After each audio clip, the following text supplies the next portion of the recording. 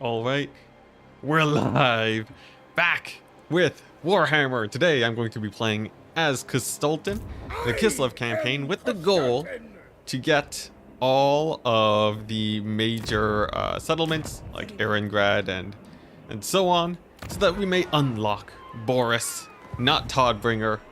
What, Boris Ursus, I think is his name? I don't even know. I need to unlock him for multiplayer.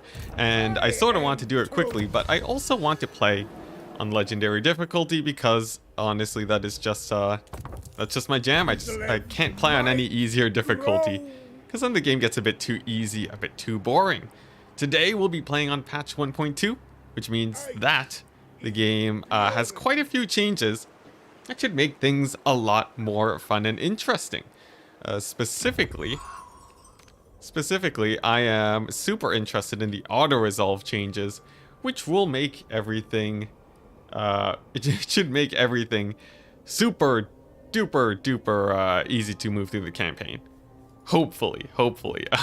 That's assuming that auto-resolves actually work now, which is what we will be testing today. But yeah, I see we have a big Sarge in chat. Hello. Welcome. I hope everything is going well for you guys. It's been a hot second since I streamed, but yeah, I'm excited to get into it. Now, let's see. One of the main things that you want to do for your Kislev campaign, if you do want to get Boris unlocked, you want to get your loyalists set up. So whatever gives me the most supporters is what I'll be sort of focusing on here. I can get 5 when I occupy a settlement. I will be occupying settlements for a bit, but I think the one for winning battles is the one that will allow me to get the most points the fastest. So let's go ahead and try that. There won't be any difficulty modifiers on this campaign since I'm sort of just playing it casually, as you will. And what is this?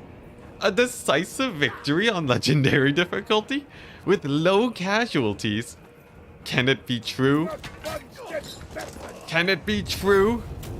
Okay, we still took some pretty heavy casualties, but, you know, not bad. We lost supporters because we're fighting Kislev, but nice. We should be able to replenish this. I don't know how bad it was before. We did still take a suspicious amount of losses, I will say, but I will hold my judgment for now. Gotta say, with the quality of these patches, you might buy the game when 1.3 comes out. Honestly, I would say that's a pretty good bet. 1.3 is going to come out with even more patches. Oh yeah, mounts are free. You don't have to spend skill points on mounts anymore. That is huge, guys. That is absolutely huge in terms of quality of life. Oh boy, this is gonna be good, guys. I am super excited for this patch. It is gonna be great. Ooh, what is this? Sorry, I have a quick message. Nice. What's it? There should be an announcement at the end of today, but let me see if I can finish this, because there's some pretty big news. Still give the smaller shooting line wild amounts of kills. Oh yeah. Yeah, that's still a little bit janky, but yeah, we'll see how it goes. We are going to be going pretty range heavy too, because unit control should be much better. All right, nice. All right. What's it? Yeah, not fighting every single battle. I know. Like, this is because my play style is very much it's very much centered around just playing quickly rather than playing hyper efficiently. Okay, it's a settlement. This is sort of even. I think this is acceptable auto-resolving. But yeah, my playstyle is generally pretty fast. Most people would know this from my Karl Franz campaign, almost like half a year ago now, where I'm pretty happy taking auto-resolves as long as it means I'm not losing all of my units. And it lets me play super quickly. Basically, if you don't know me, which would be weird for you guys, but maybe new coming viewers, generally I play legendary campaigns like someone would play a casual normal campaign. So I like to fool around a little bit. I'm not playing super efficiently, and generally we're not cheesing super hard either, because I don't think we really need to. Have you read the balance changes? Oh yes, I have.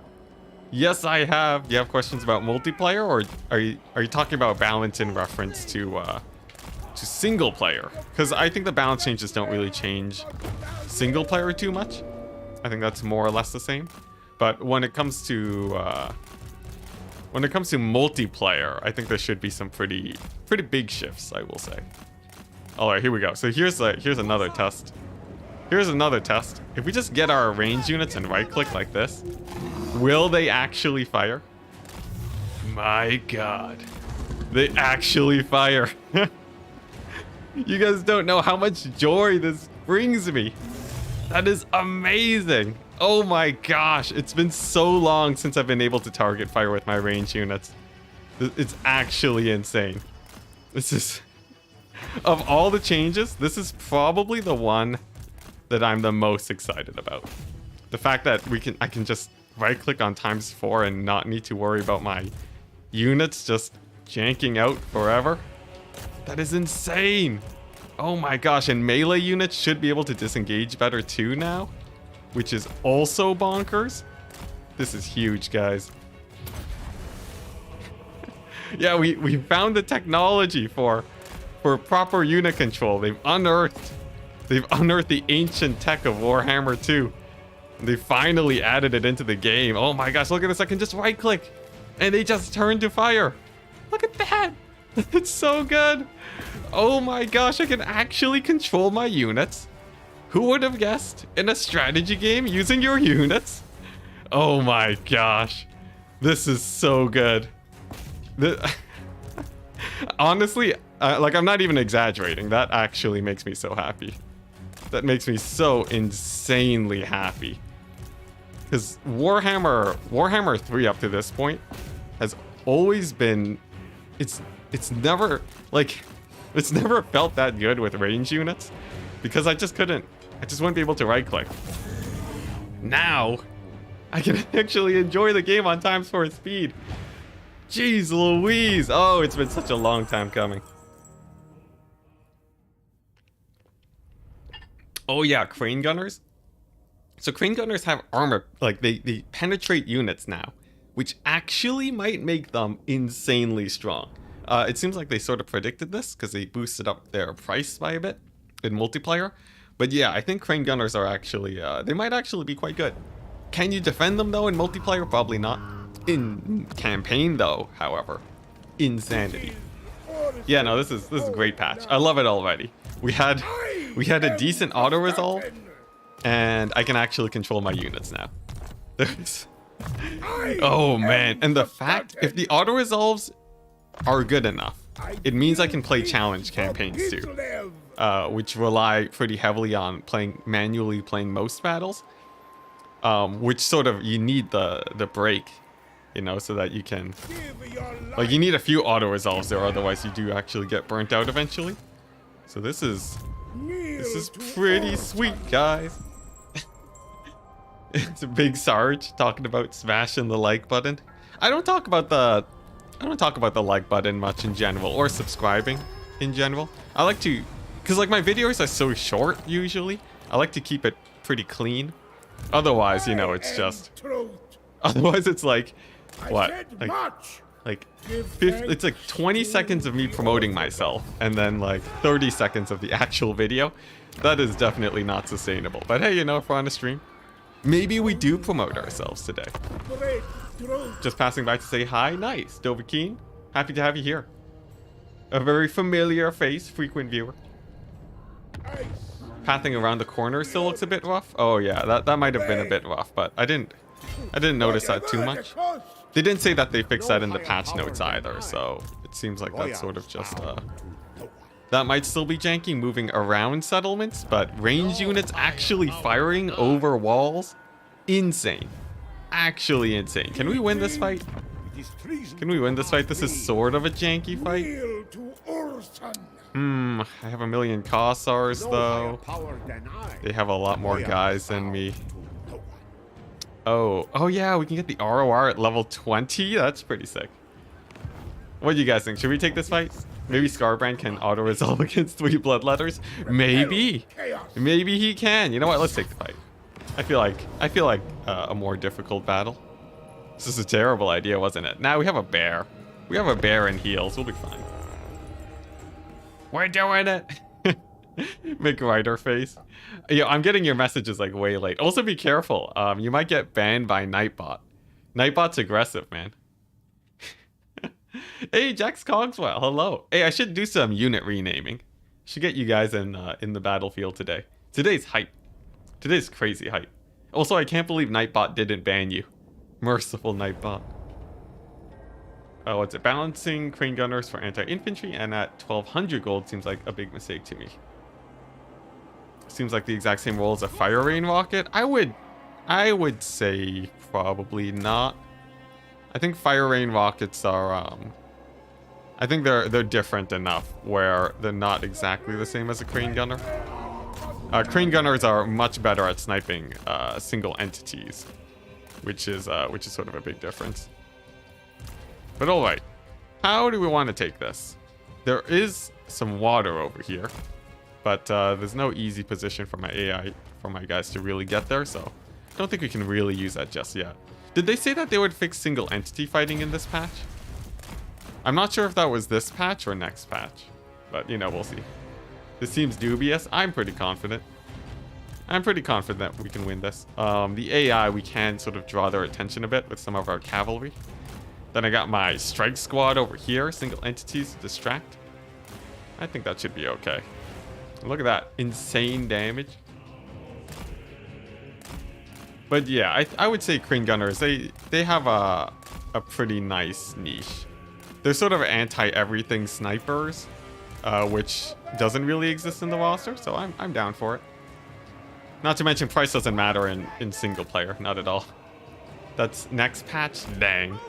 Nevertheless, at least they got their eyes on it. They're paying attention. Let's see. I think, how do I want to optimize my firing line? I guess we'll go a bit wider, try and get a concave, and then maybe use my single entities on the right flank. Because if the AI gets a full concave on me, we're screwed.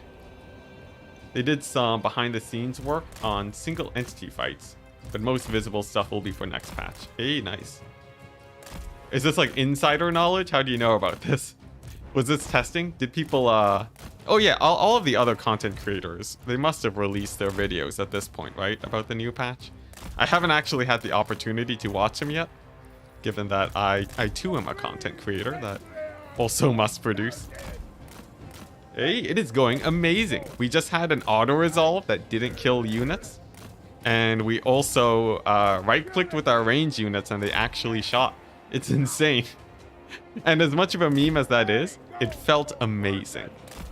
So I will say this patch is doing good for me. All right, now my cavalry, they don't want to engage these guys. Instead, they want to loop around and sort of distract the enemy a bit more. And then we're going to grab these guys and move them up to engage. And then while these range guys are distracted, then my normal Corsairs can take them out. Not to mention, I should be able to get a pretty nice breath from my snow bear right down the middle. All right, and now let's actually target fire. Oh man, so much practice in Warhammer 2 was spent on proper unit target priority. So this is a huge game changer, especially for the human factions like Kislev and Cathay. For multiplayer, it's gonna be insane. For single player too, of course. Yeah, responsiveness is huge. It is huge. Everything, the game just feels better to play. It's great. All right, let's see. How's this going? We have a pretty nice concave here. It looks like most of these guys are on the verge of terror routing, which is very good. And I just want to basically break their leadership with my Cossars. That amount of just constant damage on top of them will be great. And then the bear is just bouncing around to make sure that they're not firing. That way, I should be able to maximize damage on my range guys. And then it should lead to a victory. Balance of power is what? Mostly even-ish right now? If the balance of power is close, that's a good sign for me.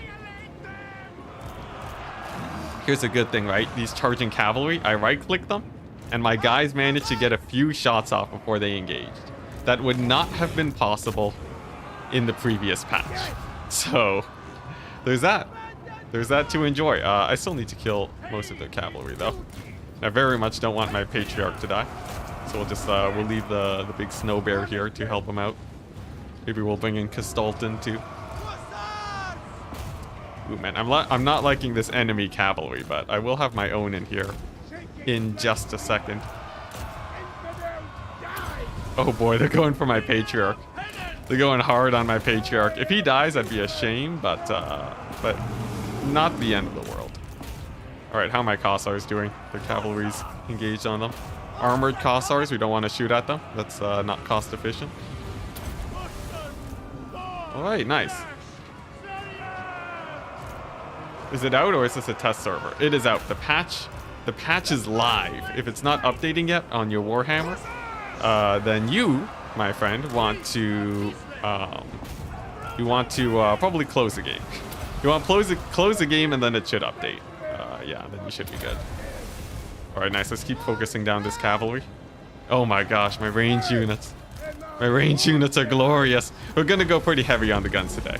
The meta obviously is still white war sleds, light war sled spam, but we don't need to do that today. I feel like playing some fun builds because you know we don't have any challenge modifiers on top of this. We can afford to have a bit of fun. Come on, Snowbear really needs to kill the enemy lord. If we can manage that, then I think we're fine. Because my single entity squad can sort of clear out the rest with the help of the snow bear.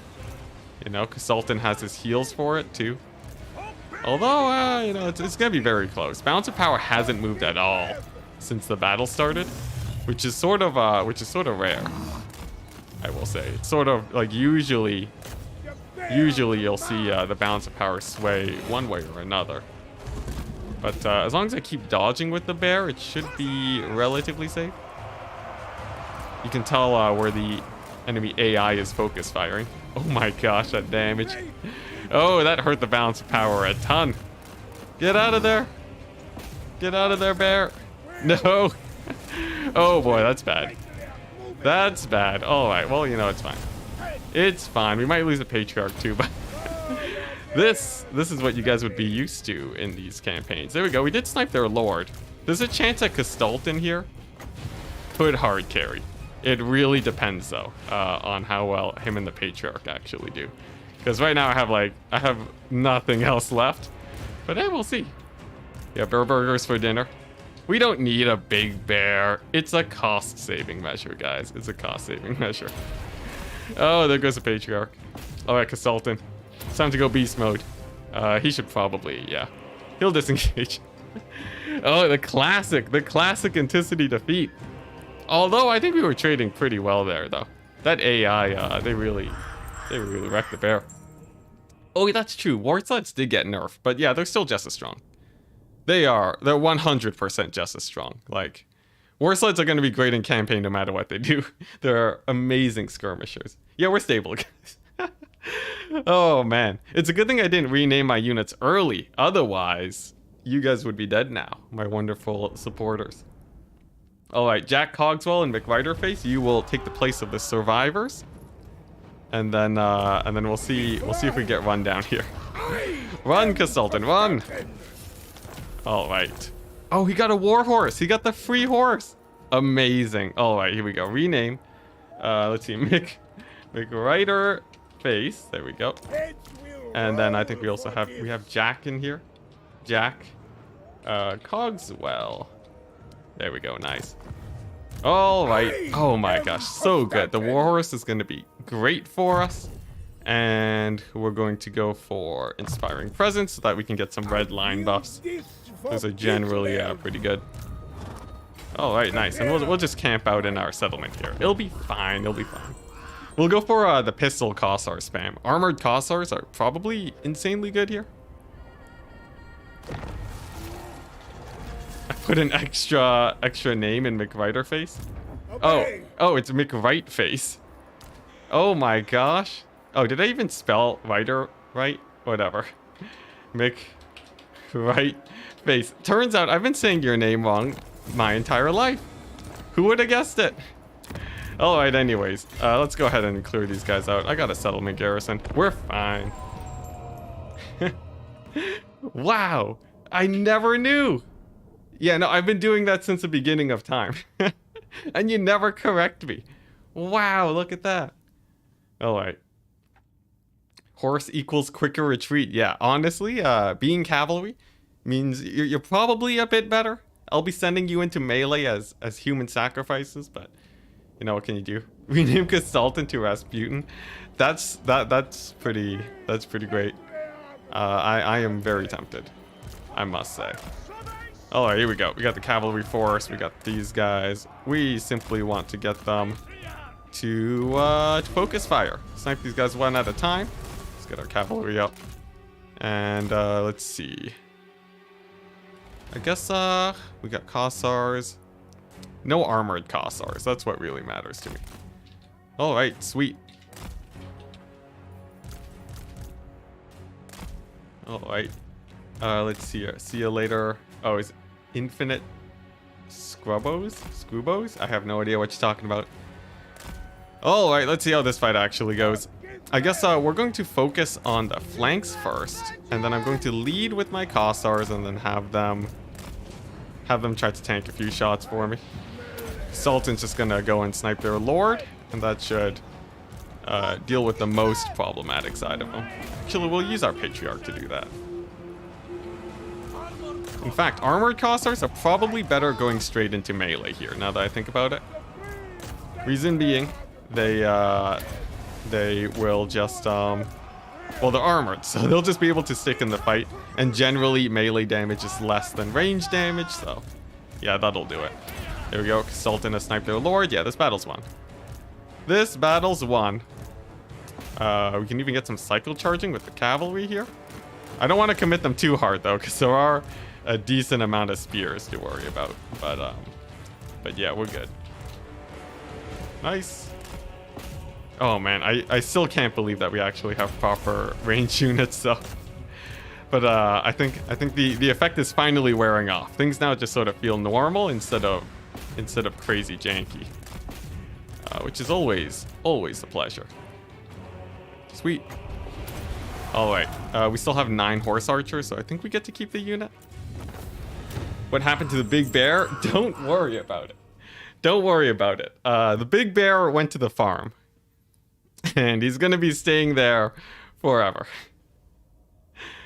Yeah, elemental bears, you know, they're just so expensive, right? You have to feed them, you have to clean up their poop. Yeah, you know, giant plastic bags. So, yeah. All right. Let's see what we got here. Let's go with the cash money, why not? Oh man, and Nightbot's going ham again. Nightbot, how could you? What was it this time? Caps? Yeah, it always... Nightbot has something against caps. I always say I'm going to change it, and then I always forget. So you guys are just gonna have to remember not to use caps forever. Alright, here we go. Firing drills. And we have so much money, I might as well go for the global recruitment. Sweet. And... let's see. They did change a lot of the tech tree upgrades, but I'm not sure which ones got the biggest changes. If anyone in chat wants to let me know, feel free to. All right. Sweet.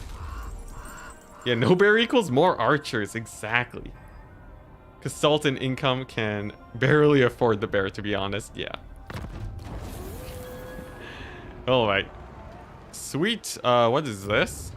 What is this? A rebellion? No, it's Beastmen. Thought they were Kislev for a second.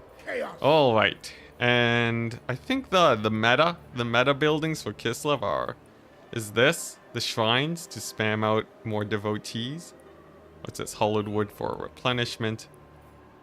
Yeah, this one gets more supporters. I mean, not devotees, supporters. Yeah. We want to spam that. The income buildings are not going to help us here because Kislev does not know what money is. So, yeah, screw that. Now, here's the big question. Can we auto-resolve this Beastmen army?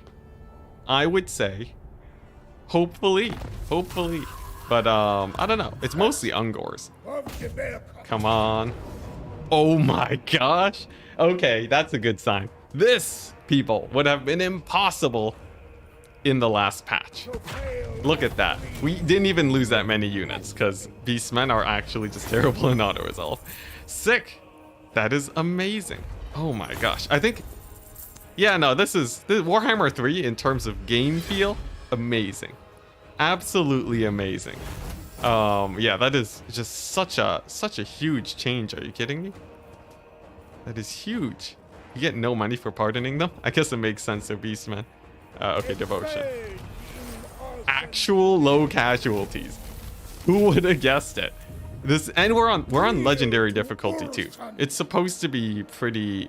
It's supposed to be the harshest on legendary, and it's just it feels very similar to Warhammer 2 so far. So far, I say so far because you never know. A bad composition might just ruin us, but it's just sick.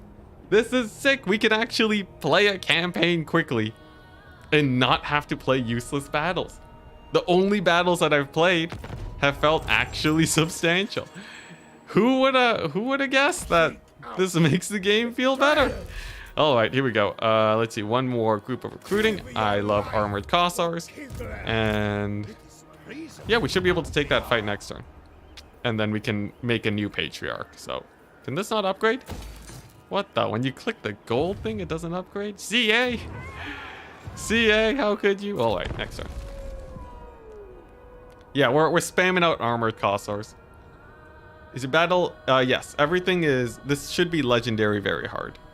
It should be. If it's not, you consider me surprised. Is there a way to check your difficulty? Let's see. I don't know how to check my difficulty settings. Legendary. Yeah, we're on legendary, so that sets it to very hard. All right. The same battle, take 2, except this time we have armored Kossars. Can it be won? Totally. They technically have a bunch of Zargard in the garrison, but yeah, no, we should be fine. We should be fine. What did CA do now? Well, they fixed a whole bunch of everything. Everything's fixed. All right, now, yeah, these guys should get annihilated quickly, and then I need to kite the armored, the Zargard. Is that possible? Perhaps, because units, they control better now. We can actually kite with infantry. Amazing. Same battle, but with armor and less bears. Yeah, exactly. All right, here we go. Let's see. Lines of foremen. Oh my gosh, this feels great. This feels great. All right. So their lord, I guess I don't really need to send Consultant on them. I can just sort of, I can just gun them down with a million bullets, right? That's sort of the way to go about it. Yeah, and because I said before that I would go into melee because that's better. If you have the ranged advantage, you don't want to go into melee. You would rather just shoot them down since you can get more damage output at once. Look at that. So you can just right-click their lord. He instantly takes tons of damage. This is sick. Look at that. See this maneuver right here. Right-click on their lord and then pull away with your infantry. Also wouldn't be possible because your guys would just constantly be turning into forever. Look at that. He's down. Although I did waste a lot of ammo doing that. So we'll see how this plays out. Now we're going to play this a bit more carefully this time around. Going for an actual kite, you know, proper kite maneuvers, which means a bit of splitting up of my infantry is going to be warranted here. And let's see, can we get a bunch of good shots on the cavalry? Yes, we can. Oh, geez, yes, we can indeed. Okay, well, they almost rout instantly. But I still want to continue pulling away to find a more favorable engagement. I'm thinking this left side pocket is far enough from these guys where I might be able to overwhelm them, send Kossars, put them in the forest to block these guys up, and then just run these guys down. Sound like a plan, guys? Oh yeah, Skull Crushers are anti-large, also pretty high. Yo, Corrin got a lot of buffs on the multiplayer side of things, I must say. Corrin's pretty happy. I would say Tzeentch is very happy with the range unit changes. Cathay's very happy. You know, Slaanesh Slaanesh spawn actually got pretty massively buffed. I'm excited to see how that plays out. Alright. Can we run these guys down? We'll see. We'll see. I have to be a bit careful about this fight. It looks like these Kossars are delaying well, but this fight will... It depends on how quickly we can clear these guys out. That'll determine how the rest of this engagement goes. These Kossars are just drawing the Zargard. Very nice. And we'll just go straight into melee, why don't we? How do you unlock the ROR? You just need to get your guys, your legendary lord to level 20. Technically, I think you can get any lord to level 20 and it should unlock. If Warhammer 2 has anything to say about it. But yeah, that's a general idea. Okay, nice. We have these guys on the run, which means you can start chasing them down. And that'll bring them further away from this mess of units over here. Okay, nice. In fact, we can bring in the cavalry to help chase these guys down too. And these guys are just going to deny this this flank.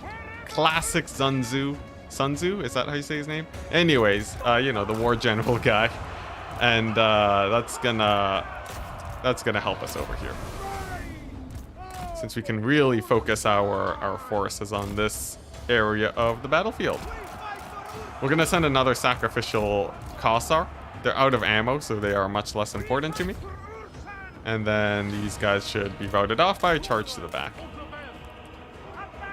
Yeah, we actually we got pretty good viewership today. It looks like people are interested in the new patch. Pretty good. For anyone just tuning in, the new patch is amazing. I would highly, if you played Warhammer before and you just felt like the units were sort of off and that the auto resolves would just always get in the way, then this is a great patch for you. If you played Warhammer 2 and you just hate the if you hate the the portal mechanics, I regret to inform you that we still do not have glorious immortal empires yet. So there won't be any of that. So yeah, if you're specifically waiting for immortal empires, this patch probably doesn't do too much to you. But it does mean that when immortal empires finally does come out, it's gonna be glorious. So, you know, there's that. The RORs are also really good too. Like, this patch feels a lot like this is how Warhammer 3 should have released. Like, I think if Warhammer 3 released like this, it would be amazing. Jeez Louise, it would be sick. But alright, let's see. How is this going? How is this going? We have a couple Zargard that are almost out of position. A couple Kossars here who are going to be out of position. I would love to catch them out, but I don't know how possible that is. Where's my cavalry too? These guys will run down these Kossars here. These ones are gonna help the right flank, but I need to kite a bit more before I can take a more favorable engagement, I think. Alright, how do I feel about this? This position's okay. I can get a 3v1. I'm going to pull them into the water though, because that should lower their stats just a little bit. I don't know if it actually lowers their combat stats, but we'll see. I expect we'll see Chaos Dwarves before Immortal Empires. It's not on the roadmap, but if they release Chaos Dwarves, that would be amazing. I personally, I sort of just, I don't think they're gonna be doing more than what they put on the roadmap. Otherwise, they would have put it in, you know. That's my theory, anyways. What's this? Control F solves everything? What do you mean by that? What are you using the find feature for? Alright, nice. So we should be able to blitz these guys down pretty quickly. And then, let's see. Oh, there's a bit of a weird thing with me drawing out lines of infantry that sort of feels different. I don't know if they changed something or if that was always there, but, you know, whatever. At least not until Christmas. Like, I don't even know if we're gonna get Chaos Dwarves this year if they're not showing up on the roadmap. That's the saddest part. I would love to see Chaos Dwarves, but seems like that is an unlikely thing to get. So here's the big thing, right? The Zargard, I basically need to use ammunition to take them out, or a full surround. In the current state of affairs, I basically have no more ammo, which means I have to clear these guys out as efficiently as possible, and then sort of just surround them, charge them in the back, and so on. But otherwise, the Zargard are probably going to be a bit of an issue, because Sultan's at full HP though, which is good. This battle seems winnable. How do you guys feel? You think this is winnable? I think it's okay. There we go. These guys, they're the leadership buff wore off, which means I can charge them in the back. Very good. And then this unit of Zargard can actually... you know what? We'll pull back. I'm going to wait till they all get into this water here. There we go. And then we're going to engage on top of them with the Zargard. That should be a favorite fight for me. You meant Games Workshop? Something about Games Workshop? Oh, dang. Look at that. Triple-digit viewers. It's been so long. It's been so long, actually, though. That's pretty sweet. All right, nice. So how do we engage these guys in the water? We got Consultant. I'm going to turn off Fire at Will to conserve that ammo. And then Consultant's gonna rush in. They do have Zargard in there, though. I think we continue the kite. We continue the kite because these guys are sort of juiced up because of the difficulty modifiers. So we wanna wait a bit. Yeah, look at that. Okay, there is a bit of a bug. Look at this. If I try to draw a line of infantry, it's not letting me draw it out properly sometimes. I have no idea why, but yeah, that is a minor annoyance. So if that's a new bug that was introduced, I'm sure people on Reddit will complain about it, and then we will know that it's a new bug. But all right, let's let the kiting continue, because Sultan's going to continue harassing these guys for a bit. He's gonna be great for that, because it seems like the AI isn't deciding to aggro onto him. And then here we go, we're just going to continue kiting with those Cossars in the distance. Do you guys remember that micro map in StarCraft 2? Where you have to like run a probe around on an empty map away from a Zergling, while also like managing, you know, another army at the same time? Because I will say that does help me practice when it comes to Warhammer. I feel like I'm a better Warhammer player because of that StarCraft map. Can you even school Chorf themes? I mean, everyone knows the motif of Slave's Darkness Metal. Can you even school Chorf memes? I have no idea what's going on in chat, but it looks like you guys are having a good enough time. All right. Let's see. How's Consultant doing? He actually managed to rout off one of the Cossars. That's pretty good. I think this battle's won. I'd be very surprised if we lost this. And actually, you know what? This is what we do. We split up. We get Consultant. We run him over here. We have them just kill off their lords first. That's going to ensure that... that's going to ensure that we can break the rest of the units way easier. It's going to get hit by the enemy lord. It's getting 2v1'd a little bit. We can pull him away. And then charge him into here. He gets a huge charge bonus. And 50% more damage. Should make him insanely strong against the enemy lord. And he should go down reasonably quickly. Reasonably quickly. It's yeah, that is the correct descriptor. Come on, Consultant. Come on. The horse, it does have a bit of a hard time pushing through infantry. So, oh, there we go. There's an opening. Thank goodness. Come on, Consultant, get out of there.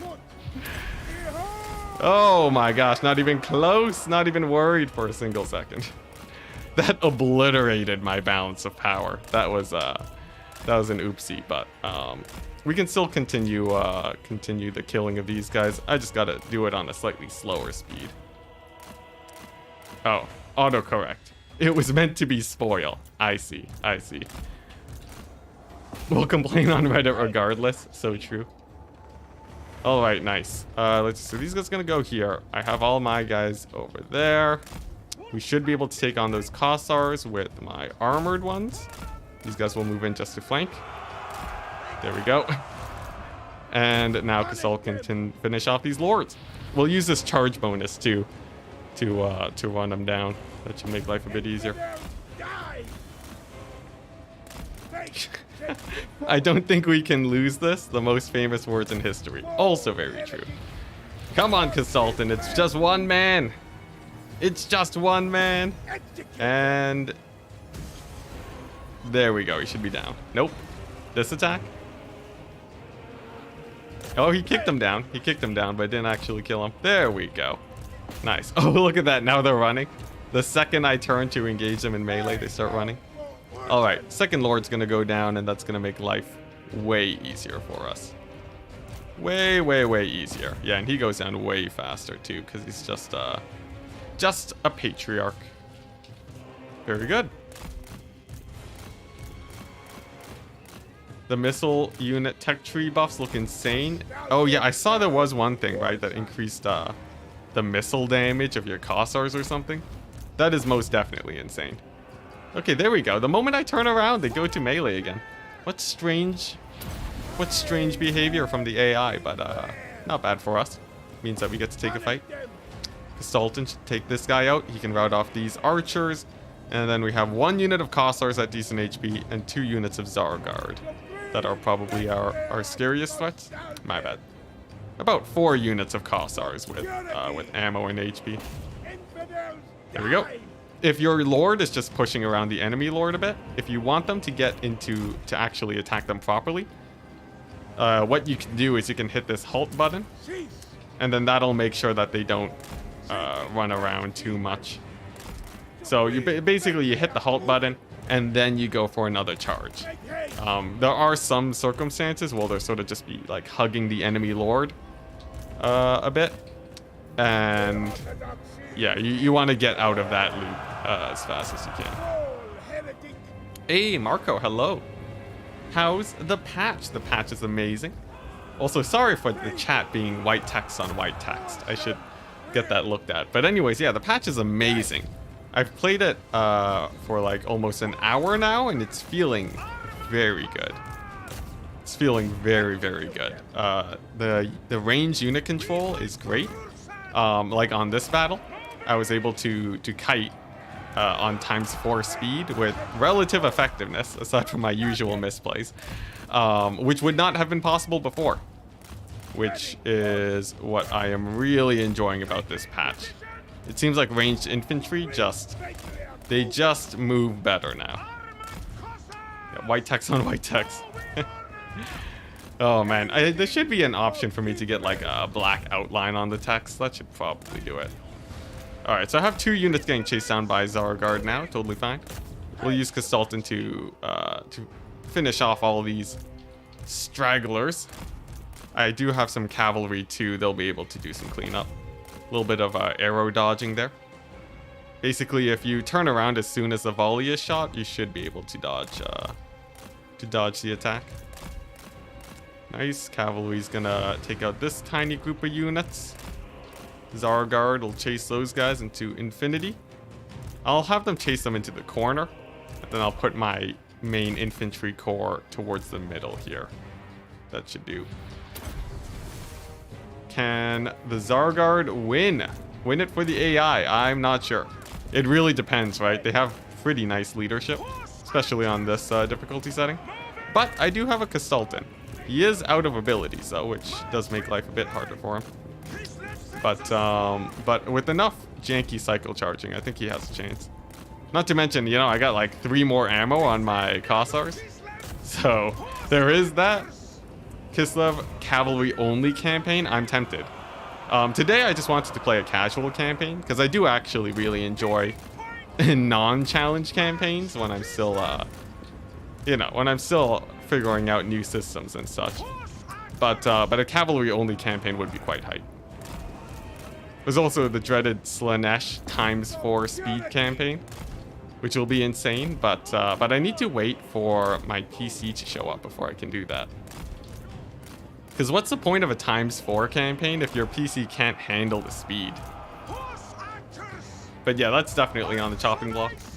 It's, yeah, I very much enjoy my challenge campaign, so, you know, if you guys want to see that in the future, that's what you gotta look at. Here we go, just risking the life of Jack Cogswell over there. Almost dies. I think if he loses like a couple more units of cavalry, I do lose a unit, but it's a risk. It's a risk that he took, deciding to join my army. All right, now here's the thing. We have mostly Kossars here. The Zargard are way too far away to really have any battlefield impact, at least when it comes to this engagement. So we will happily take this fight and then hopefully get some of these guys to rout off. I think we can move back to ×2 speed now too, since there's not too much going on. Looks like those Kossars are nearly routed. These guys are just chasing my cavalry. They're out for blood. Come on, Kasultan, take them out. Okay, and then I wanna charge these guys in the back to try and get them to rout. Can it be done? I'm gonna slow it down so I can disengage my cavalry a bit faster. Okay, we trigger their passive, so I want to disengage right away there. And it looks like these guys, if they're constantly in skirmish, it should be pretty easy to finish them off. I'm not too worried about that. ×4 speed would be hype. Lots of dead hinds. Yeah. Yeah, for sure. Misplays abound. Alright, now these Zargard are pretty freaky. I don't want to stick around. We're gonna go for a disengage. No need to stay and die there. Balance of power is actually still relatively even now, thanks to good old Kastalton helping out here. Another thing I can do, if these guys are always distracted chasing a unit, it means that I can pretty easily just hit them with Kastalton until the battle's over. Okay, nice. Let's go ahead and pull these guys back and see if they just ignore Kastalton until the end. If that's what happens, then I'll take it. All right, Kastalton, take him out. Now I have to be very careful here, because if they do turn around and land even a few hits, Kastalton gets obliterated. Zargard are freaky, man. So. Let's see. Looks like the Kossars turn around, but the Zargard keep running. This is good. This is good, because Sultan's gonna hunt them down then. Alright, will they turn?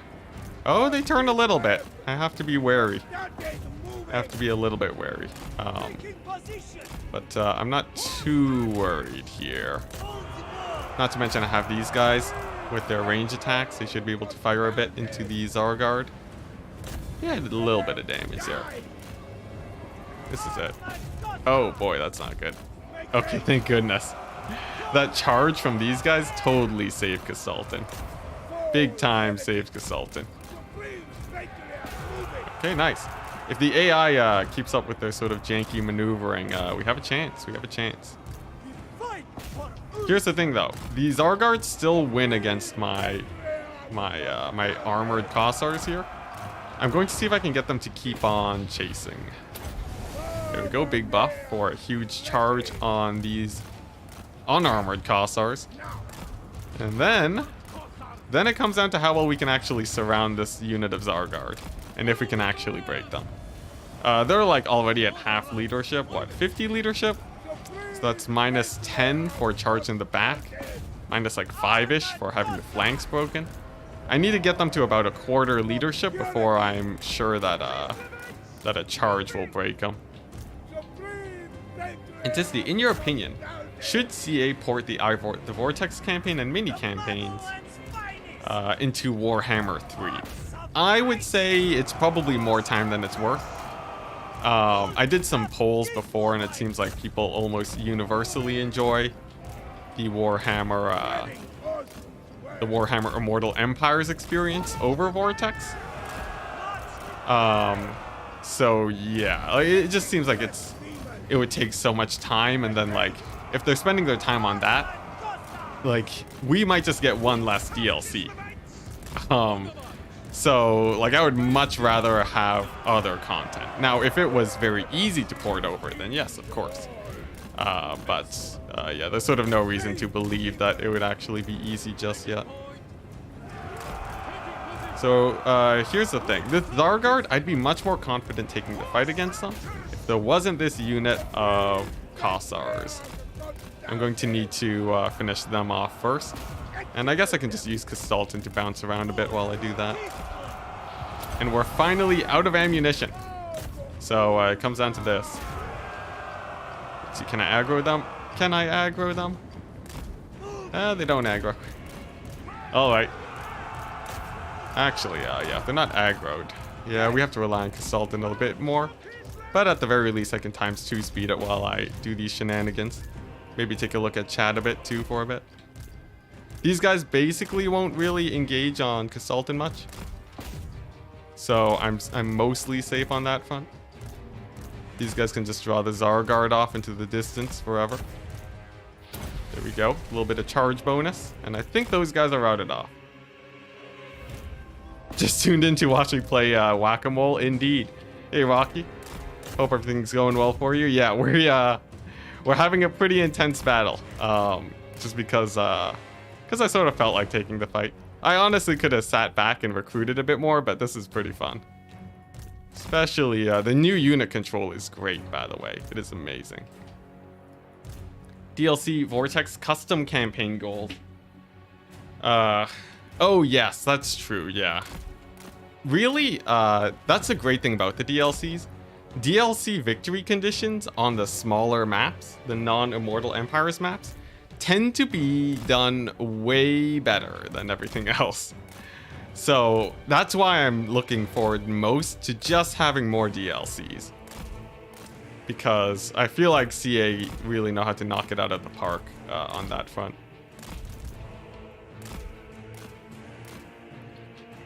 Alright, here we go. Consultant, can he defeat a unit of Zargard? Maybe not without help. We'll do a bit of cycle charging action here. And then a big surround might be able to do it. If at any point Consultant seems like he's getting surrounded by the Zargard, then we'll bring in the infantry to try and save him. But it looks like the AI is mostly just not aggroing, which is very good. There we go. Their leadership is low enough, finally. We're going to give my guys the big buff. And then see if Consultant plus my guys can rout him off. And it looks like they are. Yeah. 30 seconds till rout. Or no, not yet. These Zargard, they do hold for a really long time, but we'll just finish them to the last. Nice. I think we did it. With the power of Consultant. And a bit of kiting too. Oh boy. But yeah, auto-resolves are great. Good auto-resolves means that I can play challenge campaigns, and it means that I can just play more Warhammer in general. So the reason I went for the lower HP Zargard, by the way, is because it means that army lossing these guys is going to be way easier. Since, essentially, I won't have to kill the whole unit before they hit army losses. It should be a bit faster. You have almost 2,000 hours in Warhammer 2. And not once have you ever played a Vortex campaign. Nice. Yeah, with Warhammer 2, Immortal Empires got added in pretty quickly, but I saw a comment that sort of explained, that made me understand why Immortal Empires is taking so much longer for Warhammer 3. And it's remembering that they have to add so many different settlement maps for all the different factions that it starts getting pretty crazy, right? They have to add tons of settlement maps to sort of flesh out the other factions. Like with Warhammer 1 to 2, it was mostly just a port over, I think.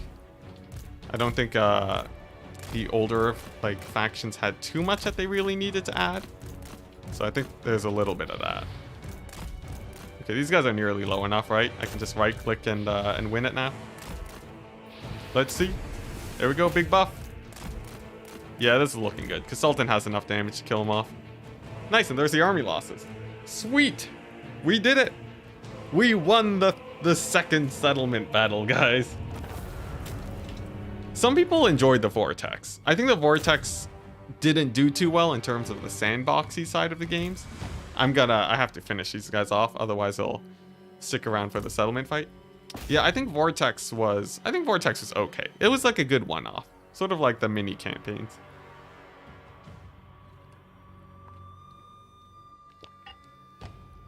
I recommend trying it. Some are really great. Check out everyone else. The DLC Vortex campaigns are worth it.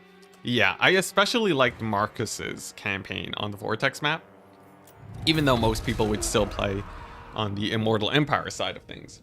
That one was definitely very fun. All right, sweet. Sorry, I'm just getting some messages. Oh, nice. Okay, I'll have to answer that sometime after the stream.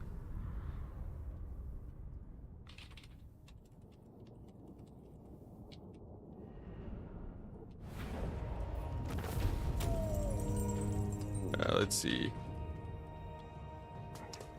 There we go, nice. Secret communications. Hey, look at that. I got to keep all my units.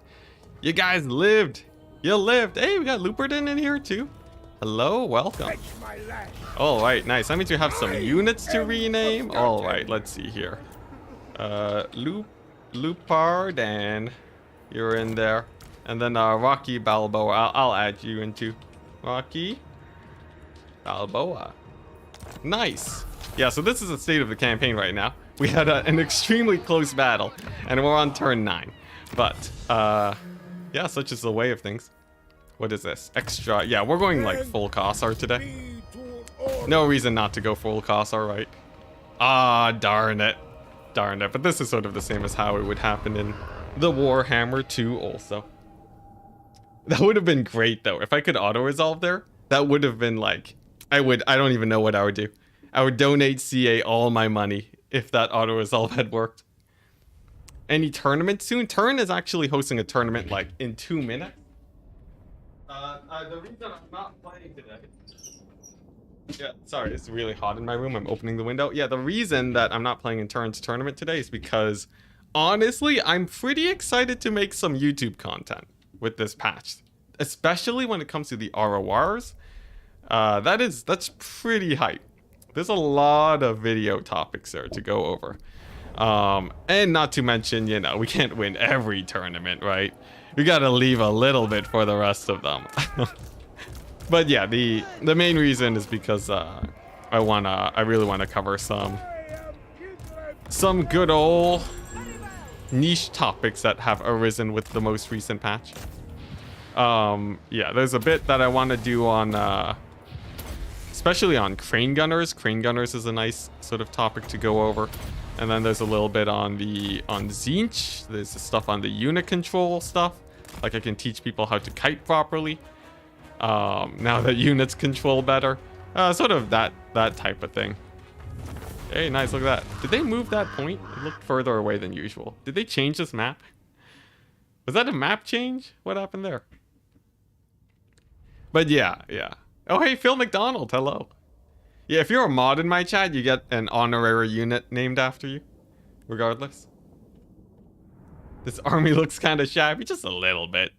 Just a little bit shabby, but you guys are used to it. Hey, Rocky Balboa, thank you for the $10. So you can turn on the AC. Thank you, man. Though, I'm not the one that runs this home. So, I'll see if I can convince the owners to get the AC on. Alright, what are we looking at here? By the way, this is amazing. Getting the auto mounts, amazing. So good. So insanely good. Let's see, what do we want? I do like the idea of going Dervisher or Cossar. It's very much in line with Consultant in general. So, yeah, we'll just do that. We'll just do that. Where's the horse building? What is this? Casualty replenishment rate? Sure. Sure, why not? Let's take it. And then what? I guess we just launch the invasion of the Skaven. Take them out. That usually makes a lot of friends. But yeah, thank you so much, Rocky Balboa. Maybe one day we'll get the AC on. Though I am still wearing sweatpants too. And honestly, it's the PC. This PC is insane. It like heats up the room just loads, man. Loads. All right, nice. Here we go. Fort Stragov. Can we take it now? Oh, can we even attack it now? Oh, it's under siege. Who's sieging it? The Norskins? Is this a let them fight type situation? I feel like it is. Let's see what these guys do. Armor damage.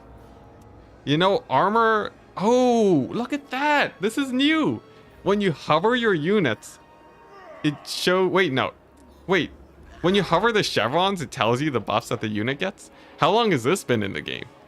Is this a new feature, or is this just something you notice when you actually play Warhammer 3? What is that? That is cool. I never noticed that before. I'm sure it's always existed though. Anyways, we're gonna get 1 armor great weapon Kossar because it means that we can actually kill Zargard in the late game if we have to. Since launch. yeah, so it turns out, you know, just when you play more Warhammer, you just discover stuff. Who would have guessed it? It doesn't even show all the hidden benefits? Dang, that's rough.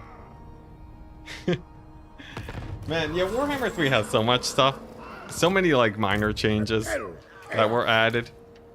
Dang, I didn't even... What? You guys are gonna tell me that this existed in Warhammer 2 or something? I can't believe I've missed this my entire life. Alright, whatever. Anyways, let's get some people renamed. Phil! Let's see. Cahill. There we go. McDonald. Let's see if you get murdered or not. And then I guess we just keep waiting. Here's the thing. Norskins, they might sack the city. And, you know, it does give us more, it does help us fight a bit more. Let's see. Do I have an ice court thing active right now? I guess I wouldn't be able to start a new one even if I wanted to. Yeah, well, you know what? I sort of just want the experience. Let's just beat them up. Let's beat them up and then beat up the guys that they're beating up. This is gonna start a war. I don't care. More fights, the merrier. Oh my gosh, are you kidding me? What is this? They're just running away? The AI, how could they? Alright, we'll fight this so that we don't lose our cavalry. Phil McDonald's Fightin' Big Macs. That's their official title. Can we get that as an ROR? Speaking of, how do you guys feel about the ROR? I don't know how the single player community feels about them. I think the RORs are pretty good. The fact that we only got 1 for each faction is sort of sad. But overall, especially for multiplayer, I'm really excited about the RORs. I think they actually, they don't change the meta alone, except for maybe Tzeentch's ones. But for a lot of the other stuff, a lot of the other changes, I think the meta will be changing. Specifically, I think Kislev is going to be pretty big in the meta. I think Tzeentch definitely is going to be quite big in the meta. Nurgle should be nerfed a lot. For anyone who, surprisingly enough, for those of you guys not in the know, Nurgle was actually one of the biggest menaces in the multiplayer meta for a good amount of time, actually. Up until the patch. It turns out Nurgle was actually kind of busted. And they buffed him. They buffed him with the most recent patch. But here's the thing. I think because of the supply lines getting changed, Nurgle does become a decent amount weaker. Simply because he relied on having so many supplies before to make him very strong. Because you could sort of, in the late game, even if you're trading badly, you can sort of just spam units on the point. Obviously, there's a lot more nuance in that. Nurgle was actually, could trade really well in melee. But now, because most factions generally trade well into Nurgle, I think he's going to be a lot less of a menace.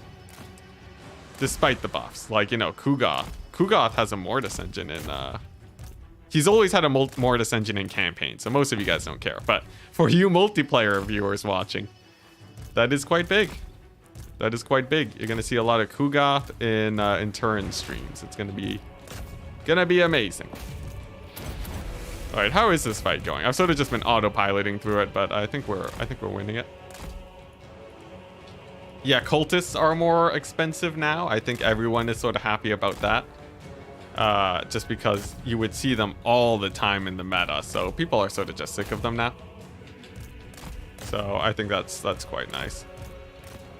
All right, now there was another change too. The towers they should die. They should take longer to rebuild. Yeah, after you kill them. So if I just target fire one of them down with my Kossars, then it should die pretty quickly. That was a bit of a weird turn, but, you know, worked well enough. And yeah, it's about 2 minutes for them to rebuild. I don't know if it's that much slower than before. Maybe slower by a minute. I'll take it. But yeah, this battle's won. I just want to fight it so that we don't lose any of our precious units. The Borris-led nerf seems pretty notable. Borris-led nerf is a bit of a strange one. I think, personally, I think Borris-leds are still the most meta way to play a Kislev campaign. As much as the nerf might feel bad, I don't think it actually is that bad. Because like what they do, they reduce their mass a little bit, and they reduce the mass a bit. They reduce their range by like 10. That's not gonna break war sleds. The thing about the war sled is that it's the only unit that fills that niche. Yeah, it's the only. Oh, I thought this was a path. Anyways, it's the only unit that fills that niche. So simply because of that, like, if Kislev needs an armor-piercing kite unit, they're gonna go with the war sled. And they have just as much ammo as before, so really I expect them to be still great in campaign, still pretty good in multiplayer, but a bit niche. A little bit more niche. They heavily reduce the weapon strength. Oh yes, that's true. So their charge is a bit less damaging. Yeah, I guess that could change it. That could change things up. Although like most of it is just their ranged kite potential. Like, people are gonna stop doing crazy blob builds in multiplayer. Man, I love that. I love that so much that it just automatically pops that mountain. Like, I don't know what about it, but it feels like I really achieved the mount. Because before, right, you would pop in here and be like, oh, hey, look at that. I guess I have the mount now. But like right after finishing a battle, it feels better. Obviously, this is a minor praise. I'm not saying this completely changes the game, but it does feel pretty good. Like, if they keep doing this with every update in between DLCs too, like, this game's gonna rapidly outpace the quality of Warhammer 2. In fact, if it wasn't for Immortal Empires and like sort of a lack of faction variety, I would say right now the game feels pretty on par with Warhammer 2. This might be calling it early. I've only played for 1 hour, so, you know, don't take my word for it fully. Otherwise, I might get flack for it later. But dare I say it, I think things feel about the same. Obviously, Warhammer 2 is great because they have Skaven, which is one of the most fun factions to play in all of existence. But aside from that, yeah. I guess a lack of campaign diversity too is a bit of a problem here. Everyone's just chasing demon souls. No one wants to chase demon souls every single campaign, you know. So like, you really need the first DLC to drop. But you know, hopefully eventually we'll get there.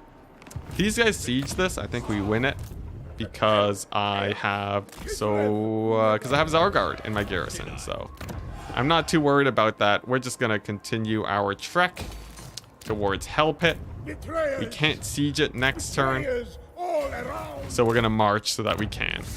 Now, Hell Pit is tier 3. Sometimes they have 2 Hell Pit abominations. This is totally fine, guys. Totally fine. Normal Kossars easily can kill Hell Pit abominations. Totally. What's it? They're bugged right now too, right? Hell Pits heal infinitely, but you know, what can you do? How's the map performance post-patch? Feels about the same. I'm not noticing anything too crazy. Yeah, it's a bit early to make a call. It's true. Yeah, yo, if someone posts that quote on Reddit, oh boy, who knows? We might be a bit screwed. Let's see. What do we got? Ice Witch buffs, Streltsy buffs. This is pretty good. Extra control and an Ice Witch. Not bad. Casualty replenishment rate, yeah, it's all okay. Now here's the big question: is this winnable? I would say probably not. Probably not. I guess we have to ward off chaos. I really want to fight Skaven, but we gotta wait. What's this fight? Pyrrhic victory, amazing. I'll take it. Sure. What are they gonna do? Siege my settlement with a bunch of these guys? Look, if they're gonna give me auto resolves, I'll take them. I will definitely take them. Let's see. Let's get rid of these guys. This is nice. I'm really liking the auto resolves. Feels good.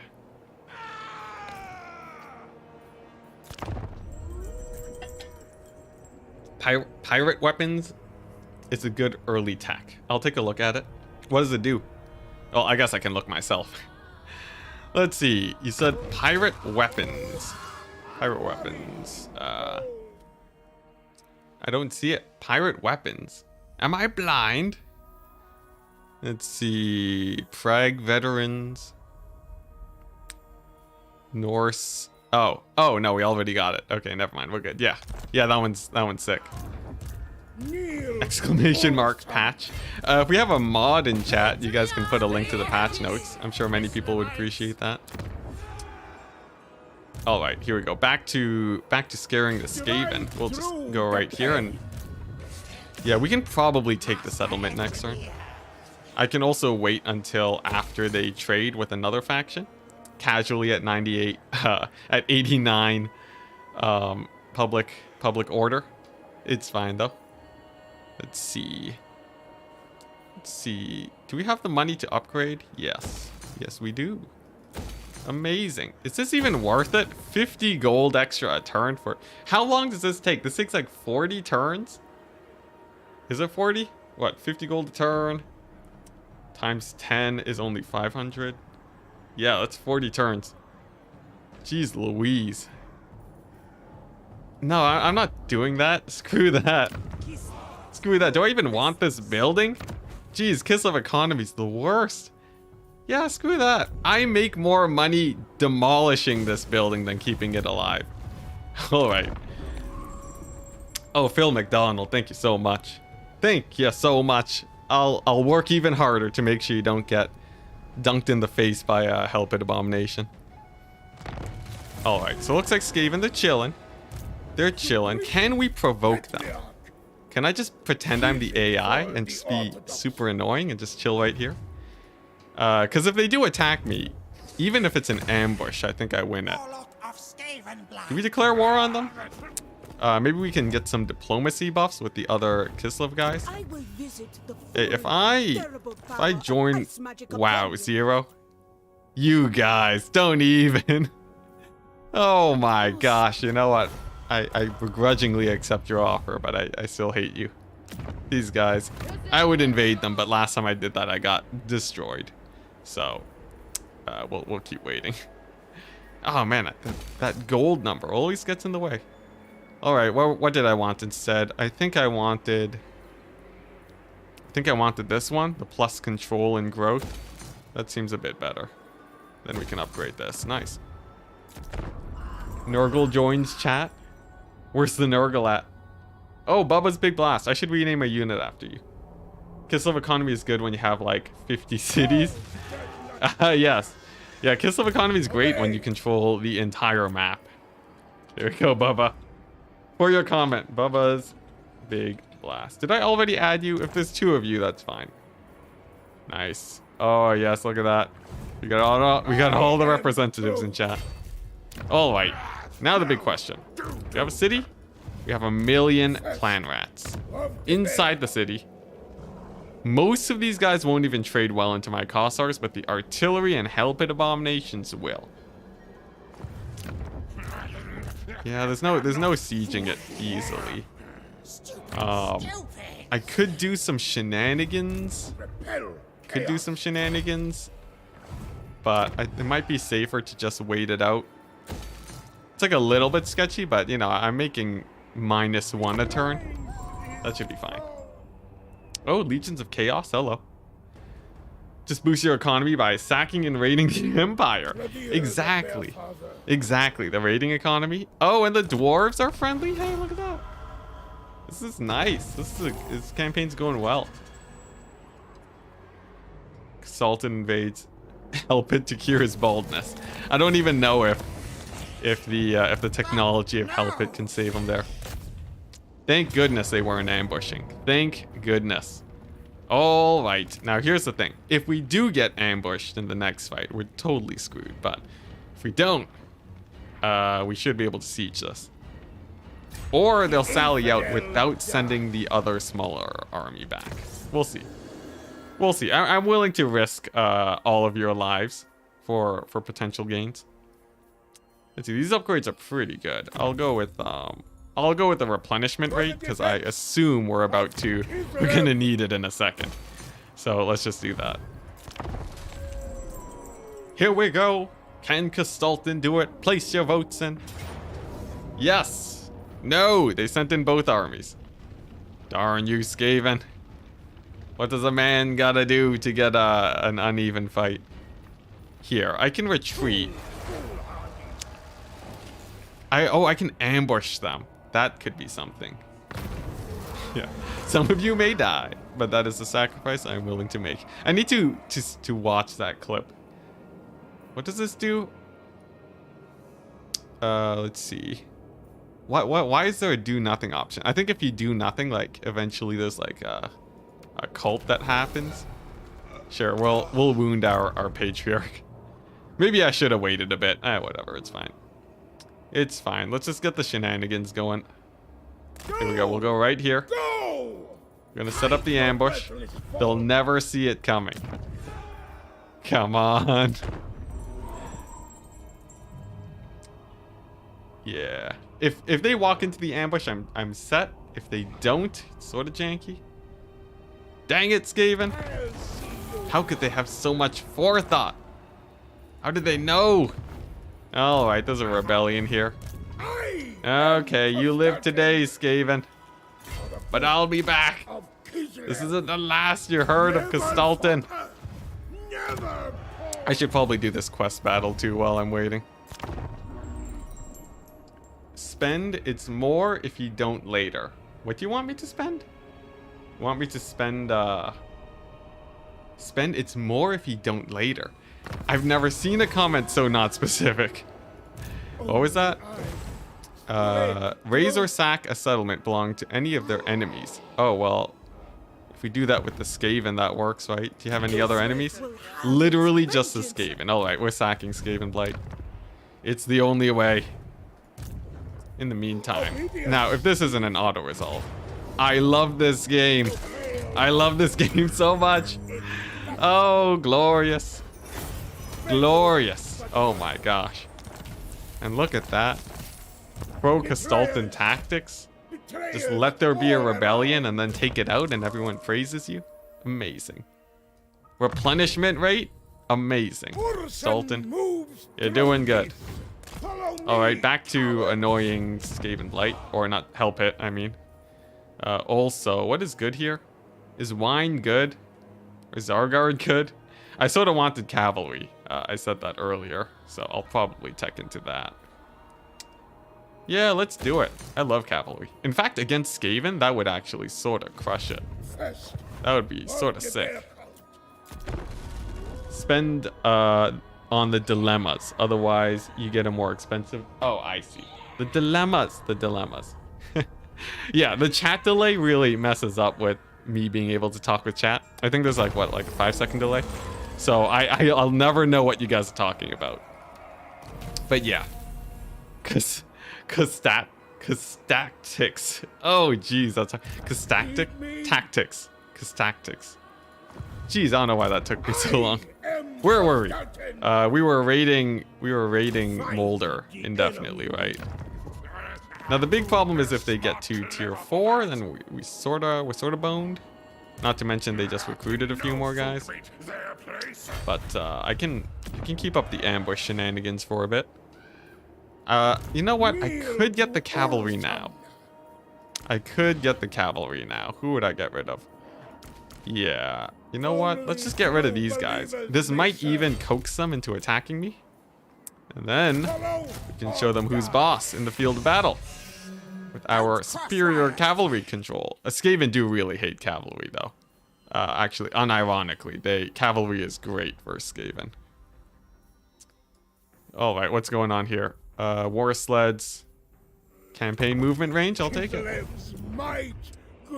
Movement range is crazy OP in if you're in the Chaos Realms. It helps you move around them so much better, because the Chaos Realms end up being more about walking than fighting, which is a minor problem, but what can you do? With the event, Do Nothing may come up with another window that asks for money for public order buff over some turns, or corruption. Or corruption, okay. All right. Wow, they didn't even attack me? These Skaven just are so non-aggressive today. I don't know what's wrong with the Skaven. Here, let's go ahead and raid. We'll get this guy back in here. And then maybe if we can attack Throt next turn, that'll have us set. They're playing real defensive, but we can sort of bide our time. I'm in no rush, especially with that sick positive income. The raiding income. Never thought that Kislev would be raiding the forces of evil. Are we the baddies? Maybe. All right, what are we looking at here? We have a bunch of dogs, right? We have Hell Pit. It has some Hell Pit abominations. I am feeling like we have 5 units of cavalry. Skaven are not actually that scary. Skaven don't exist. What? Yeah, what? Skaven slaves and some dogs? Yeah, no, we won this. We won. There's no way we don't win this. 100% we win this. Oh man, I love playing campaigns like this. I don't know, because in a sense, not much really changed. Just auto-resolves a bit better. My units control better. Maybe it's just because it's been a while since I played a campaign that this is feeling so good. Because, like, I'm trying to think about this. I'm trying to think about this objectively. Why does this feel so much better? Is it because of the viewers? Is my joy directly connected to how many people are watching? Am I that simple of a man? Oh no.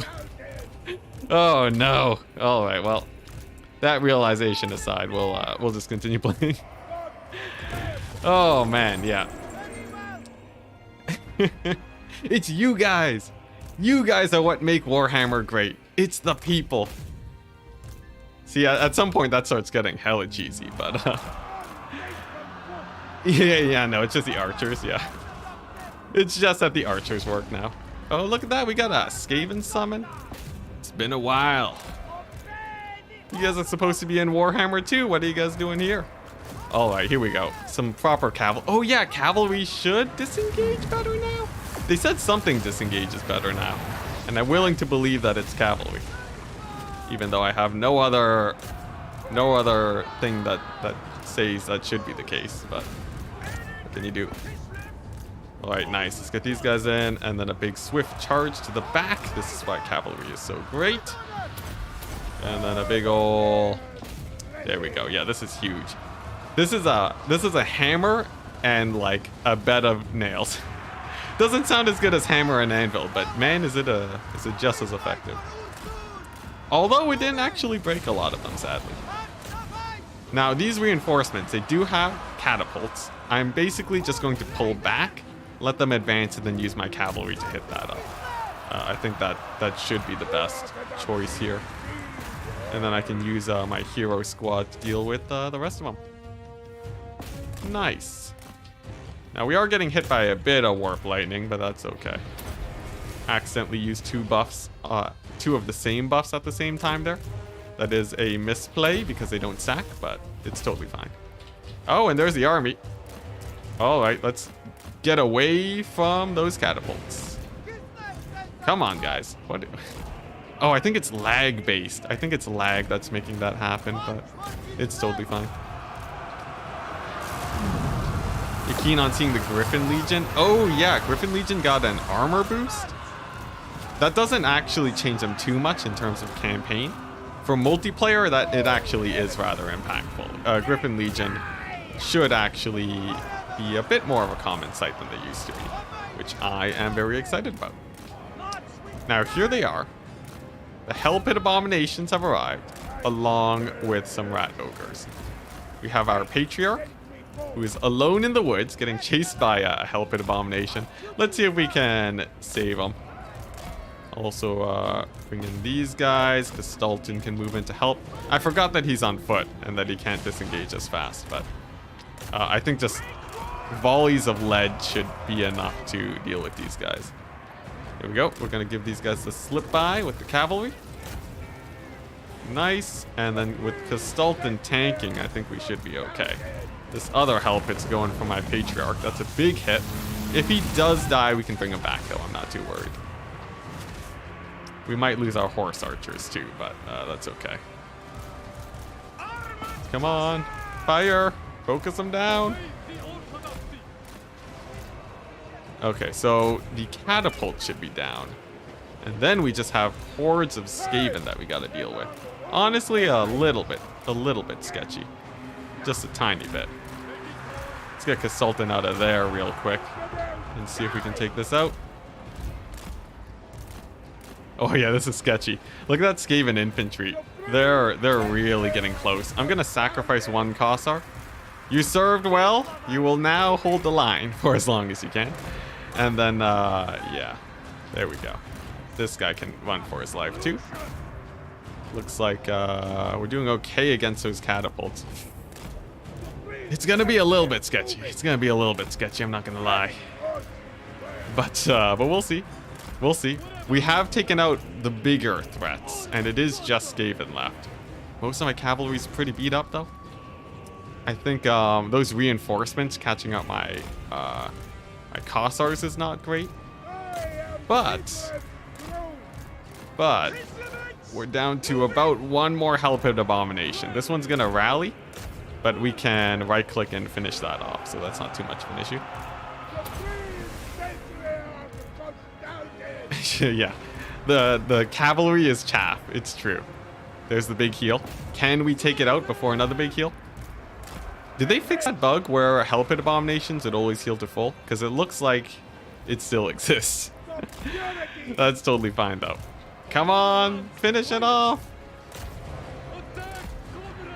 Oh yeah, no, this is pretty rough. This is pretty rough. I should have been way further back, but you know, lessons learned. Dang it, another heal.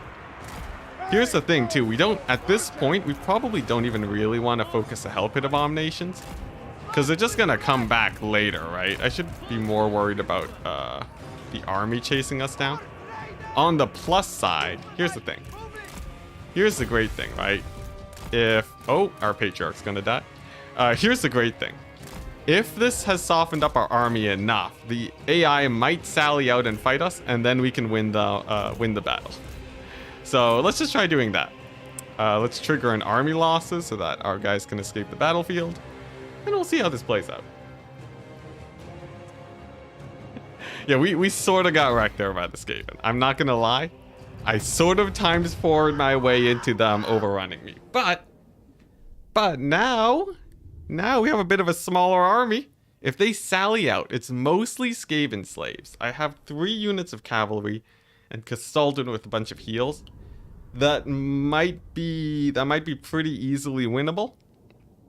What else would they have? I think I just saw clan rats. Most of the dogs are dead. I think we're okay.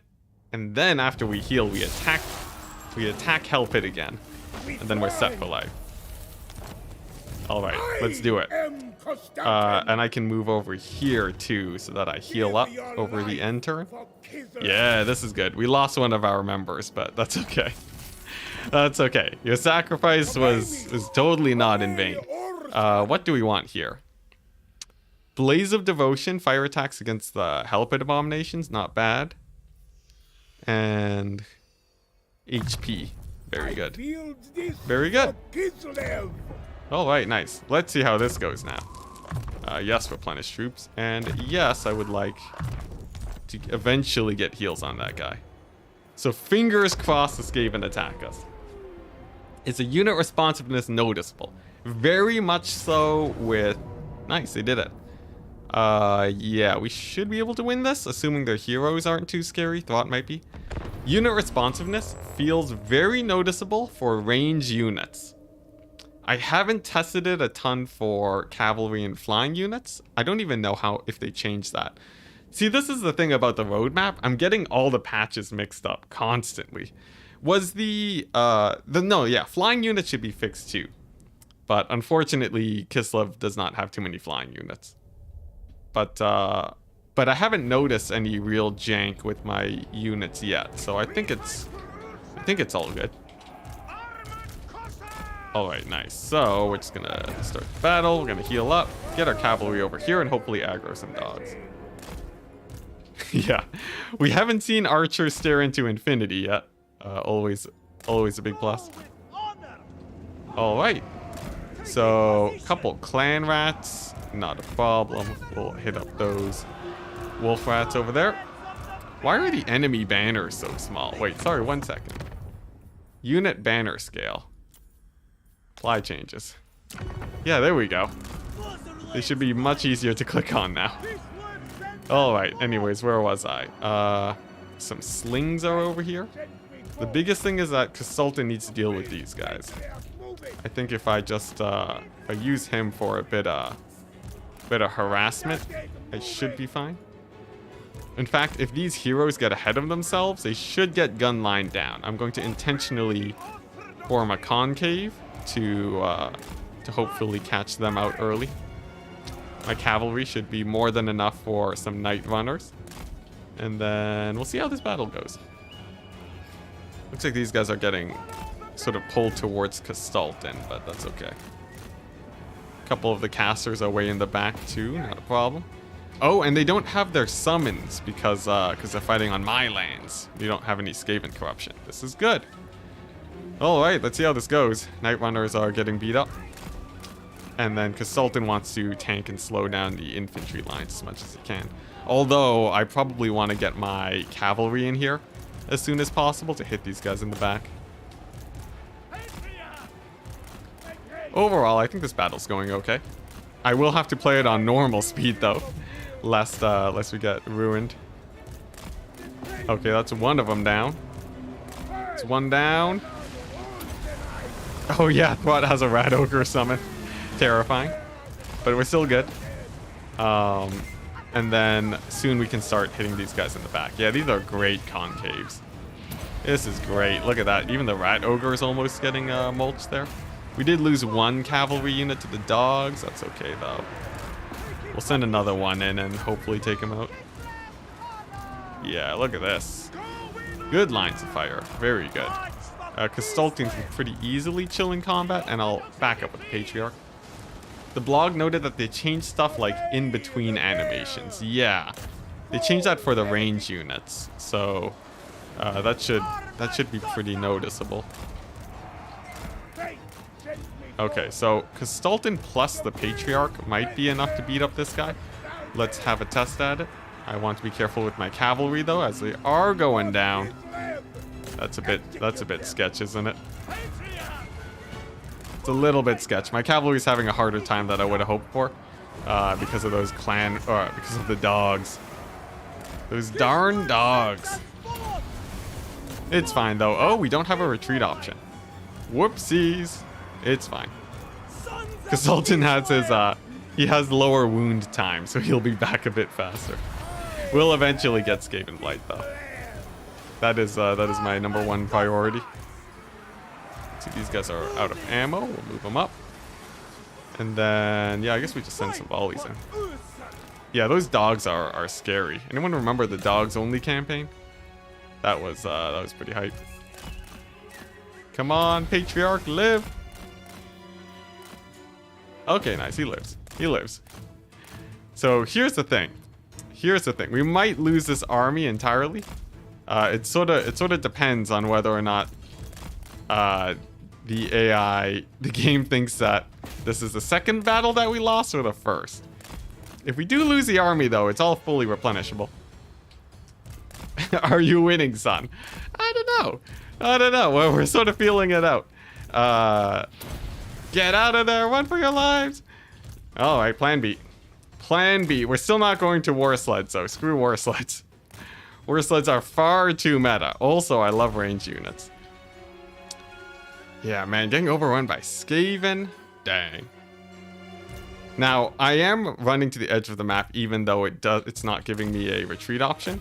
because there's a chance that we might still be able to save some units, but we'll see. There should be minstrels. Just as like a general thing, or what? Consultant, no! Don't die! Oh, he's dead. Brutal. Brutal. Oh no, he lived. He did live. The question is whether or not they run us down. Ooh, what do I want? I could go heavier on the cavalry. I'm not gonna lie, against clan rats and Skaven slaves. It's not bad. Do we transition to a full cavalry army? I think so. Consultant does give some pretty sick buffs to melee also. Let's see. Let's see. Did we lose? Yeah, Valiant. You know, maybe I should have auto-resolved. It would have been better. Oh, we lost the army. Brutal. Alright, it's fine. We got him back instantly. This is the one thing I love about Consultant. I can meme it up and he'll always be there for me. He'll never be gone. Alright, what do I want? Flaming attacks, actually pretty pertinent here, as Thwart does have its healing. And now we're going to recruit the Cavalry Doomstack, our cash money that we are seeing now. I would also like to get a ton of horse archers, so we will invest a bit of money on that. Ice leopards only. A little bit garbage. Ice leopards, they're so squishy, but maybe if I had healing. Yeah, you know, we lost all of our members in one fell swoop. You guys served well. Oh, we got a tome awaking too. I'm thinking, I'm feeling like doing, because I don't plan to do grabbing souls, I plan to do a bit more conquest today. I feel like we can just go into the Slaanesh realm and have a bit of fun there. You know, Consultant. Should I go on this tangent? Let's not. Let's not talk about Consultant in the Slaanesh realm. Although he does look pretty good in the cinematics. Okay, well this just feels dirty, doesn't it? This just feels dirty. All right, you know what? I'll just do it. I'll take my privilege. Want to give me some privilege? I'll take it. Tangent? No, you guys already know what's going on. Look, if you guys want to imagine Consultant in the Slaanesh realms, you can find that in a different part of the internet. I'm not here to have YouTube demonetize me because I go into a bit too much detail on Consultant, okay? Nice, we got cavalry on the way. Hey, this is pretty good. You know what? Losing your army is pretty good for the Kislev economy. Who would have guessed? You know, Kislev should not focus on war so much. They're just better off just paying the farmers. Consultant is a big fan of having fun in the Slaanesh realm. It's true. He does have perfect vigor. That is also another true statement that I did not want to contemplate. Terrifying. All right. Is he just wounded? No. I'm literally too poor for 350 gold. That's a bit sad. Now, where are my buffs for cavalry? Where are they at? Little Grom, line of sight. What? Where are my cavalry buffs? Should be somewhere here. For horse archers and dervishes. You know what? I'll take it. Do not squander it. Yeah. And the next turn we'll get the Patriarch. Slam him in. It'll be good. Politics in my video games. And just add allegedly after the rant. Ah, yes. Oh man. Anyone watching? Oh, is this a bad topic to get into? Wasn't there like some big like Johnny Depp lawsuit stuff? I don't know if that's too hot a topic to go into on a Warhammer stream. You know, chat might just explode. If it does, we'll probably put a stopper on that. I don't know how controversial it is. All I know is that I watch that lawyer channel and he says allegedly a lot. That's really all I wanted to get to on that point. I don't actually want to talk about whatever's going on there. Let's see. You know what? Like, horse archers are pretty sick. I'm not gonna lie. They're pretty good. They're pretty good. Let's keep making more. It's a bad topic? Okay. Okay. we'll talk about heresy instead. If it's a hot topic. See, what you need is a topic where everyone's sort of all on the same side, then it's okay. If it's a split thing and people start arguing, then that means it's a no-go. Hearsay? Oh, hearsay. You know what? I prefer heresy over here, say. I'm not gonna lie. Alright, let's slam this guy in. What do we got? We got a Scarbrand. He has a lot of units. We got a random... We got Plague Hammer. We don't have the Rifts yet, but let's go ahead and kill this guy. And then we'll deal with Scarbrand in a second. Kislev are bad on upkeep, but reduce recruitment cost to 0% and global recruit free armies. That's a good strat. Not gonna lie. But yeah, I think the horse archers are pretty sick. Pretty sick. They're cheaper than war sleds by about 50% too. So if you want to go a kite build, I honestly think they're probably better. Probably better. All right. This should be an easy ×4 type. Like, we're kiting a Nurgle army. It doesn't get better than this. Yeah, we might just lose a bit of ammo, but it's fine. Scarbrand actually shouldn't be too scary either. Bloodletters should have a pretty bad time against horse archers. Should have a pretty bad time. What's this about historically? Scarbrand in a second is... we'll deal with Scarbrand in a second is a great quote. Yeah. Nah, he's pretty chill, right? It's just Scarbrand. What's he gonna do? Throw bloodletters at me? We got 1 million cavalry units. He no shot, man. No shot. Scarbrand, he's gonna get kited into oblivion, you know? Dervishes with frenzy. Amazing. Yeah, 1 million ponies. All right, here we go. Let's get these guys and finish off the enemy lord. Hopefully I don't get any losses here from this charge on these guys. Okay, we're gonna get a few losses, but it really doesn't matter. It really doesn't matter unless he throws like some big spell on there. Yeah, we're good. We're good. Scarbrand, he's like, he could fall into the bro territory. I feel it. Yeah, 5 losses, it's fine. 1.2 patch doesn't include a performance fix for the UI issues. Oh yeah. Well, like, you know, modders, they have an easier time putting in fixes than CA. Large companies, so on and so forth. You guys know the talk. Although maybe you guys don't know. But yeah, for anyone who has worked in a large company before, you know how hard it is to get basic issues fixed. Simply because there are usually bigger issues that you have to worry about. And then that's what causes all the problems. He has 2 blood crushers in there. Scarbrand. You worry me slightly. But only slightly. Only slightly. I'm not that worried. What's this? Patriarch upgrade. Recruitment cost reduction. Makes them free. Oh, wow. Okay, yeah, we want to get this. Firebrand. Much better than the Scar variant. That was a terrible joke. Anyways. Replenish troops for the 3rd time this campaign. Let's see if he fights us. I want to fight him. He goes for my settlement? What a guy. What a guy. Can I punish him more? Or, you know what? Let's just auto-resolve. No need to waste our time with that. Oh my gosh, he's a beast. He's a beast. That movement range. This guy. Scarbrand, can you not? Can you not? Oh my gosh. We got double tapped by Scarbrand.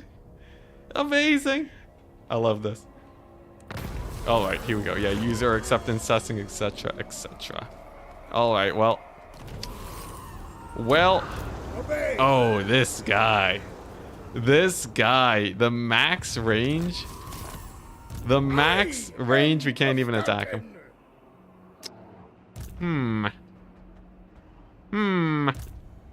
And then the AI is coming in to resettle. Okay, you know what? It's fine. We're gonna confederate them. We're gonna confederate them. We're gonna walk up to Scarbrand and we're gonna punch him in the face. Show him who's boss. I'm also going to do the quest battle now rather than later. How do you activate that? Oh my gosh, Scarbrand. I forgot that he has campaign mechanics. Who would have guessed? It took the CEO of a bank used to work at to get the option for users to look up the routing number implemented. Yeah, no, like there's economy of scale, which lets you, mass produce a lot more. But generally when you scale up, it makes minor issues way harder to get done. Way harder. It's a pain. So, yeah. Which is why modding is such a perfect thing to have for Warhammer. Because then, obviously, they're not going to rely on the modders to purely fix all the problems in the world. But then, let's see. The weird thing is that you don't have to hold these walls. But, yeah, the thing about modders is that they can patch things up for the time being. And then CA can work on the proper fixes for the game. So it all works out in the end. All right, here we go. We're gonna go onto the low ground because it's a little bit more open there. And then we can sort of just kite these dark elves around. Kite them right round. Right round. I'm not gonna sing the song because I don't want to get demonetized. Crane Gunner buff is insane. I've heard. Do we know, is the Crane Gunner buff actually that insane, or are people getting overhyped? Because I'm hearing a lot of talk about it. I haven't tested it out myself yet, though. But I think it'd be pretty sick if true. I would love to see a bit of a Crane Gunner meta, because they were sort of weak before. They really did need the love, I'd say.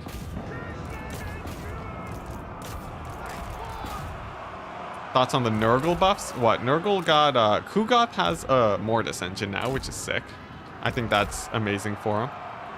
And then what? Was there anything else that was really huge for him? Like Plague Toads are a tiny bit cheaper.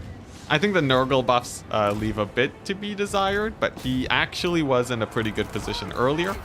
So I don't think he really needed huge buffs anyways. Yeah, those are sort of my quick thoughts on it. Was there really anything else? Like, it was basically just the toads getting a bit cheaper, right? Nothing too crazy. So Crane Gunners pierce through units now. So their shots, they'll go right through and then just murder whatever they're targeting. This essentially doubles their damage versus infantry. Or maybe not doubles, but it increases their damage versus infantry that they wouldn't have had before. And this potentially makes them pretty busted. But we don't really know yet. People are sort of testing and feeling out whether or not their price costs are actually worth it. But I would feel like there's a decent chance that they're actually quite scary now. I'd be willing to bet. Also, actually, these this cavalry strat working pretty well. I'm actually quite enjoying them.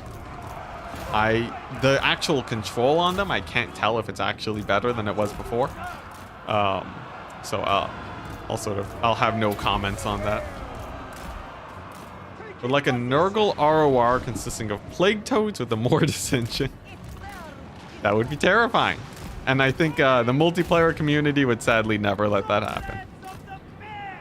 As fun and hilarious as that would actually be, like, I'd be down, but yeah, no way that would ever get approved by anyone in multiplayer.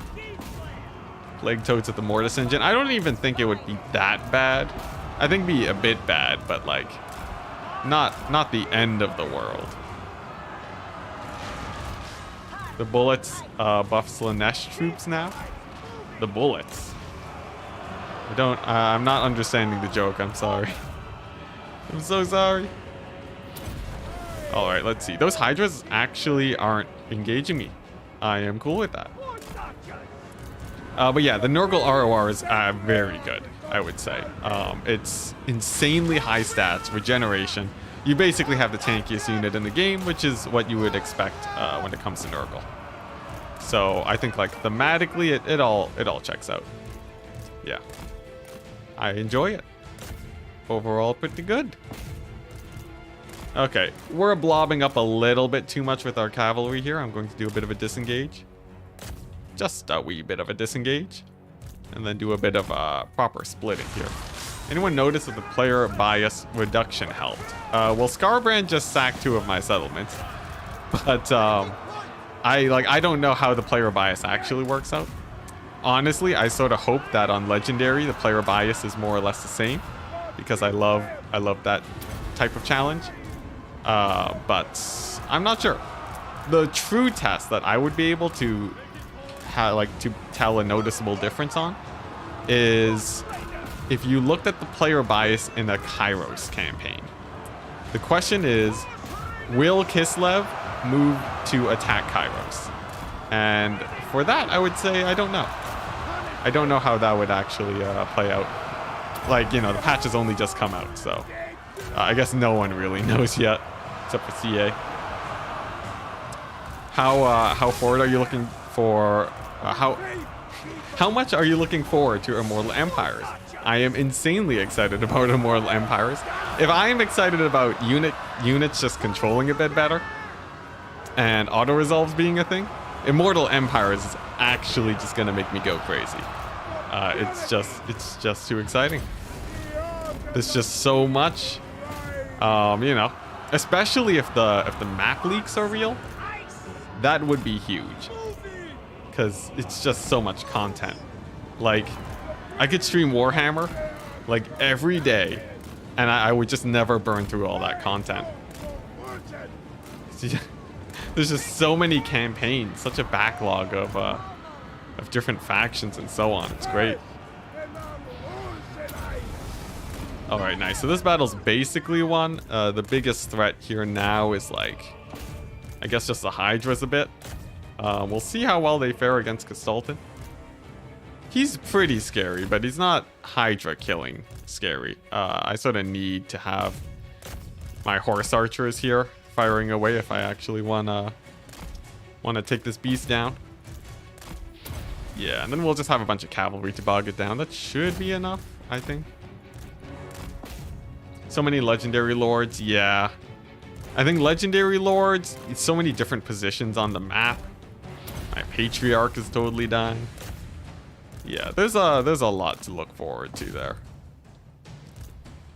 Now, optimally, I'd be getting these Hydras to army loss.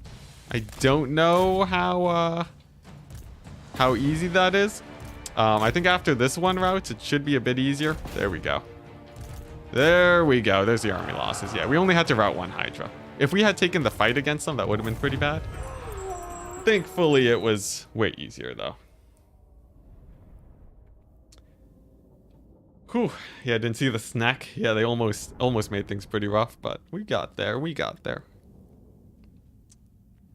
Horse archers are great. I think the horse archers are, like, the only problem is that they're a bit overshadowed by the other units, and, like, especially the war sleds.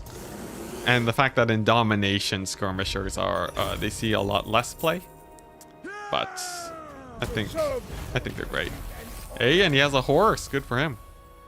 All right, so we're a bit weaker now. Skarbrand's staring us in the face. Will he be tempted to attack us? I'm pretty sure if he attacks us, we win it. On account of our cavalry and kite, but we'll see. We'll see. Our buildings over here, they got so ravaged, but honestly, if we just sort of camp out at Hell Pit, that's more or less fine too. How's this going? Hey, we already got the first tier. That's pretty sick. When you level. When a character gains a rank. Amazing. Hey, and he attacks. So here's the thing. Skarbrand's pretty freaky. But we can retreat from this battle once and then win on the second battle. There's no reason to stick around and lose units unnecessarily. He has some dogs and some cavalry. The Blood Crushers, or what are those guys? Blood Crushers, Skull Crushers? I think they're Skull Crushers. The Skull Crushers are a bit scary, but I don't think they're going to cause me too many issues. I think, yeah, I think they should be fine. They should be fine. No, they're probably going to cause a few issues, aren't they? Your cavalry with insane damage, because Sultan's going to have his work cut out for him. So first things first, cavalry way back here. And we're focusing on the kite. Now, how much damage do our arrows do against these bad boys? Probably like 3 damage a shot. We do have a few hundred archers at 3 damage a shot. If we use all of our ammo on these guys, there's a chance that we actually do kill them. So that's the plan. We'll be kiting them up. Hey, look at that. You know, pretty decent damage, not gonna lie. Assuming you have a 9 to 5 job, would Immortal Empires have enough content for the rest of your life? I would say no. I would say no. At about like 10,000 hours of Warhammer, you would basically be able to beat all of the campaigns and be pretty satisfied with the multiplayer experience too. I would be pretty confident about that, because for me, I'm only at like what, 5,000 hours, 6,000 hours, and I've basically played all of Warhammer's content, save for like a couple campaigns. But like I got all the achievements for Warhammer 2, which is more or less there. So unfortunately, it doesn't have infinite content. Who would have guessed? But all right, nice. Let's see if we can. Let's see. So these dogs are pretty low. We have Gestalten and a Patriarch. They do have heals. We're gonna send them in on the Blood Crushers. No, we're not. Scarbrand is like real close. Scarbrand is insanely close. So we're gonna back up. We're gonna back up. That means the dogs will be nipping at our heels a tiny bit, but that's sort of okay. Furies might catch us, which is a bit more worrying, but we'll just sort of continue the kite here. Another heal is great. These guys will position like so, and then we'll just keep up the kite. More dogs we can kill, the better. These guys are just stuck in a bad position, and we can't withdraw. Is that my entire army? No, it's just these guys for whatever reason. All right, that's fine. There we go. There's a withdraw button. Let's get them out of there. Let's get these guys out of there, and then nice. I think we've successfully skirted around these guys. Very good. Next up is to just finish off these Blood Crushers. They are, yes, not Skull Crushers. 6,000 hours and no Boris. Hey, I don't need that for my own chat. Oh my gosh, that is what. Yeah, that is the plan today, though. You know, Boris at 6,000 hours. That's a pretty good speed run if I've ever seen it. You love Warhammer and Total War 3, and I know Hour makes good money. HR makes good money, but man, min-max grind every day. So I don't know what you're getting at, Spirit of the Grog, but if you do clarify, I will read. Yeah, Boris, he's a weird tease. If it was like finish a Kislev campaign to unlock him, I think I would have had him by now. But like, I'm enjoying this campaign a lot. I feel like we might even be able to get Boris today if I play this fast enough. Yeah, Spirit of the Grog. It's hard to kite and read chat at the same time. Man, these Blood Crushers though are insanely tanky. But now that they are isolated, I think it's a good time to get Gestalten and crew, and then we can hit them up. Yeah, I think it's lag based. When my PC is lagging, it makes it where I can't drag out my lines of infantry properly. That is a mini issue, but you know, it's fine. We'll live. These Furies should go down relatively quickly, but they are trying to disengage, so we'll leave them to their devices for now. Now, here's the bigger problem. Scarbrand is a big scary guy. Usually I would want to shoot him to death with arrows. We are out of ammunition. What does this mean? It means we likely would not be able to win this battle unless we manage to kill literally everything else here. But maybe we can kill literally everything else here, you know? What, it's just a bunch of bloodletters, right? They're not even armored. What's there to fear, really? Obviously nothing. So, I think, yeah, we'll pick up what we can. If things go well enough, we might be able to surround Scarbrand and kill him off. If things don't go well, we'll retreat, and then we'll shoot him to death in the next battle. That should be good. Does anyone know if Scarbrand's defeat trait is good or not? 'Cause I want to know what we're fighting for here too. Getting a good defeat trait early on is a big boon for these campaigns. Ooh, nice. Free war shrine. Blood letters are a bit too close there. Yeah, we'll keep kiting. We'll keep kiting. He'll go down eventually. Although I could just retreat now. That could be the safer option. There's a small issue in that he might raise another settlement just because of his insane movement range. We'll see. Here we go. I'm thinking a big surround on this bloodletter unit should do it, especially since he's sort of facing a weird direction. Look at this. Look at this big surround. All right. Let's see. I want to feign a charge so that these bloodletters don't go into combat. And then I can focus these guys down. Scarbrand might get a bit close, but maybe not close enough. That is a pretty nice charge. He rampaged everything. I forgot. I forgot Scarbrand has abilities. Every time. Every time. Yeah, we just have to wait for that to wear off. It's fine. It's such a mosh pit here, right? We have most of our flanks covered. We're not going to take that much damage unless he murders the Sultan. I have no more units to control. Oh, but you know, Scarbrand's taking a bit of damage himself. He lands a hit against the Sultan. Is he killable here? I don't know. With the surround, it's not bad. No, it's pretty bad. It's pretty bad. We're gonna run away from Scarbrand. And you know what? Yeah, we're gonna stick with the archer strat. We're gonna shoot him to death because that was sort of terrifying. He's not even chasing us. What a Chad. All right, this is fine. Tactical retreat. We're gonna pop a heal. There we go. And then what's it? Then we'll hit him with the horse archers next battle. If he chases us. If he doesn't chase us, then we'll see. I heard units can retreat now. They can. Man-eaters got hit pretty hard, it's true, but the ROR ones are pretty sick. They're pretty sick. Yeah, the Man-eater pistol nerf was sort of weird. They weren't overperforming that much in multiplayer. They were picked decently often, but really they're not that bad. Okay, we lost a few guys, but that's fine. Second battle, we're gonna shoot Scarbrand to death. Easy fight. I see we're going for the flavor heavy playthrough. You mean how I normally play? Yeah.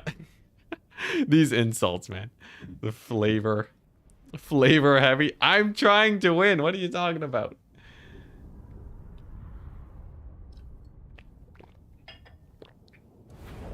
Well, in a sense, CA, they did buff up the normal pistol Kossars.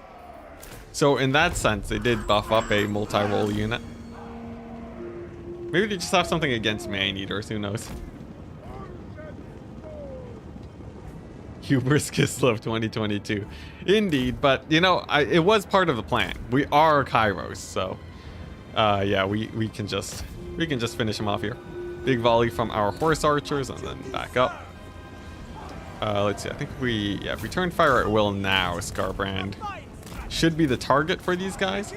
He's a speedy boy, but he's gonna take a lot of damage while chasing me. Another huge rampage, this guy.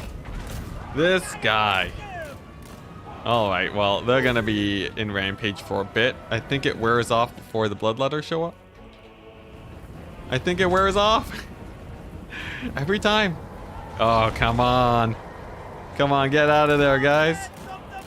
Get out of there. You served so well just to get rampaged. I guess it was my fault, wasn't it? Oh, yeah, no, they're getting crazy murdered. Dang, Scarbrand. Why you gotta do this? Okay, well, here's the thing, though. Here's the thing. Okay, we're gonna grab our cavalry. We're gonna move them up. We're gonna get the Griffin Legion. And then we're gonna get these guys over here. And if we get a good enough charge and enough arrows into this guy, he should go down.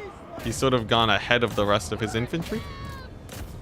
So, this is sort of the perfect time to pin him down. There we go. We have not the Griffin Legion, but the Winged Lancers coming on in.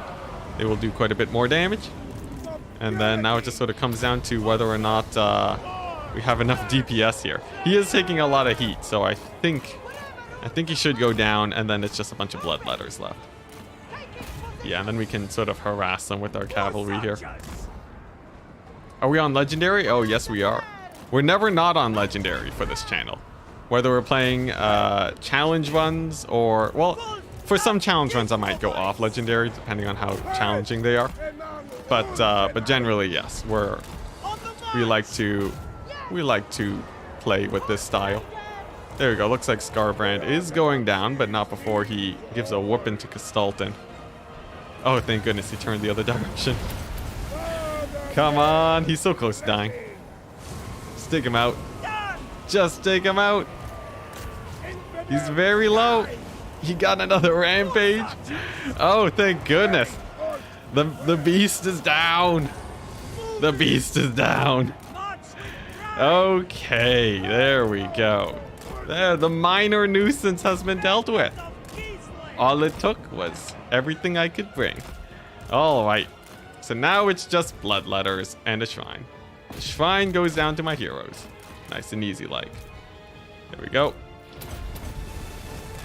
Hey, yeah, these bloodletters. There we go.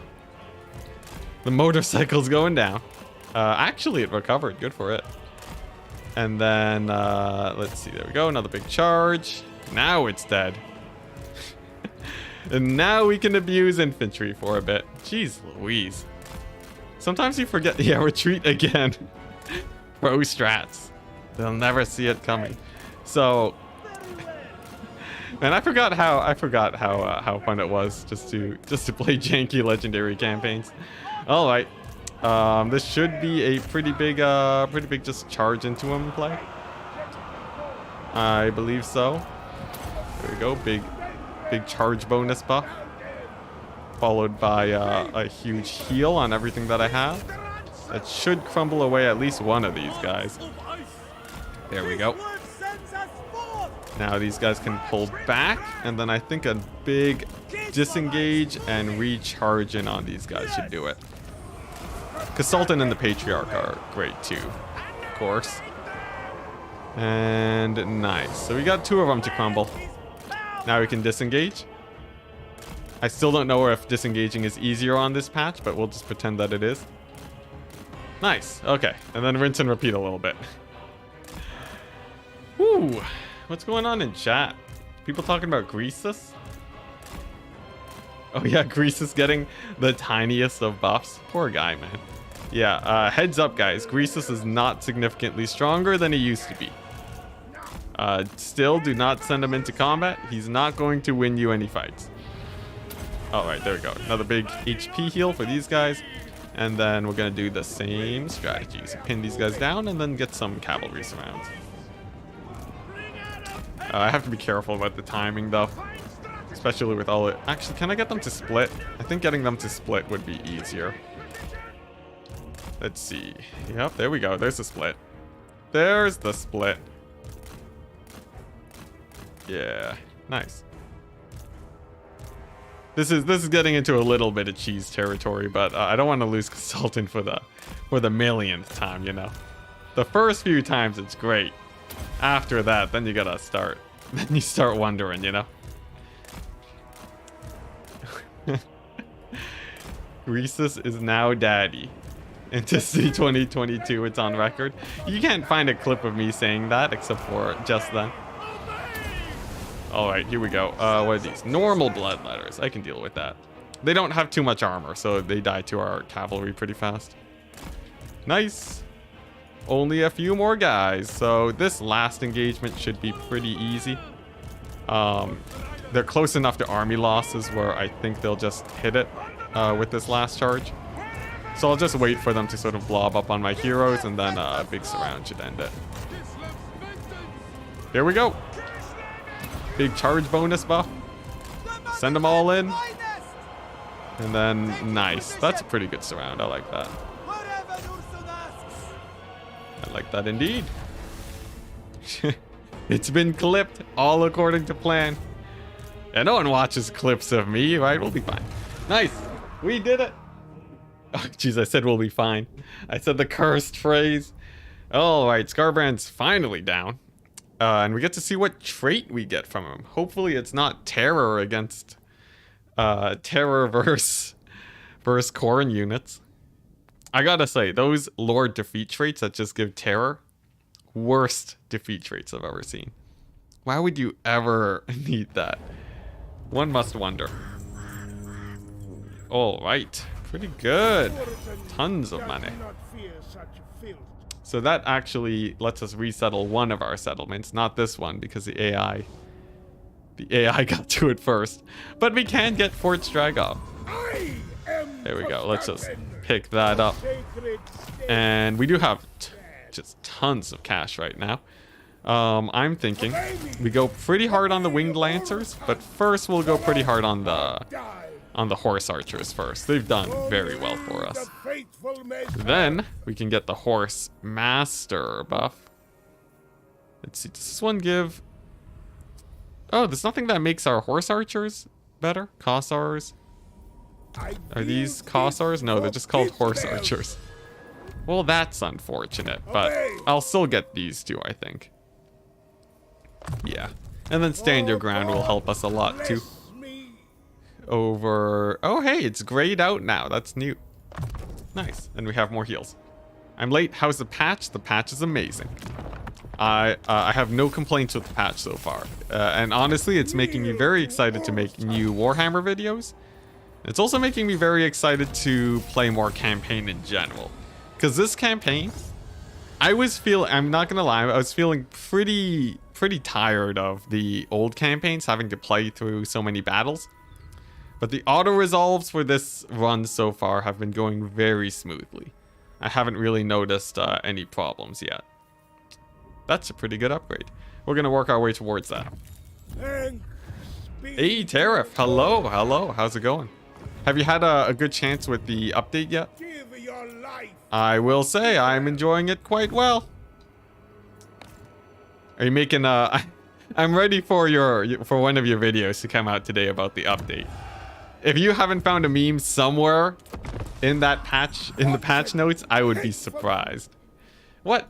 Slaanesh? Come on, Nakari. What do you take me for? Just declare war on me. The madman. Why do you look like a typical nerd? Well, for one, I am a typical nerd. And that probably contributes a lot to it. The nearsightedness does come from playing games. I'm decently sure about that. But I'm pretty happy about it. You know, people know what I'm about at a glance. It's great. Alright, I think we start mixing in Streltsy too. Streltsy are pretty sick. Let's do that. And then we can launch our invasion on Help It. Just as we had planned, after we stop by Slaanesh's realm to have a bit of fun. Kairos dying in 20 seconds to 4 Crane Gunners now. That's pretty good. Although, if Kairos is dodging, Crane Gunners are not going to kill him. You won't build any hollowed wood buildings with Castalton. I'm just getting the research down so that I can... Yeah, the research is just there for... What's it? Hollowed wood is this one, right? Yeah, I'm just doing it for the research to get to the next tier. There's no specific reason for that. Now, can we be friends? Can we be friends? Can I pay you to be friends? No. No, I cannot. And the bad part is I'm gonna have to trespass on the lands to go through the portal, or I go through here, which actually could be a bit better. That seems like a plan. Let's see. Yeah, let's start getting some combat buffs. And then check out some Slaanesh realm action. If you ever slow, Aura cannot move Hex and some range, like Crane Gunners, he dies pretty fast. Yeah. What's it? Cathay doesn't have any nets though, unfortunately, but I think in general, did they boost the damage of Crane Gunners, or did they just give them the penetration boost? Because that's sort of important. We were one turn too slow. They're gonna get the settlement upgrade, but I think we might still be able to take Help It. Let's see. Let's take a look-see. And then if we do take Help It, then we can go through the portal the turn after. So that's pretty good. And then with the Slaanesh realm boosts, we're very well set, I would say. Very, very well set. Nice. And no Skaven to speak of.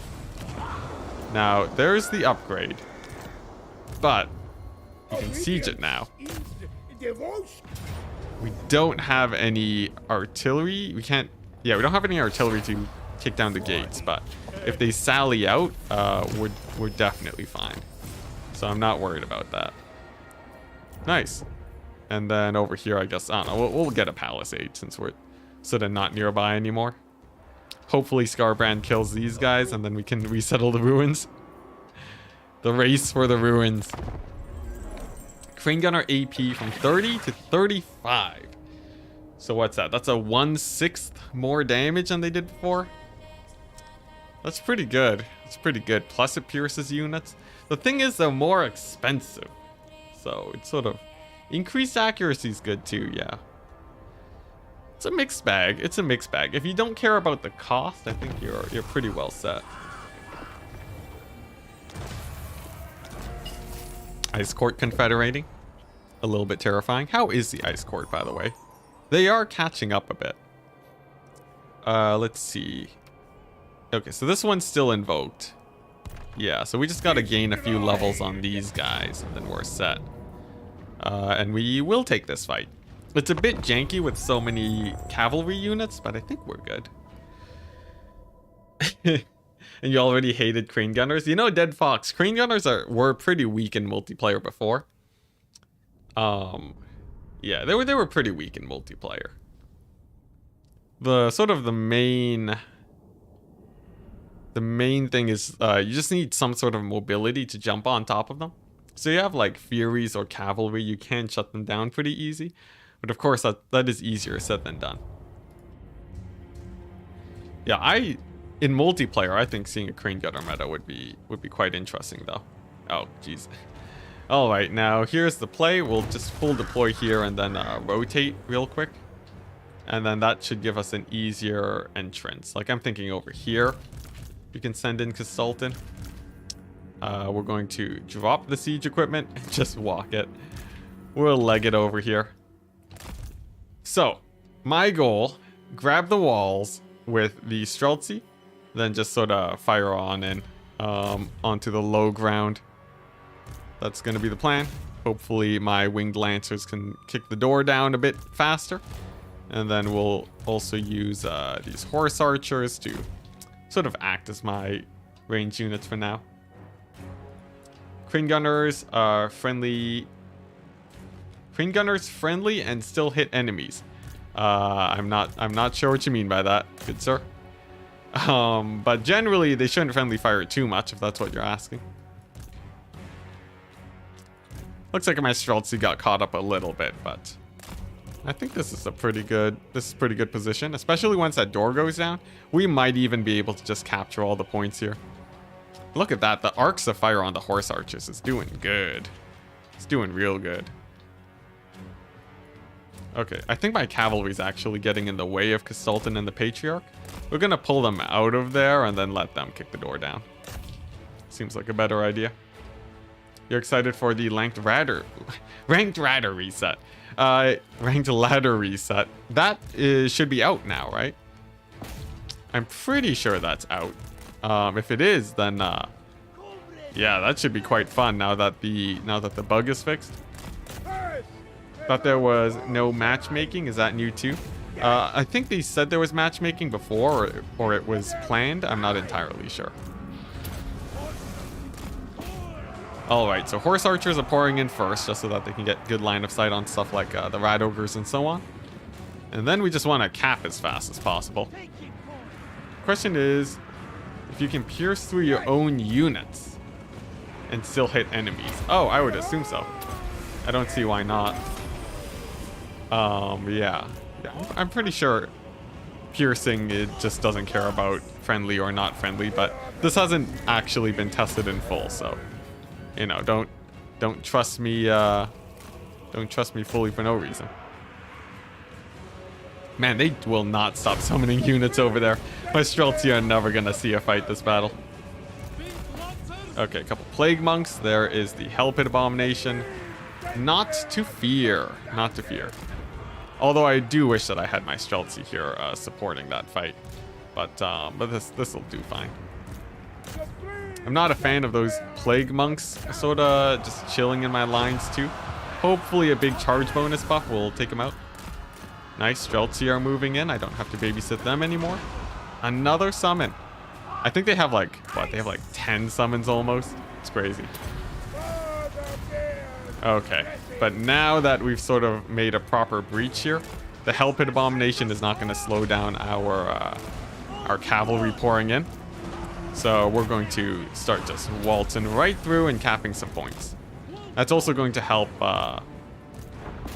make it where the tower stops shooting at us too. We definitely don't want that to be happening too much. Okay, nice. Balance of power is even also, so I think we're good. And in fact, you know what? Streltsy can climb these walls since it's a little bit closer for them. Okay. Nice. That's point number 1 getting capped. This should also give us pretty nice combat boosts, which we sorely need. So your gunners still won't shoot. Yeah, your gunners aren't going to shoot through your infantry. That would be a bad idea. In general, line of sight is king for sure. Okay, nice. Let's get these guys out of combat now that the point is capped, and then these guys can sort of just blitz through. This is why I really like mobility. They can just they can really make short work of the AI. There's a lot to do. It's great. Now, will the Hell Pit heal, though? That's a real question. We do have fire damage on it, so it will heal less. And, oh, it actually routes. And it doesn't heal, too. It does heal, but not a whole ton. I can live with that.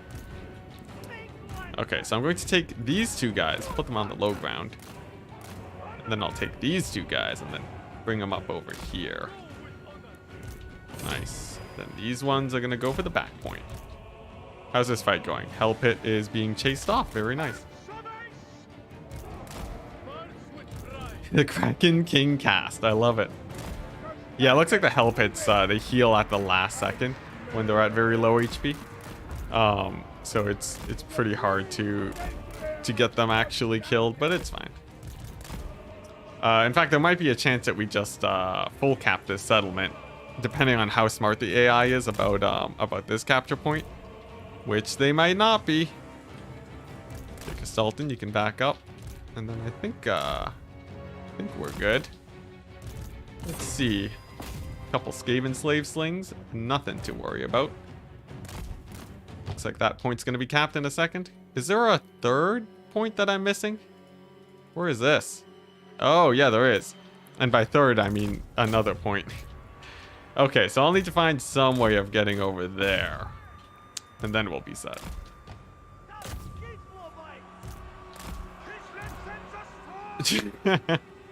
The Kraken King cast. Oh my gosh. Yeah, maybe we shouldn't. Maybe we shouldn't be called the Kraken King cast. Maybe that's a bad idea. I can't believe I didn't see that earlier. My goodness. Alright, nice. Some Plague Monks moving in. We're gonna... Oh, the door's not opening. We don't have this point capped yet. That's unfortunate. Was that intentional? Was that a ploy the entire time? Oh my gosh. Alright, nice. We have the gates. Let's run through. For those of you that don't know, if you capture the gates, that lets you open them up. Very nice. You can have a grand wizard in every army. Is that a separate conversation? I think that's a separate conversation being talked about. Alright, nice. How is this going? It looks like, yeah, it's capping. It's a little bit slow, though. Let's go ahead and pull back over here. Looks like the AI is taking back, this point. Yeah, that single Globadier. Can I get Consultant on there? I guess that's the plan. If I can slip them in past the Hell Pit Abominations and just pile onto that point, we might be able to just win via capture weight. But I don't think that's an easy task by any means. Grand Wizard. Oh, dang, my bad. My bad. You guys were still talking about that. I didn't even know that. Okay. Good to know. Good to know. Thank you, Phil. It's the highest rank. Oh, dear. Oh, dear. Oh, man. Let's see now. How's Consultant doing? He's sort of getting beat on. You know, he's not going to die permanently, but I don't want him to, I would rather he survive this battle for the sweet, sweet experience. See, I hear Grand Wizard and I think Warhammer. That's just me. Okay, let's see. Yeah, we just gotta cap these 2 points. Honestly, we're pretty close to getting the win, but the AI is keeping us busy. They're very good at teasing me into losing more units here. Jeez Louise, the Globadier volley. That is painful. That is very painful, but we have a huge wave of cavalry showing up. They're gonna pile onto that point, and then if the AI doesn't cap any of the other ones, then I think we're good. Yeah, there they go.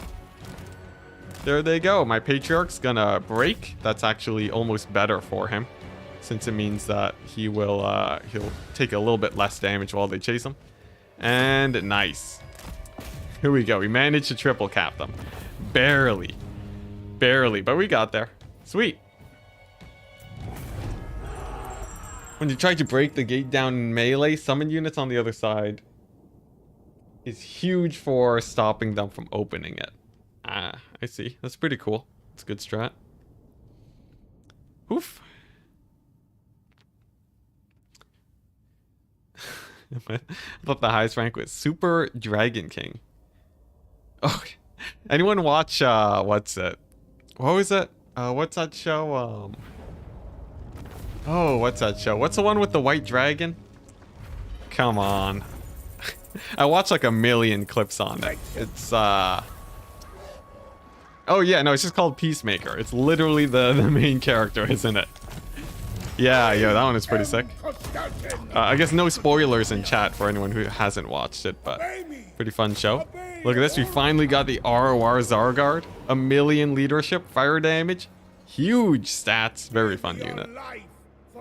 Alright, we lost a lot of Griffin Legion there, but you know, we did good enough. We got a huge attitude boost for these guys, so they might be looking for a Confederation soon. And then over here in Hell Pit, we have mostly useless stuff. Totally fine though. I need 2 turns to replenish anyways, and Consultant makes these guys dirt cheap. So let's just do that. Get a few more winged lancers going. Nice white dragon. Yeah, that's Yu-Gi-Oh. All right, stand your ground, Horse Masters. We're set. I think our build is basically done, or our early game build for Consultant's basically done, and we may move on into the realms of Slaanesh. What's over here? Campaign line of sight. It's decent. You know, I'll take it. Why not? And then, can I recruit any Patriarchs? I can. I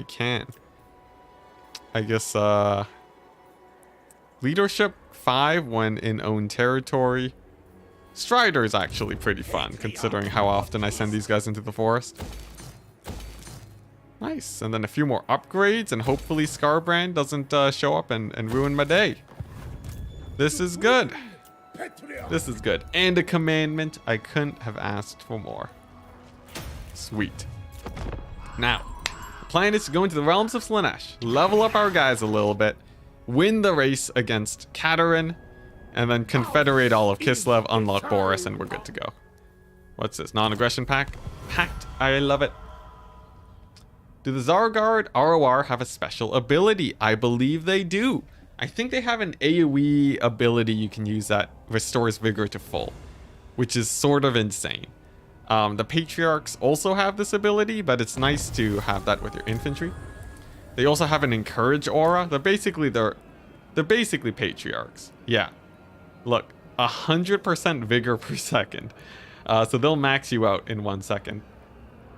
And look, they even have some fire resist. which makes them better against a lot of Khorne's infantry, actually.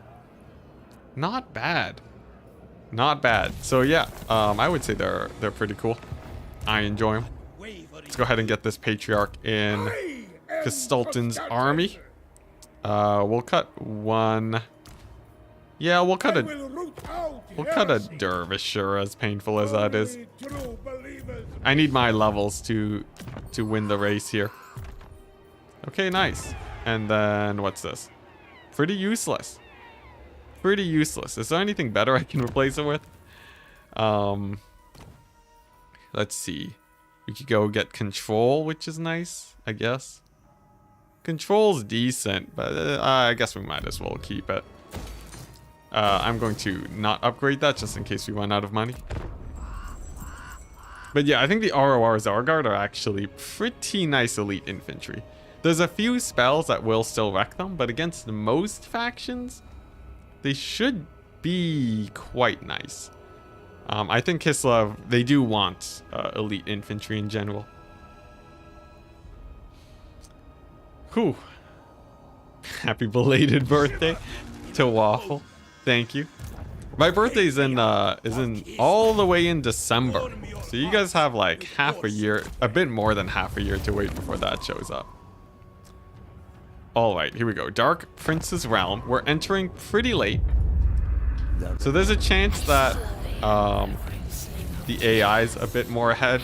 Thankfully not too much, so we should be able to get some pretty nice loot here. Sweet. And we can sort of just roam around here for a bit. Let's see. I don't have a lot of money. We don't need to upgrade this building just yet. There we go. Yeah, and I want to exit with a pretty good haul. I'm thinking growth. If it's permanent growth, it's pretty nice, but I just don't have that many provinces to use growth super well.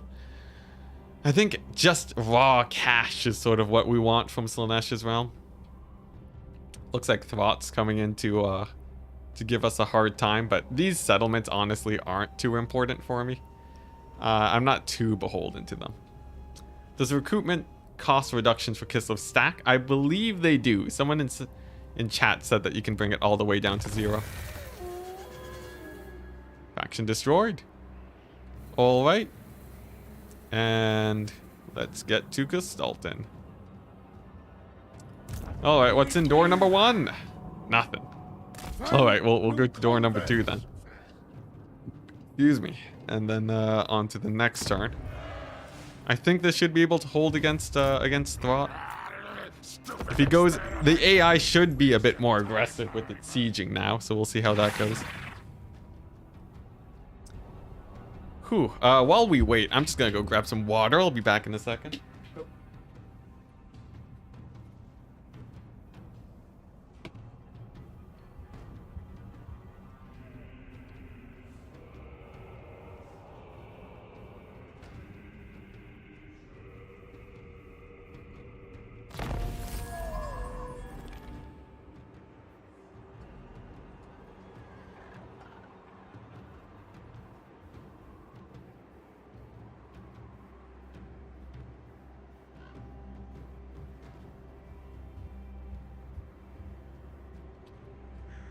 Okay, we're back. Remember?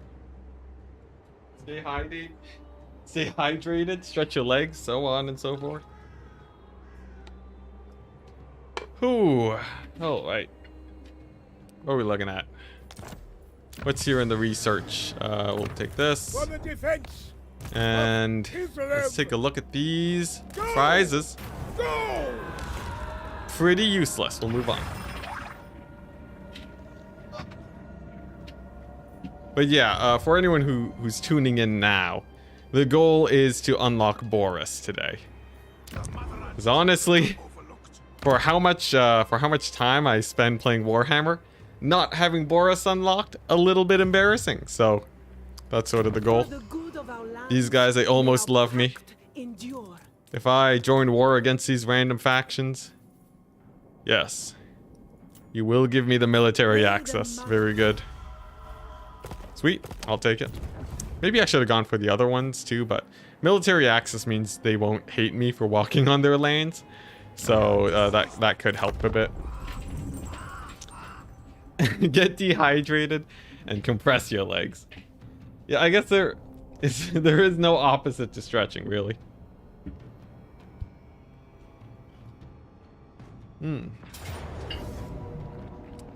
Glorious auto resolves.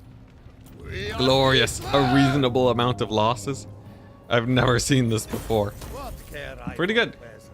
Yeah, no, this is like, yeah. The way that I can play this campaign is very similar to how I would in Warhammer 2. Now that we've played it for 2.5 hours now. I'm not seeing any crazy glaring issues with auto-resolve. It feels pretty similar, I would say. Yeah, which is amazing. Fun fact, in multiplayer campaign, Boris is, yes, yeah, Boris is unlocked in multiplayer campaigns by default. Sort of weird. Sort of weird, but fun. Nice, and I'm moving towards this army to take the fight. Specifically because I value levels on Consultant. So I sort of wanna be taking some fights there. Good old Scarbrand is back, tormenting me. I am not a fan of Scarbrand after our first engagement. But, you know, maybe he won't be too much of an issue later on. We'll see. You know what? Let's repair this just to get... Let's see. Actually, repairing it doesn't seem to do anything. We'll just keep passing the turn then. But yeah, Boris, you get him in multiplayer campaigns. I wonder why. Like, it sort of makes sense, because not everyone's going to have him unlocked, but it's a bit weird. But I want to play him in single player. I think his start position's actually pretty hype. I would sort of like to start in the dark lanes. Dark lanes. And it looks like most people, most of the factions are not rushing to take my territory right now.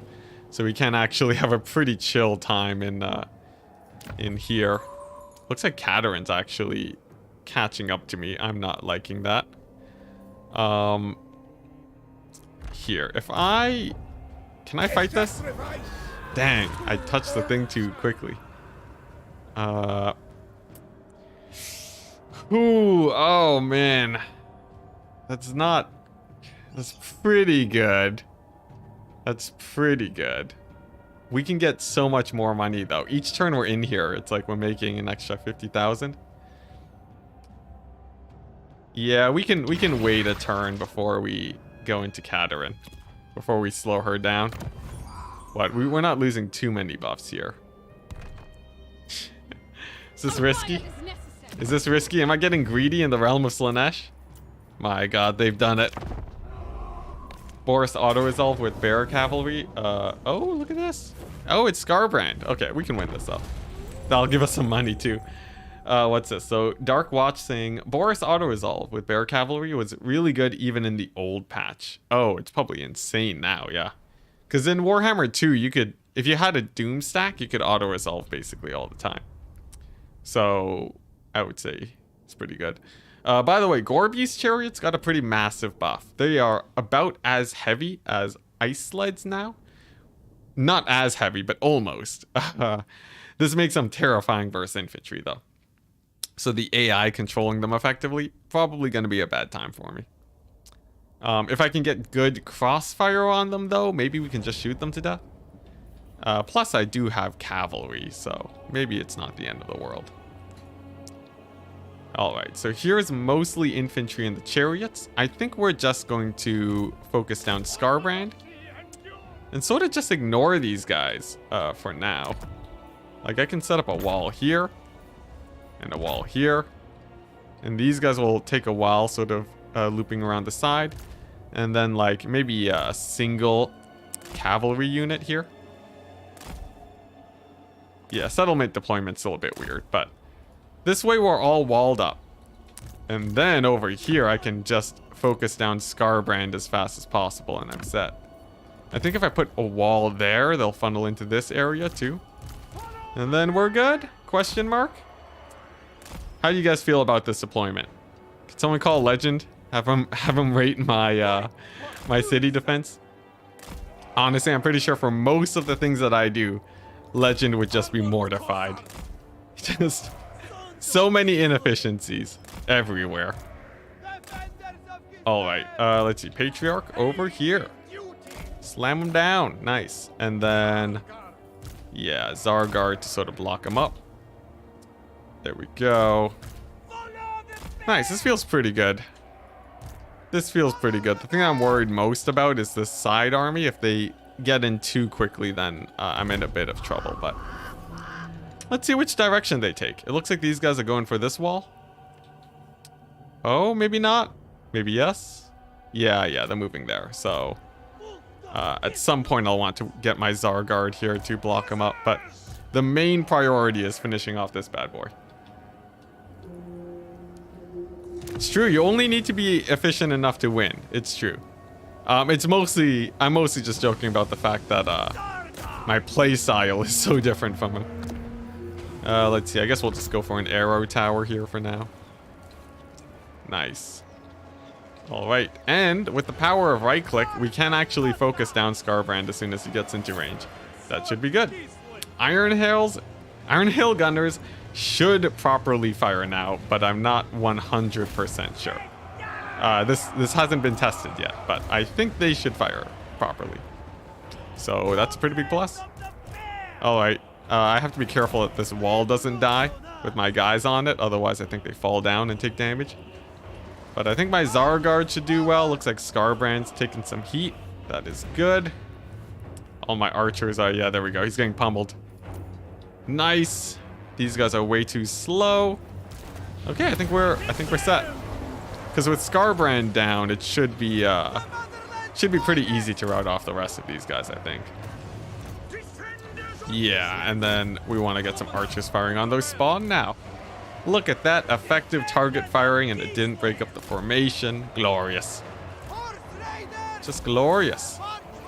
So yeah, I think the rest of this battle should be fairly straightforward as long as these Kossars don't get too bogged down by melee. But it's looking like they're having a pretty good time. Over here, the chariots.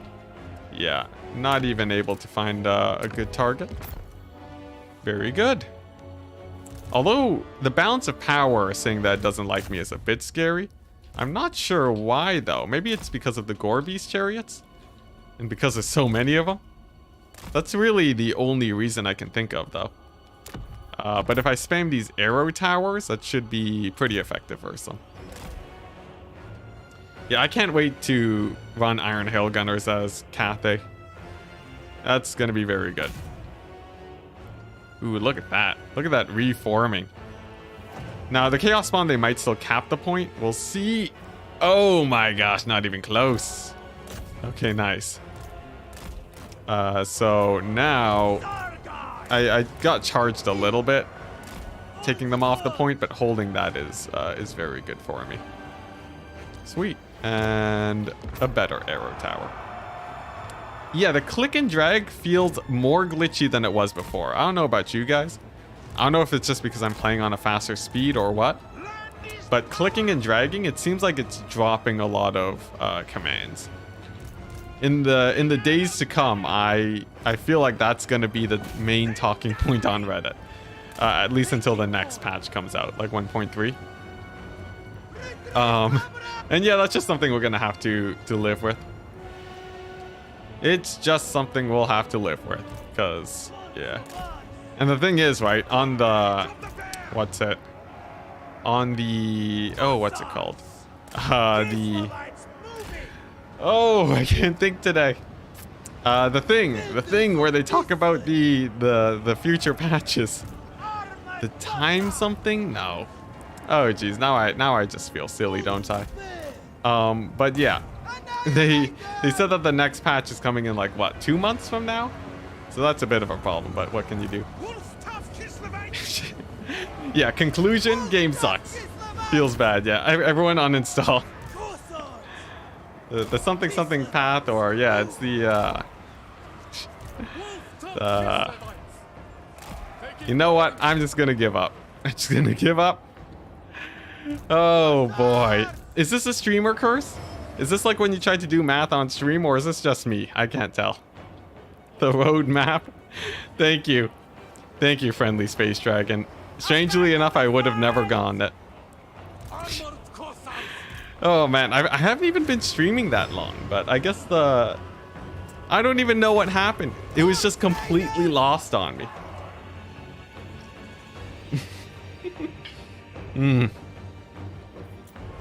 Yeah. Thingamajig. Oh man, thank goodness I have chat. If it wasn't for you guys, I don't know what I would be talking about. I'd just be rambling about who knows what forever.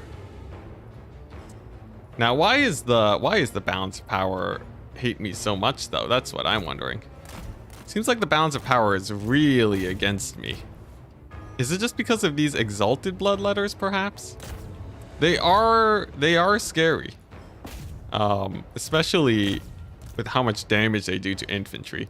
It would be a tragedy if I got army lost right now.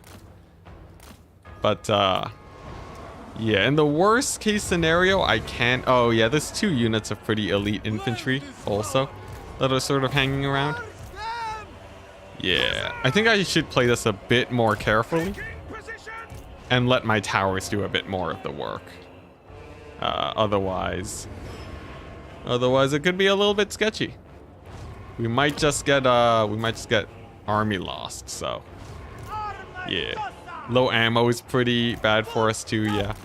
Still though, we can run away from them pretty fast. I'll commit 1 out of ammo Kossar to block them up, and then we'll use the ranged one to sort of pummel them down. Still though, this battle should be won. If we get hit by the army losses, that would be a tragedy. That would be a true tragedy. See, the halberds are ignoring this middle point, so we can upgrade to the better tower. I do like that. And let's focus these guys down. Yeah, you know it's getting scary when we slow down the battle speed. Okay, pretty good position on that where they're firing. And then I guess these guys will just hold the point. Oh boy. Oh boy, come on. Oh, these are normal, they're armored Kossars. That explains why they're having line of sight issues. All right, then we'll just back up with these guys. Oh, that's really weird. It looks like their flag is incorrect. Yeah, it's these guys. Anyways, armored Kossars need to take out the chariots since those are a bit terrifying. And then, yeah, we'll just keep running. As soon as this magic tower is done building, I'll feel a lot more comfortable. Come on. Oh, I don't want to lose this battle. Anything but this battle. Come on. Command points are key. Zurkovich. What is this? What's this about command points in Zurkovich? I have no idea what's being talked about. Alright, looks like these chariots are being persistent. These are spears, however, so they should trade a bit better into them, especially with this tower nearby. Let's see. Magic tower is over here. Let's see. What's it connected to? No, this one's a magic tower. Okay. So as soon as those guys cap the point, the magic tower should be able to take out the rest of the infantry, no problem. I'll put my Kossars on the high ground to deal with the Gorby's chariots. And I think we'll be alright. I feel like we're going to manage to lose this. I feel like that is getting suspiciously close too. My army loss senses are definitely tingling. Thankfully, balance of power is not decided by cap points. That is, that helps us.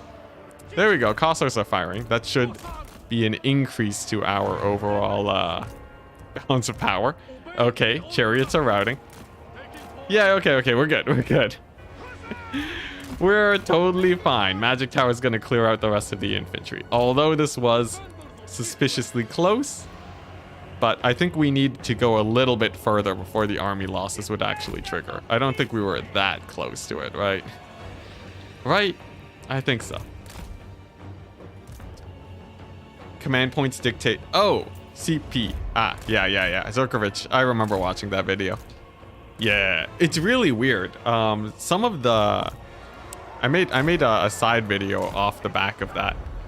Yeah, what is this weird dragging line? Like, I can't... Why can't I reform my guys? It's really it's really janky. I don't know what they changed there, but yeah, CP is it is a value of your units, and it's determined based on how much ammo they have and their HP. It's manually set in some data tables, and for whatever reason, it's very high for some units like wolf rats and what was it? And like chaos horsemen. But more or less it gets the job done. I didn't know it stood for command power, or I think I forgot that it stood for command power, but yeah. Alright, nice. So those bloodletters are going to kill my poor infantry in the distance, but that is a-okay. And all we have to do is capture a few more points and then kite out the AI. Gotta say, the battle was a little bit closer than I would have hoped for, but we made it. We made it. Armored Cossars can just finish these guys off. And then we'll just, we'll give them the quick run around. Magic Tower should be enough to clear out the rest as long as we don't randomly hit army losses. So that means I want to be taking as few fights as humanly possible. Alright, now where can I build a tower? I think upgrading this one to magic is good. No, there we go. Look at that for all the non-believers out there. Not even close. Jeez Louise. Oh boy. Scarbrand giving me a run for my money. Valiant defeat, I think, was actually correct. That was a correct judgment by the game. I thought it was going to be a lot easier than it was. Ooh. I guess they did have Scarbrand too. He ate up tons of ammunition. I probably could have baited him a bit easier and then focused the Exalted Bloodletters, but hey, we won, so that's all that matters. Whew. Pretty good. Hey, anyone here, congrats. Yeah, thank you. Thank you, Captain Rusky. Yeah, anyone here also keeping up with Turin's multiplayer tournament? Is that going pretty well right now?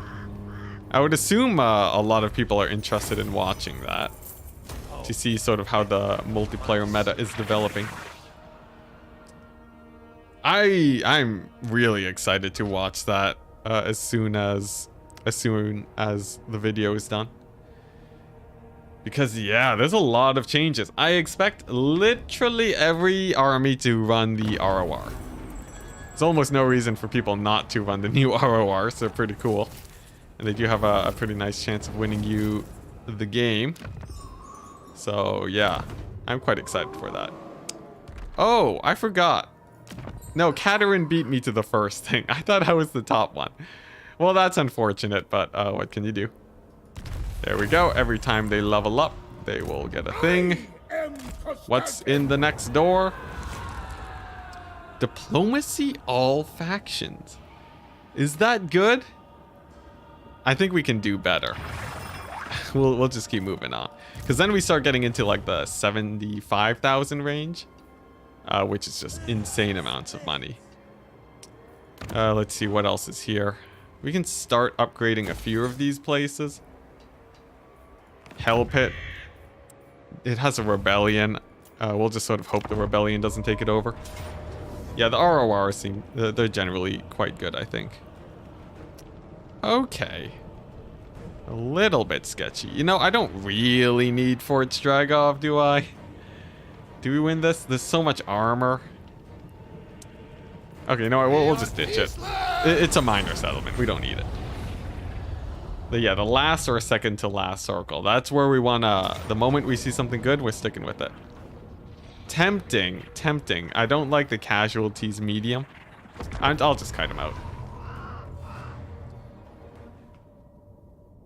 You would have liked a little less... Yeah, all the RORs had the same theme. It's just elite infantry.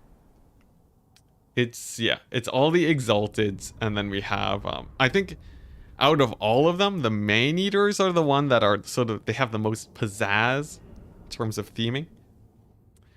But yeah, it was just the Man-Eaters. Everything else was just elite infantry.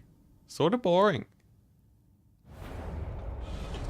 A warrior died in the auto-resolve? Yeah, no, I think that would have been a rough battle anyways. I don't think we had a good shot at it. All right. Now, it's Slaanesh, so horse archers are the bane of Slaanesh. Like, look at that. Even their chariots take insane damage from the horse archers. So I think we're pretty fine here. We'll let our Streltsy get a good volley. And now we're set. So Furies, we did let the Furies walk in onto the Streltsy. But we have our horses ready to countercharge, so I'm not too worried. Exalted Zargard, yeah. Exactly. That's all we got. Alright, now, how do our cavalry do against Chaos Spawn? Probably not too well. Thankfully, we do get one volley from the Streltsy to help us there. Nice. Yeah, and then I guess the Zargard can also get a bit of a fight. Why not? Looking forward to seeing how pink RORs. Yeah, the pinks with the ammo replenishment, I think, is actually a lot bigger than anyone thinks. Even myself. I think the potential there is sort of bonkers. Because Tzeentch has a lot of units with very high impact and very little ammo. Especially something like the Burning Chariots, which I made a video on. They would absolutely love to get a big ammunition drop. So I really see them becoming a menace with those exalted guys. Blue Horrors also benefit a lot, just because they use the ammo so quickly. It's almost like the perfect unit for Tzeentch. Not to mention they also apply the Warp Flame debuff, and they do more damage for the price. It's like in a pure stats wise, look at them, they do well. And on top of that, they also replenish ammo. It's sort of bonkers. I feel like those are gonna get nerfed next patch, but people are gonna have a fun time using them. They're gonna be a menace for sure in multiplayer. In single player, I think they'll actually have a bit less of an impact. But yeah, I'm very excited to see how that unit sort of mixes things up. Tzeentch actually wasn't super meta in domination, so he might come back. Blue Horrors going up to 100 is a minus 500 gold deficit for Tzeentch, which is pretty big, all things considered. But a lot of the other factions that relied on cultists got nerfed by 200 gold. And Kislev abilities got more expensive too. So I think it's sort of, I think the gold nerf for Tzeentch is actually not as bad as you might think. And not to mention, blues were overperforming anyway, so there is that. Now, Gestalten, yeah, I will finally get Root Marcher. And then, let's see, this might be the portal where we exit. Global recruitment and unit rank 9 for all units. That's sort of garbage. Yeah, we'll move on. We'll move on. Hopefully we get something good here. We've sort of been rolling pretty bad with these gates. There was one that was good, but didn't give us a lot of cash, sadly. All right, the next one's got to do it for us, right? Responsiveness change is huge for the blues and the pinks. It means that you can snipe a unit at will now. Dang it, Slaanesh, you're stealing my guys. And the auto-resolve kills the Zargard. Brutal. Yeah, Slaanesh, imagine if just Slaanesh steals your RORs all the time. That would be a pain. Thankfully, the horse archers are replaceable, so we're good. And then after we leave this portal, then we focus on leveling up our heroes a ton, so that we can beat Katerin in the race. Then we just get a confederation on her, and then we basically have Boris. Yeah, that'd be horrible. I think, thankfully, RORs are expensive enough where they're in the safety, where they're out of range of being stolen.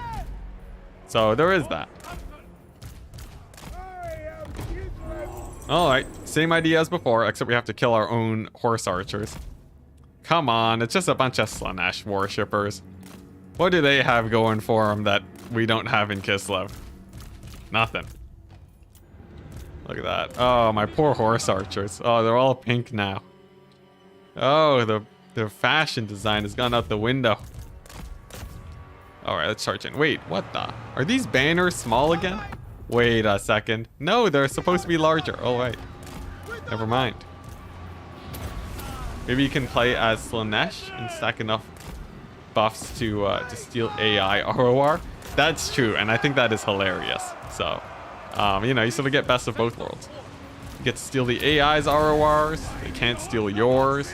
It's great. Although the AI has shown itself to use campaign mechanics decently well, as we saw with Scarbrand's quick movement for the double settlement kill. That was pretty brutal. All right, nice. This is classic hero blob into gun line. Although we are taking some pretty decent damage here, I'm not gonna lie. This Slaanesh army was a little bit scarier than I had initially thought. Still, though, we will prevail. Yeah, my heroes took some damage there. Should have kited them out with my archers a bit longer. Yeah, pinks. Pinks are gonna have a really good time sniping units. Like, you can Kairos net them, snipe them out instantly. I think, like Zinch's. Zinch is a big winner here. But Iron Hail Gunners getting buffed, gonna be pretty sick. If Cathay can keep their... You know, Cathay got a lot of buffs too, right? Price reductions on Longmas. That's sort of huge. Enticity, do you like Age of Sigmar? I will say I haven't really gone into Age of Sigmar. I don't like it because it ended Fantasy, although Fantasy is seeing a resurgence now. More so, I just never really got the aesthetic. It never really grabbed me. But I have nothing really super against it. The fact that you can auto-resolve these armies when you have a decent garrison makes life so much better. Because these battles are the type of battles you don't want to be playing in campaign. You know, defending a random settlement for 30 minutes, or you lose it. That is, I think that is one of the biggest quality of life changes. That is very noticeable. Okay, nice. Let's see it. We're gonna sprint into this last portal. Yes. Oh, yes. Oh, yes. We got it. We got the big one, boys. There we go. Insane control and growth. Insane. Absolutely insane. That is the best. That is like the best one. There is nothing better than this. I could not have asked for anything else. Well, we won the game, guys. We won the game. There's... Can the AI steal it? I sure hope not. But yeah. Yeah, we are. We're set for life. We're rich. There's nothing else to fear ever again. Oh my gosh, look at that. We're gonna get this. Growth is off the charts. This is so good. This is only local, right? Is it local or global? Yeah, it is only local, but the control is all provinces. That's crazy. That's crazy. Cassultan. Cassultan. Oh my gosh. Spawning all the troops for nothing. Alright, what's this? Hollowed wood's gonna be a bit more expensive, but we get more income. Yeah, this is all great. I wield this for Alright, what's going on? People are talking about dwarves in chat? How's that going? Oh, we're losing. Jeez, Katerin. Katerin, calm down. Alright, well, she's conquered all of Kislev. The only way we're gonna beat her now is to beat her in the race. And I think that's still possible. That should still be possible. Yeah, it should be alright. Alright, on the plus side, we also have infinite funds, so I'll try to use that as effectively as I can. I just don't want to spend all of my money too quickly, as obviously that would just involve us hitting insane amounts of debt very quickly. Okay, finally we have this. We can increase our missile damage and reload time. This is an amazing upgrade for any ranged heavy build. Nice. Now we just have to farm up levels. Farm up levels, and I guess we push north. Katerin sort of went ham. I guess we'll fight Scarbrand some more. We do have the horse archers for it. Cassultan with his Bride of Slaanesh. Very lore friendly. Yeah, this is the dark the dark timeline for Castalton Also, he sort of goes crazy. Follower of chaos. Every time I play Castalton, he's evil. But yeah, this is actually pretty good. If we do get the Confederation on Catarin, we will easily be able to get all of our... we'll easily be able to unlock Borris because we'll have all the important settlements auto-resolve. Yes, I love this update. It is amazing. Okay, pretty good. Pretty good. We're technically making money despite sort of this despite the sort of state of affairs, just because winning battles will provide our income. We'll mostly just focus on that. And I will go. They did buff the lore of Tempest. They made Blizzard do way more damage. We will be testing that today, because I think that's actually pretty sick. And oh, it looks like we can resettle these ruins too if we want to, but honestly they're not that important. Maybe I'd rather just push north with Castalton and just invade chaos early and sort of just not have a homeland except for Hellpit. Hey, Edel. I'll call you Edel. Hello. Assuming the 3 is an E. How's it going? How's it going? I've been having a lot of fun playing this today. This is pretty good. I think I haven't had this much fun with Warhammer 3 since launch, I would say. Just because all the battles have felt like they're about where you would want them to be. Yeah. Alright. Yes, we will fight this guy. Because we want to be getting as many fights as possible with Castalton, as that will give us more, excuse me, followers. But yeah, this is like, things are just sort of flowing really smoothly. I get to play very fast. And, hey, nice. 6 turns until this thing levels up. This is max difficulty, legendary very hard, as usual. Does Castalton have any good blue line stuff? I guess he has, like, you know, the Quartermaster, renowned and feared. That's a little bit better than his yellow line stuff, since it affects campaign shenanigans. Let's just go with that. And yeah, let's just make recruitment cost nothing, just for the lulz. Oh wait, pretty good. I think we're rolling in this campaign now that we have a pretty strong army, and we have Hellpit sort of going ham. Although let's see. Ooh, growth local province. We can have so much growth from Castalton and our Ice Witch. We're not gonna dig into that more. There we go. Yeah, infinite growth. The duo. The duo. Match made in heaven. Let's see. Nice. And then we'll stay here for a couple turns just so that we can upgrade to tier 4. You figured, but I'm just flabbergasted at auto-resolves being reasonable. It's crazy, man. Random, Captain Rusky saying random, but I think people were sleeping on Screamer's anti-large capabilities. They actually, in multiplayer, you would run them against ogres. And in the Tzeentch Mirror, specifically because of their anti-large. It was pretty good, I will say. It wasn't terrible. I don't think it was amazing, probably not. But I would easily say not terrible, yeah. Let's see. Ooh, to stay in Hellpit or to leave.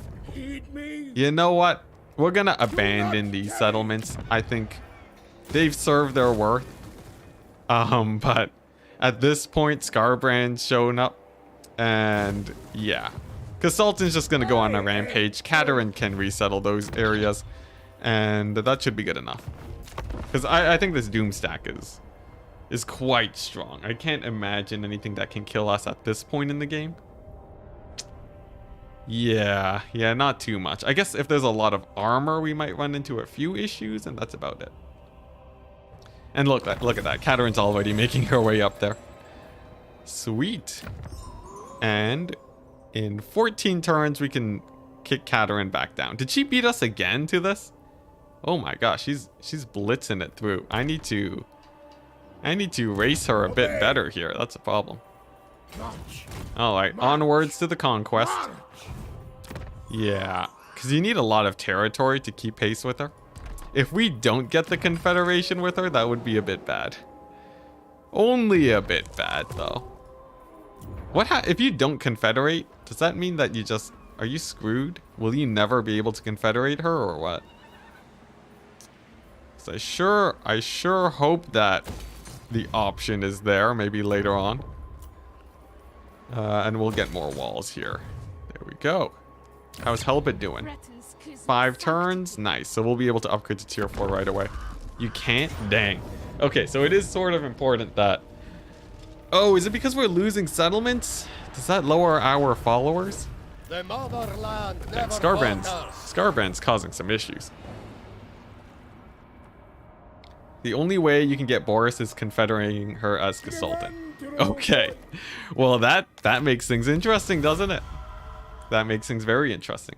So, yeah, the mission is to gain followers. We can kick her down in 13 turns. So there is that. And we do have the money to do it. We'll continue our invasion of Norska. It's fine. It's fine. Yeah, because Consultant doesn't have a city, so you'll just never get her settlement. Can you declare war on her? Can you just kill Katerin? Is that an option? It's fine. I'm sure we can level up heroes. If our heroes are leveling up every turn, then we'll get about 3 followers every turn. That might be enough. If we sort of build those church buildings at every settlement that we take, that could also speed it up too. Killed a bloodletter in auto-resolve. Yeah, I know. Huge changes. Yeah, I remember in Warhammer 2, there were auto-resolves that I would get that were better than I would play the battle. And I'm feeling a bit of that here too, so it seems to be in a pretty good place. Since that scenario is pretty rare most of the time too. Alright, so how do we play this settlement battle? I think we don't spread out. And then we get our cavalry to circle around the back. That might be the best way to take this fight. And then the Zargard should pretty easily be able to win against any infantry fight in the middle. Alright, let's try it out. I will say, the pacing feels quite nice, but... You know, we've only played for 3 hours now. We won't know until we're about like 2 campaigns of this to really get a good feeling. But for now, I will say I am having fun. All right, so the long flank. Where are those axe throwers? The hunters are sort of chilling. I have to be a bit careful about them, as they will obliterate my heroes at ×4 speed if I'm not careful. So the plan is to sort of just get the cavalry to slip in, and then have them retreat a bit first. There we go, and it looks like that does happen. Very good. Very good. The cavalry here can pretty easily defend these points.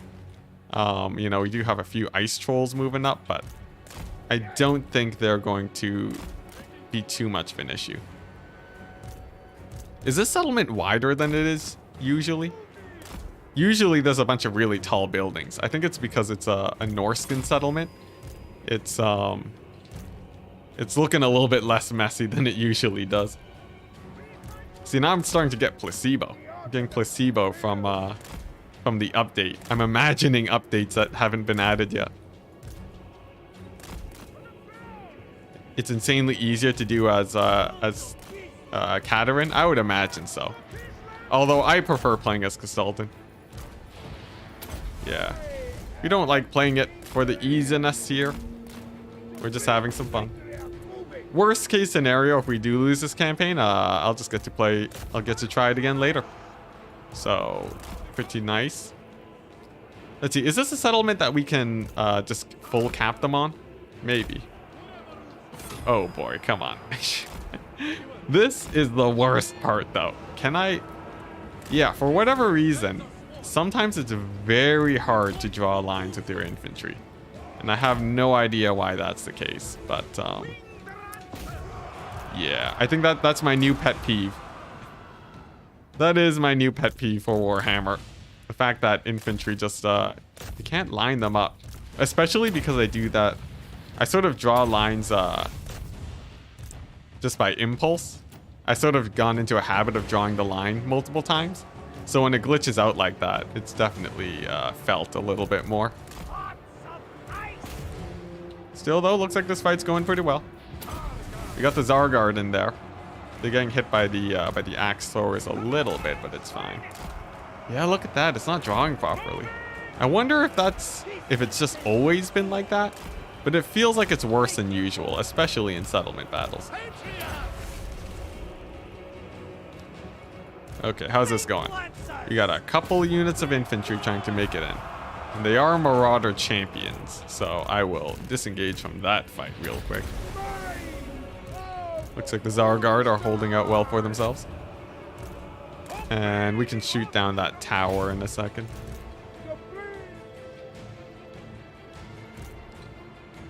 Alright, what's over here? Empty capture point, I like it. I think I will spill my cavalry in there. These guys are holding out? Yeah, they're champions, that's why. Then we shall disengage. But yeah, are you guys playing the patch now? I assume many of you guys are at this point. Maybe you guys are booting up some Warhammer, trying it out. I would recommend trying out the patch. I will say it is doing about as well as my expectations were thinking, which is quite good, quite good. Oh geez, this fight over here got real messy. I lost a lot of guys to those Marauder champions, but at least I'll have the middle point. And then this flank point over here should go pretty well in a bit too. Although I do need to get cavalry in there to deal with those axe throwers. They were scary. I was right about them being scary, but I did not respect it. Maybe Castalton can help that out too. Let's see, how's this fight going over here? Most of the hunters are down. That's good. That's very good. Balance of Power does like me too, so at least I'm trading up. Okay, nice Castalton. Come on, Castalton, get in there. Yeah, yo, I can't wait till because they said that they're still working on changes for unit control. One thing that I'm specifically very much looking forward to are changes that make maneuvering in settlements a lot better. Because settlement battles are, you know, they're definitely here to stay for Warhammer. At least I would assume so. And that definitely still has a few changes that need working on. But yeah, time will tell. Time will tell to see if they actually add that or not. Okay, these guys still need to pull back. I think there's a chance that I will be able to full cap them rather than push them into army losses, and that should win the battle a little bit faster. Man, this point's capping so slowly though. Cavalry just don't cap super quickly. Okay, and oh come on, there's no more red pixels. There we go, finally. Okay, we can pull those guys out. Let's get these guys in here. I think being very zoomed out is glitching it out more too. So if you don't use debug camera, you should also be fine. Okay, nice. We're on the last cap point though. So as soon as that's done, nice army losses. Very good. We took a few losses. We'll see how well I can replenish my forces after this battle. That was a little bit rough for, like, yeah, we lost one winged lancer. Maybe one horse archer, we'll see. Ooh, oh boy.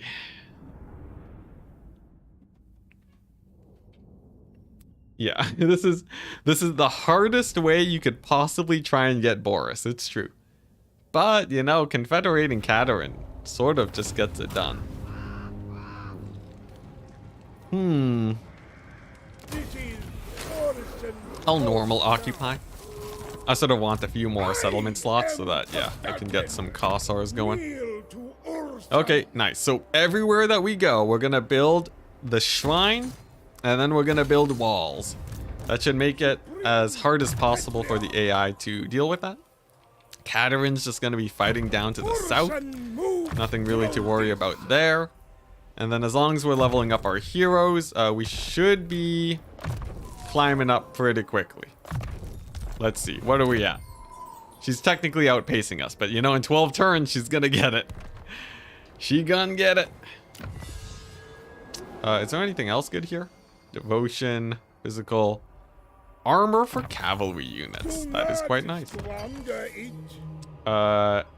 What's with the sad face, Adel? What's going on there? Bonus for cavalry units? That's pretty sick. I switched specifically for our build today. Nice. Nice, nice, nice. I don't like how Scarbrand's sort of just chilling in our home base, but we can live with that. And we have enough money for 95 turns. Oh boy. I good you? I have no idea what you're talking about, Adel. But yeah, we're just gonna raid the lands of Norska for a bit. It is actually a suitable climate too. So that's quite good. You saw the patch and wondered if you had any thoughts on crane gunners. I've heard that crane gunners are sort of bonkers right now. I haven't tested them myself. I think people are being a bit too hyped about them though. I don't think they're actually that good. Like maybe I'm just crazy here, but they're like, if you compare them to Giselles, will they really be better than Giselles? Maybe. They're very squishy. If you're playing Cathay campaign, I would say crane gunners will probably crush it. If you're playing in multiplayer, I think they're just too expensive. Oh, I am doing great. Yeah, I'm doing great, Adel. Scarbrand has been going crazy. It's true. Yeah, he went right through Norska. He did not care. Very Scarbrand of him, though. Very Scarbrand of him. Alright, Demon Prince is over here now. Interesting. And I need to remember to do another one of these in a second. Man, Katarin is climbing so quickly, though. I think it's because of her territory. She just has so much territory that she is just blitzing through. Which is sort of bad. That is sort of bad, but we'll keep at it. You know what? Let's just invoke this now. Why don't we? Yeah, if she just has insane territory, will she always outpace you? Is that a thing? I don't know what Daniel's doing. Usually he's at war with me. Today he's sort of chill. Maybe, well, usually with patches, the AI will sort of act differently. So like on this patch, maybe Scarbrand will just be sort of crazy. Beelining it towards you, running you down. Can I fight Daniel? No, he went onto the water. Rough. Very rough. I guess we'll keep going to the Forbidden Citadel. How's Katarin doing? Oh my gosh. She's gaining like 25 followers every turn. That's terrifying. Come on, not like this. This is fun. Yeah, no, this is very fun. I will say. This is how I would want a legendary campaign to play out. Now we might have to declare war on Katarin just to get the Boris. And if we have to do that, so be it. You know? Katarin she's not a good enough ruler. We obviously are the ones that people should be following. Oh my gosh, it's actually about 20 a turn. Insane. Hey, look at that. Auto resolve, and then we just replenish. That is sick. That is sick. All right, we'll get rid of this building, and then we're going to go for the church building first. There we go. This is how we keep up with her, because we're gonna gain. It's only one supporter a turn still, but you know, extra public order is always nice. Yeah. There's a chance we might catch up, because it's not linear, that progression.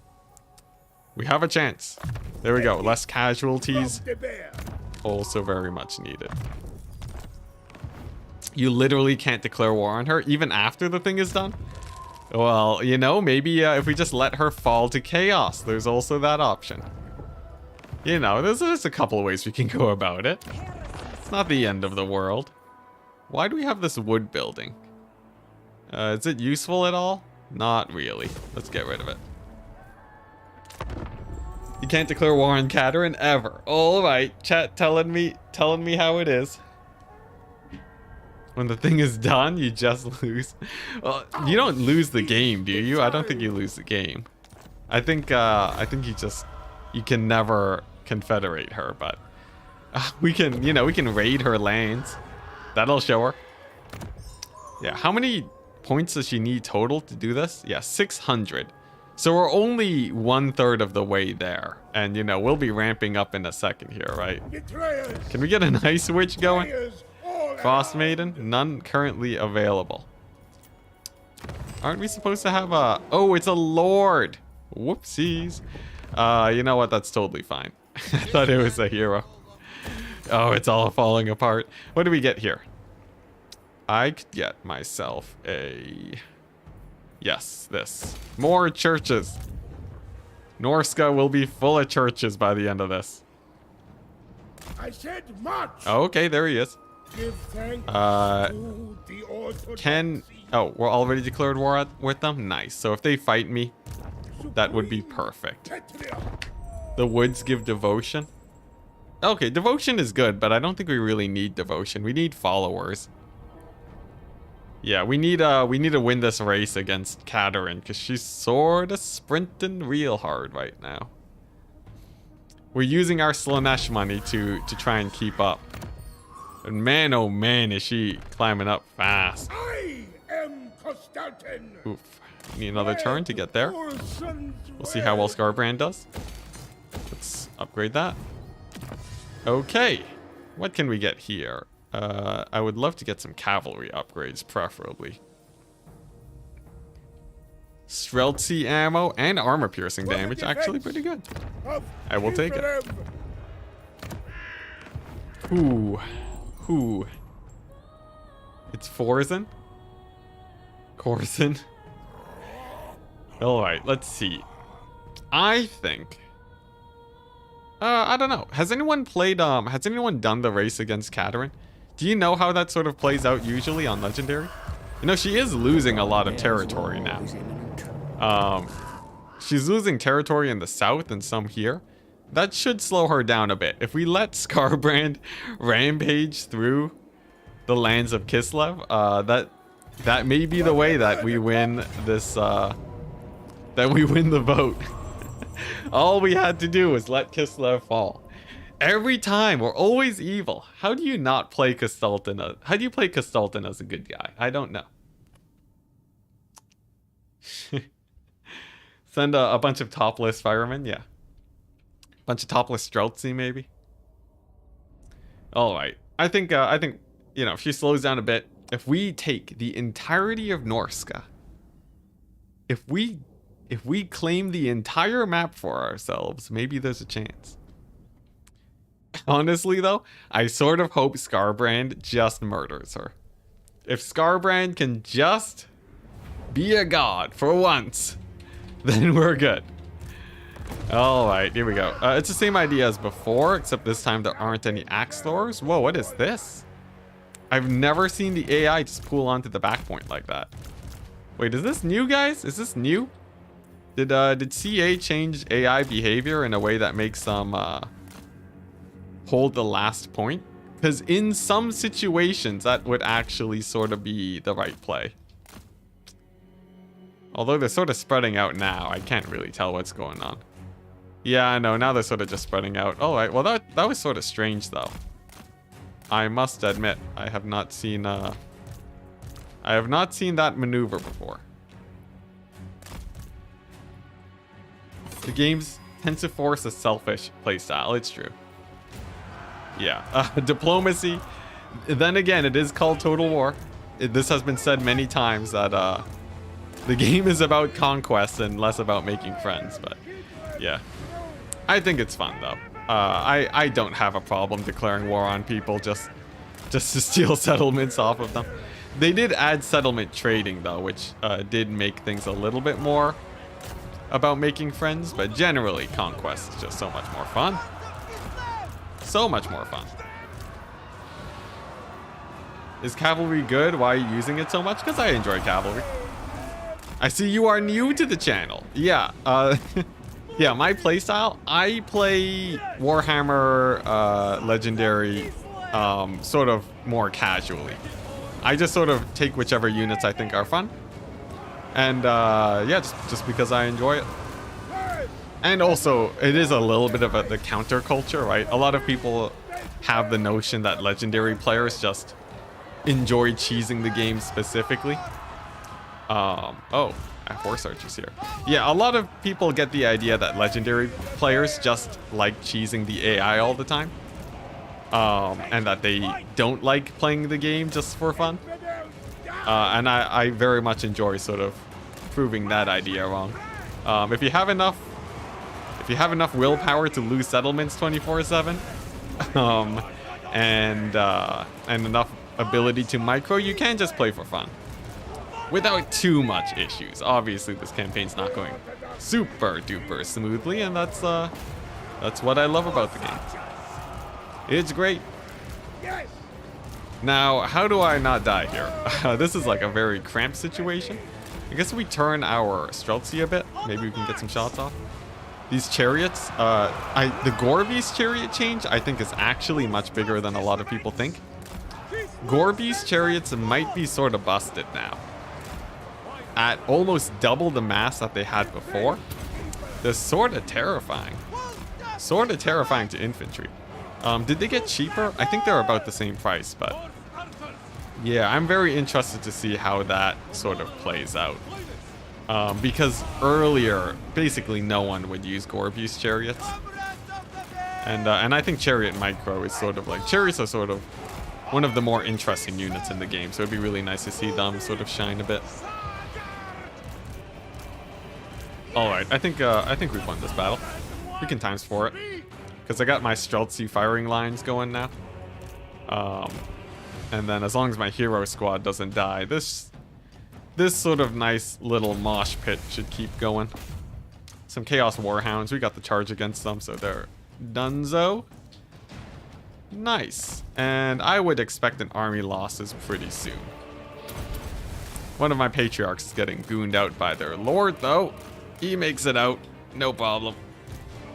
Alright, nice. And if we pull back now, our gun line should be able to just pummel this guy. Yeah. Sweet.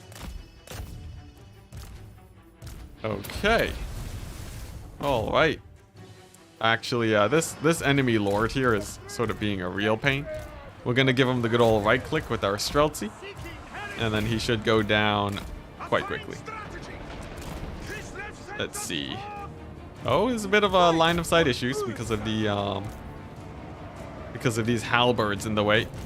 Oh, we're seeing some marching up with our Streltsy. A little bit of the old jank is happening.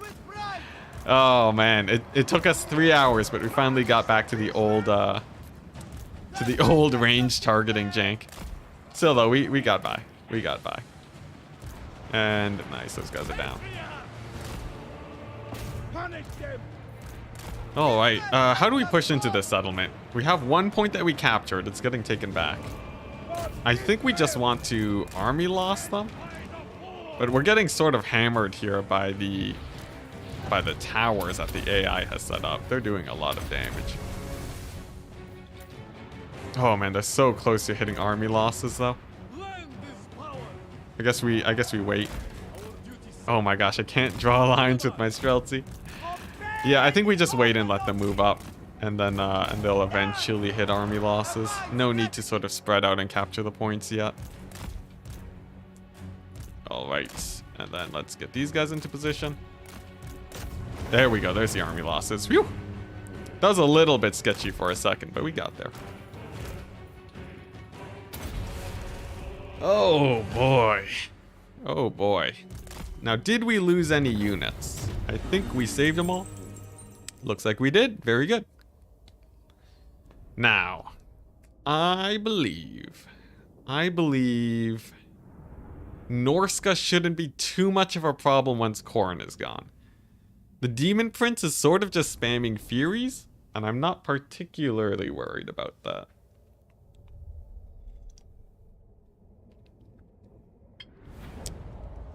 After the Furies are gone. Well, yeah, after Corrin is gone, that's most of the scary units out of here. Let's see, nice. That should gain us a few more followers.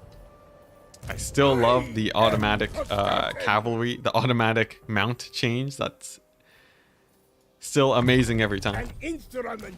But yeah, it's really going to rely on how quickly we can kick the followers away from Katerin.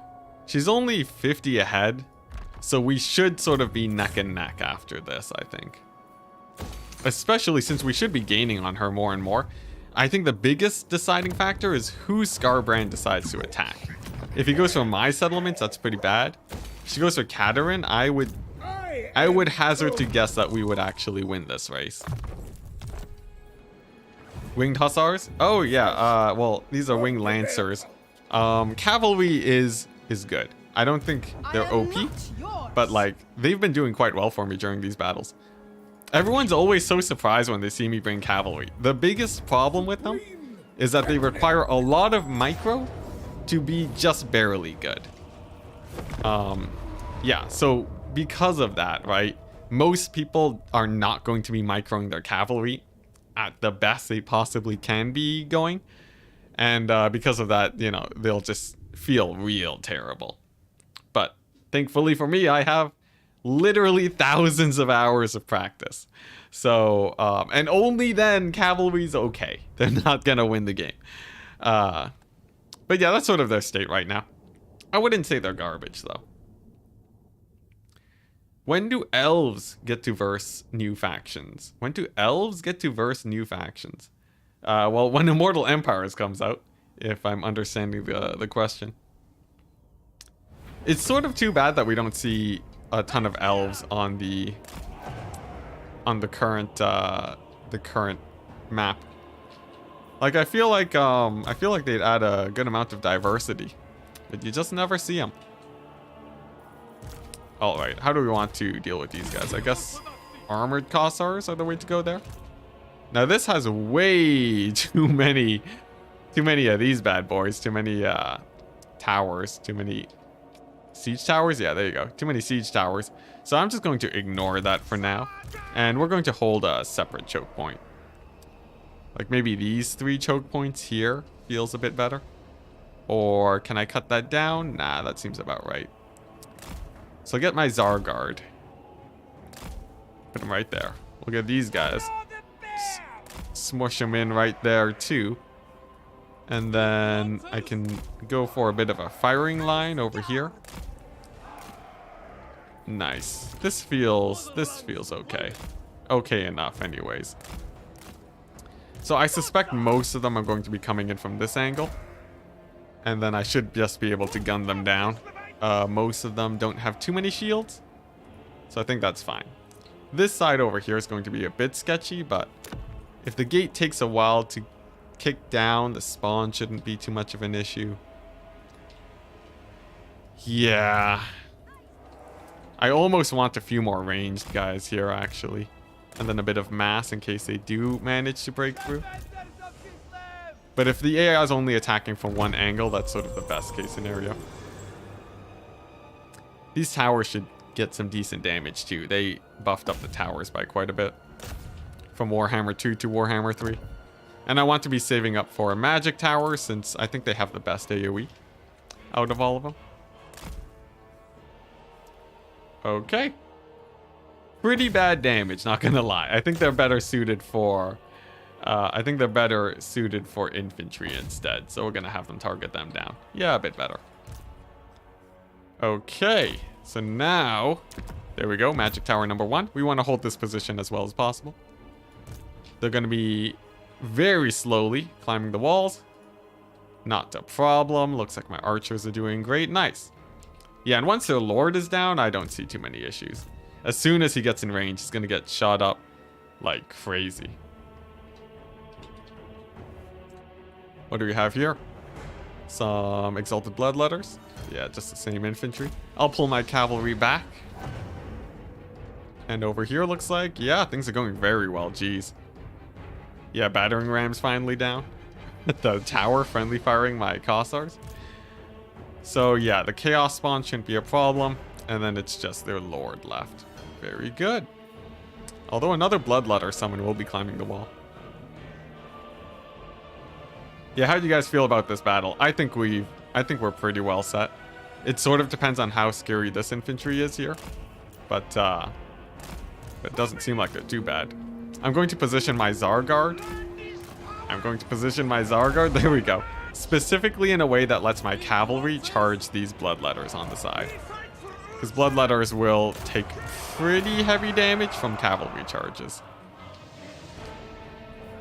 Okay, looks like the spawn are pouring in. The bloodletter's going to be moving on up. And we'll get into position to shoot them from the walls. Looks like this fight's going pretty well for us too. Okay. I'm only a little bit stressed about all this infantry pouring in. They might fare a little bit better than I hope for. Especially with the chariots supporting, we'll see. I'd love to get the magic tower here soon too, since this fighting's going to be lasting quite some time. Oh, geez, I have a patriarch in here too. He should be helping. All right, and on to the bloodletter. Can we finish him off here? He has rampage. Is this Garbrand? It's Garbrand. And I've been calling him a bloodletter the entire time. The insult. No wonder he's angry. Are the RORs released? They are indeed released. That is correct. It is one ROR for each faction. And it is basically representatives of the most elite infantry for each faction. So you have Zarguard, you have Exalted Everythings, and you have Man-Eaters. So those guys are sort of, yeah. It's just the best infantry of each faction for each ROR, but they are quite exciting. Specifically, they all have like some sort of pretty large extra effect or activated ability, which makes them quite strong. And I think the Tzeentch RORs are actually going to be the best ones. Yeah, we're finishing them. Scarbrand's getting shot up by the Ice Guard. His one weakness. And hey, look at that. We finish off the infantry here pretty well too. I'm actually pretty surprised because of how much armor they have. But I'll take it. Okay, over here, I've overcommitted way too many troops to try and kill off Scarbrand. And I don't have enough ammo. Hey, End Times, thank you very much for joining the crew. I will rename a unit after you, and hopefully they don't die. You can join Kassultan's army. In fact, if you want to let me know now, you can choose to either be a cavalryman or a Kossar. Your choice, good sir. Okay, Scarbrand's fighting the Ice Guard. I'm just going to put them on the wall, since that'll make them way harder to take down. But yeah, if you wanna join the cavalry forces, they have an average lifespan of about 10 turns. So there's that. Cavalry all the way, sick. A man of class for once. Nice. Now, I will let you know, I am pretty prone to immediately forgetting about renaming my unit. So if I do forget, feel free to message me in chat. Spam it up too until Nightbot bans you, and then I'll remember. Alright, nice. Garbrand finally going down. Let's go ahead and grab my cavalry and capture this back point over here. Gonna steal it back from the AI. I hope you make it back to your family. Oh man, yeah, we'll see, man. I've lost literally... Actually, no. I've lost almost every settlement that I've started out with. So honestly, just being part of Kassultan's faction in general seems like a pretty bad life choice for everyone involved. And you know, all he really cares about is meeting Boris. Sort of a weird situation to be in, but people follow him out of fear, so. And it appears to be working too. Your horse too, of course. Oh yeah, horse is not gonna make it, man. You know, I'm surprised. The horses are, out of all the units, the horses have the most leadership. You never see the cavalry routing off. Actually, no. When the rider dies, the cavalry always runs away. I guess they're very dedicated to their riders. I don't know. But yeah, this battle's won off the backs of these magic towers. We have 2 of them back here. They can pretty easily keep the AI down for the rest of the battle. Like, you know, there's a few chariot units here. I'm not especially worried about them. Just because we do have a decent amount of armor-piercing Kossars that should be able to clear them out. Although, maybe I'm getting a bit overconfident here, right? Look at these chariots. I swear, Gorby's chariots are actually a bit of a menace now. They, that mass, plus the AI controlling them well, pretty scary, not gonna lie. Is cavalry good in Warhammer 3 now? Everyone's asking this. Is this a meme or are people actually asking? Cavalry has always been, and always will be, okay. The problem with cavalry is that for multiplayer balance to work, cavalry have to be good when you're microing them to the maximum of, like, to the max of their ability. And most people will not be microing their cavalry that much, especially with a 20 stack. It's very hard to do in single player. It's much easier in multiplayer, but you just have way fewer units. So, and so just because of that, cavalry is always going to feel weak, unless you've played for thousands of hours. Anyways, let's go ahead and rename a unit to End Times. Who will be the End Times? It's going to be a random dervisher, maybe. I guess he'll be a winged hussar. I've never seen CO riders. Is that... What does CO riders stand for? I've never seen them lose in a single battle in Warhammer 3. Have you even seen people take them? Take them, that's the real question. But alright, End Times. Oh, no space. End Times. You will be one of these guys. And then McWriterface, I think you're... McWrightface. I always screw that up. McWrightface. Right face. There we go. You'll get the revive since we're a bit into the stream. We can bring you back. Okay, 4 more turns of this business. Let's go ahead and clear this army. In the auto resolve. Oh my gosh, it's so sick. So sick. The auto resolves are so good. Nice diplomacy with the ice court. You love it. I love it mostly. I don't know about you guys. From what I can tell, chat loves seeing me suffer, but nice. We'll go over here, and then we got a couple, what? A couple really beat up units over here. Is this the army that we just beat? I feel like no, but did we win this? I feel like we almost win this, but the chariots have me a bit scared. We'll wait. I'll do my best, End Times. I'll do my best. These winged lancers, what? We've only lost like 2 of them in the last 15 turns. So you'll live for about 30 turns is the prediction. Good luck. Okay, Quartermaster's gonna do us well. And why is... Oh, no, that's because this is under siege. If I go ahead and grab... There we go, walls. Then that settlement should be set. Now, how is Katerin doing? She's real far ahead. Let's see if we can knock her back in 4 turns. All right. Here we go. We're rolling. We're rolling. We got a proper Minidoom stack that doesn't consist of chariot only. Amazing. Is 1.2 fun? It is very fun. I've been playing 1.2 for almost 4 hours now, and I haven't gone bored of the game. Now, here's the thing. The campaign is still the same, right? You're still dealing with the demon soul mechanic. If you have a problem with the demon soul mechanic, 1.2 is not going to do it for you. If you had a problem with how units controlled and sort of the pacing of the game, then this is amazing because the pacing is feeling really good. Before I would sort of burn out on campaigns pretty quickly because I'd always be playing these battles that just didn't matter. Basically every battle except for maybe like 2 today, I've been able to, every battle that I didn't want to play, I've been able to auto-resolve. That is about how good it is. Oh, come on, Katerin. What are you doing to me? Asking for 3,000 gold. But yeah, like look at this. This battle, I would be very sure I could win this playing it out on the actual in the actual battle, like siege battle system. And you know what? We get to Pyrrhic victory instead. We lose a bunch of units, but it doesn't matter.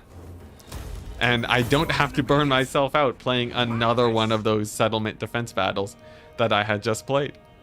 It's like the pacing right now is like, for the last 4 hours, it's been on the mark. I don't know, yeah, but we don't know how it's going to play out as time goes on. But for the last 4 hours, it's been glorious. Like, look at that, auto-resolve easy. I don't have to care about it because we have insane replenishment. It's perfect. My God, it's perfect. All right. Pretty good. I guess we can get some ward save on these guys. It's not actually going to save them because literally everything here has magic damage, but you know, we'll take it anyways. Or not ward save, my bad. Physical resist. Same diff. Can we get some ancillaries? Is that how you say it? There we go. How did Skarbrand get all of this? I think with the new patch, I think Skarbrand has actually become the end times that he was always meant to be. And he was really aggressive early on. He sort of beelined it to me, which I found very fun. It was hilarious. Demon Princes seem sort of nerfed on this patch. They don't seem to be playing nearly as aggressively as before, but I don't know what the standard was before for Consultant's campaign. I only sort of know from the first time I played it. But yeah, that sort of seems to be the state of things. Okay, Katerin. Can you leave me alone? We're gonna push her back a tiny bit. There we go. Jeez, that did not push her back that far. We're gonna have to use some money to kick her back again. Man, oh man, Katerin. Although, I will say the tension is pretty fun. It's different from the Demon Soul mechanic, which is pretty fun. I said pretty fun twice, now 3 times. But, yeah. Racing against Katerin is a nice change of pace, too. At least since I haven't played, you know, just because I haven't played a Kislev campaign in a while. Rifts are open again. We're not going to jump in because I want to keep my Slaanesh follower. I'm sort of afraid that she will disappear if I enter the rift. And I don't really have a reason to teleport anywhere just yet. Let's see. Yeah, there's not a lot of base management to do. I'm honestly just spamming out churches everywhere and not much else. So we're sort of chilling. We're passing through these turns. Like one signifier that things are going well. We're 4 hours in and I'm on like turn 70. After going for actually a decent amount of conquest. That's pretty good. It's time for ogres, my lord. Yeah, possibly. I could pick up the Noblar campaign too. That would not be too difficult. Although right now, I really want to unlock Boris because I think he actually is pretty important for multiplayer now. So yeah, he's sort of a priority. Nice, look at this. Pretty big battle. Now, preferably they sally out. My army looks pretty weak compared to them. And if they sally out, I should be able to get a pretty good fight. What does upgrading this even do? 1111. 1122. Jeez, that's a small upgrade. But I guess the tier 3 is pretty sweet. How about help it? Hey, there we go. Speaking of tier 3. Very nice. Yeah, and we're balling. We got 90,000 off of Slaanesh. It was great. All right, now what upgrades are actually good here? I guess getting an Ice Witch hero creating thing is pretty good, so we'll just sort of work our way towards that. And hopefully he sallies out. I would love to get a huge battle against the demon princes, but it looks like they didn't. Unfortunate.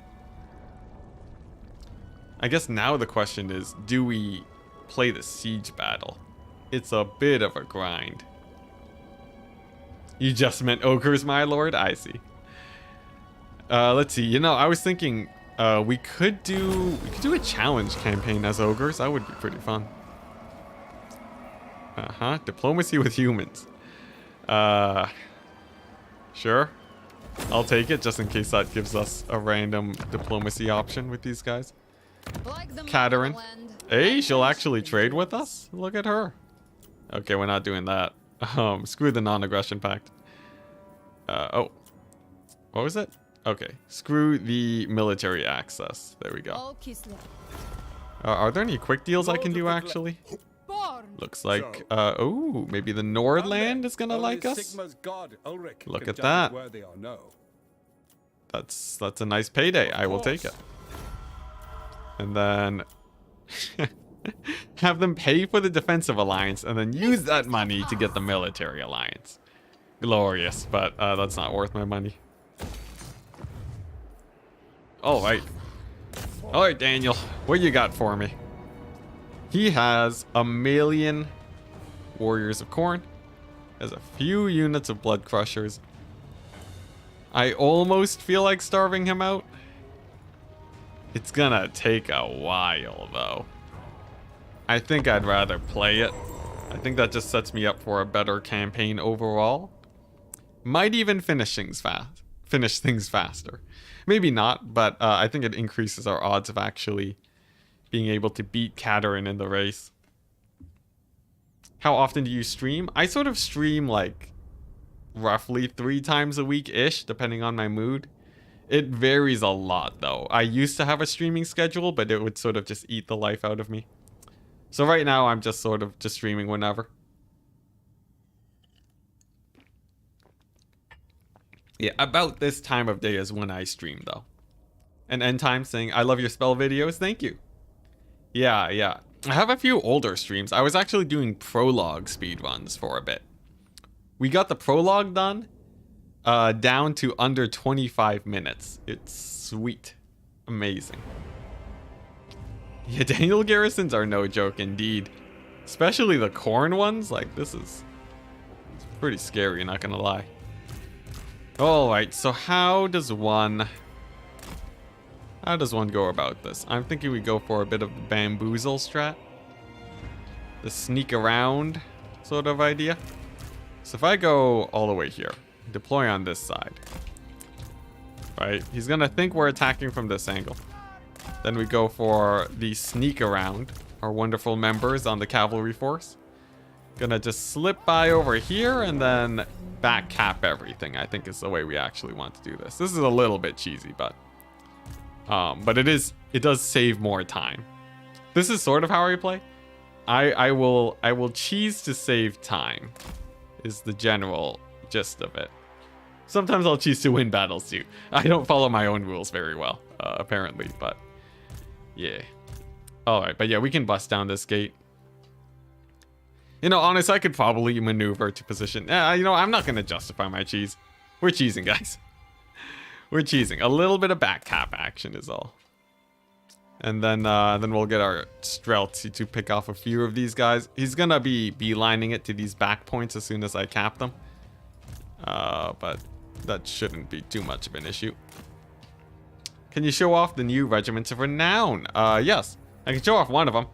The Zargar. They come with an ability, same as the Patriarchs, plus 100% vigor. I think that's actually pretty insane. Makes them very strong. Not to mention they also have fire resist. Makes them stronger against corn, specifically. And they also have pretty insane stats. Very nice unit. They also have a leadership aura too, which is great. ITP, yeah. They're really nice. I'm a big fan of them. The other Regiments of Renown are all also very elite infantry. And that's sort of the theme with the regiments today. All very, very elite infantry. And the gates are down. There we go. The gates are down. Let's get in there, boys. Yeah, the I would say the Tzeentch Regiment of Renown is the one that I'm the most excited about using. There's a lot of fancy shenanigans you can do with more ammunition. There's also the... No, I should leave some guys over here to cap these further points. Yeah, the Tzeentch Regiment of Renown is very good. And I would say, let's see, the Slaanesh and Khorne ones are actually pretty generic. Oh my gosh, McRightface, you're gonna die again? Not like this. Can I evacuate you out of here? Come on, right after I said you would live. Come on. If he can just slip by and not get shot by these towers, he will live. Put your votes in. Will McRightface live or die? I think he'll live. Come on, get out of there. Okay, pretty good. It's looking good. It's looking good for our guy. There we go. All right. Yeah, he's out of there. We're good. I didn't jeopardize your life at all. Okay. Well, with that crisis averted, let's go ahead and cap these points. But yeah, Tzeentch Regiment of Renown is the best. And then the Khorne and Slaanesh ones are sort of generic. The Ogre ones are pretty cool, I will say. They're man-eater pistols with extra range. And what else? They had something else, right? Oh yeah, and they have a weird thing where when they're losing in combat, they gain the most insane buffs you've ever seen. It's great. Yeah, they gain like 24 melee defense and 24 melee attack. It's bonkers, man. So yeah, those man-eaters they're not gonna die to anyone. They have really high stats too. And then am I missing something? The Nurgle ones are pretty cool too. They're regenerating plague bearers with terror, and yeah, they'll basically never die. They also have insane stats. So there's a bit of that action. Are we going to full cap these guys? If they don't block my paths and I manage to get onto that capture point, then I think we done win it. Although my heroes are sort of getting beat up here. And then yeah, I think that's about the gist of it. Sadly, there was no Noblar ROR, much to my dismay. But eventually, I do hope that we will see that eventually. Whoops, said the same phrases twice again. I'll learn how to speak at some point. Oh, actually, we don't need to worry about the further capture points. We're gonna win off of the victory tickets. I forgot about that. I forgot about the one weakness of these major settlements. Good old victory ticket caps. I wonder if CA is gonna fix that at some point. Like, either minor settlements should have victory tickets, or they should just remove it from major settlements, because it sort of makes major settlements way too easy to cheese. But hey, that went pretty smoothly. I think our conquest of Norska should be pretty quick. I think it should be quite fast. Whew. Now, sadly, I don't think we'll win the race with Katerin today. We'll see. I might do a longer stream just to... Jeez Louise, that's a lot of money. I must resist temptation. This is such a high tier settlement. It's way better to just occupy it. Jeez, we can get heavy war sleds. I must resist the temptation. Also, the great thing about this Slaanesh follower that we have, all of our settlements are getting positive public order. It's great. Plus 25. That's so broken. My goodness. I love it though. It's so good. But yeah, let's see. If we get rid of that building, what do we get instead? We could get barrels. We could get honestly, there's not too much else here that's really worth taking. Oh, we can get, you know, a mason's workshop, but not really worth the time and effort. Oh, that sucks. I forgot to trigger the thing. Oh, that's so many levels that I just missed out on. All right. We can live with it. We're tied with Katerin now. That makes me feel a little bit better about the state of affairs. And... lightning strike, maybe? What, it delays their reinforcements? Do I really care about that? Nah, I just don't want to get ambushed. Okay. Just a little war sled as a treat. No. No, I must resist. This is harder to resist than Slaanesh. By the way, I gotta say, our conquest of Norska. We even have positive income now. It's insane. All we had to do was trade our entire homeland. Easiest trade of my life. In fact, I could get a second army now and start rampaging around. What? Yeah, here we go. So, like, if I get an ice switch here, which I set up earlier, right? You know what? Maybe just the ice switch. Maybe just the ice switch. How much money does that? That bleeds a lot of money. We're gonna do one row of Kossars and then like, just like an inkling of sleds, you know? We won't go that hard on them. Oh, jeez. Ah, jeez. I feel filthy. Oh, I'm succumbing to... I'm succumbing to the temptation. They did get nerfed. I guess we will be able to see if they're actually strong or not. Yo, Exalted Noblar Trappers would have been sick. Give them a bit of extra range and missile damage. Maybe some armor piercing. And they would actually be the most hyped Noblars of all time. Does it break with the thematics of Warhammer? Maybe. Maybe, but I think the rule of cool really helps us out there. Okay, nice. Oh, it's getting worse. Oh, that doesn't matter at all. I can deal with minus leadership. Close the rift. And, oh man, I love that. That would not have been an auto-resolve. I cannot stress enough. And I sort of need devotion. I'm lacking on devotion pretty hard. I've been spending it all trying to stop Katerin. And that is setting me back. I think the Noblar ROR makes sense. I mean, we have zombie ROR. Oh, yeah, that's sort of true. That does make sense, yeah. Yeah, I could deal with a bit of Noblar ROR action. Okay, sprinkling of sleds, and then we're gonna go mostly Kossars after that. What else do we have here? Man, look at that. Man, going into the Slaanesh realm is way better than I had initially thought. Because earlier, I was doing a few speed runs of campaign. Just, you know, just to sort of see how it felt. And I would just always... Because I was basically end turn spamming and not doing a lot of conquest. It would sort of just... Like, yeah, I wouldn't really care about getting the Slaanesh things at all. Because there was no reason to do conquest. But because we're racing against Katerin and conquest is actually important for that. It makes it pretty sick. Like, yeah, if the Demon Soul mechanic made it where you would want to expand more, I think that would be better.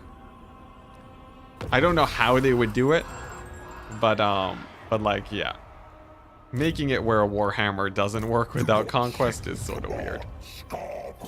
All right. Scarbrand showed up. Is this an auto-resolve? It is. It will kill our Zargard. And it will also kill some of these guys. That is actually... I'm willing to do that. Yeah, alright.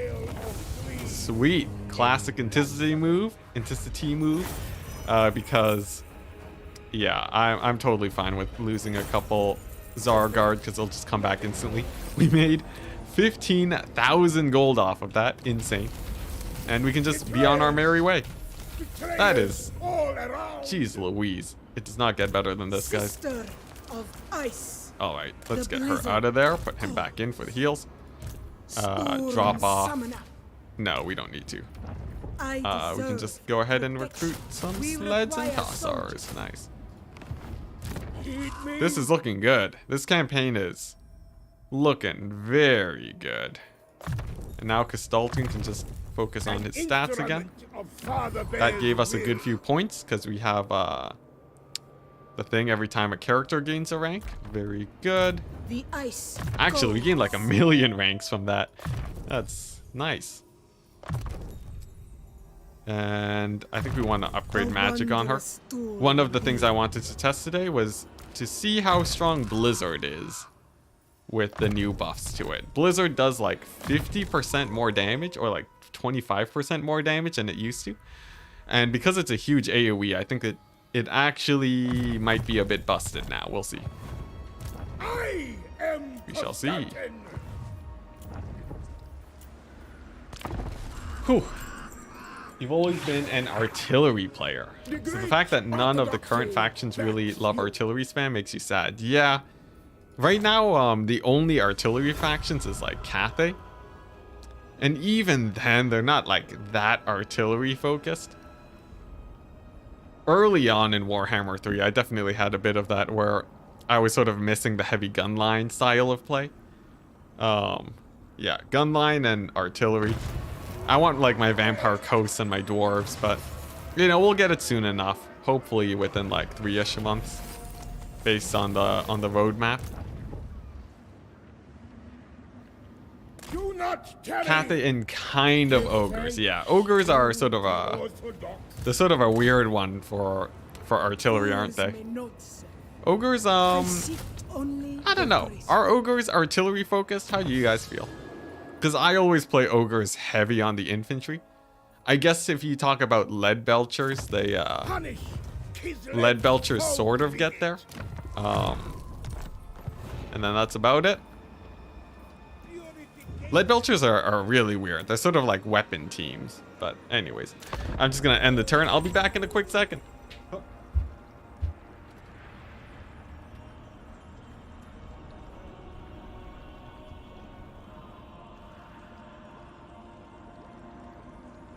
Ours is the side of truth.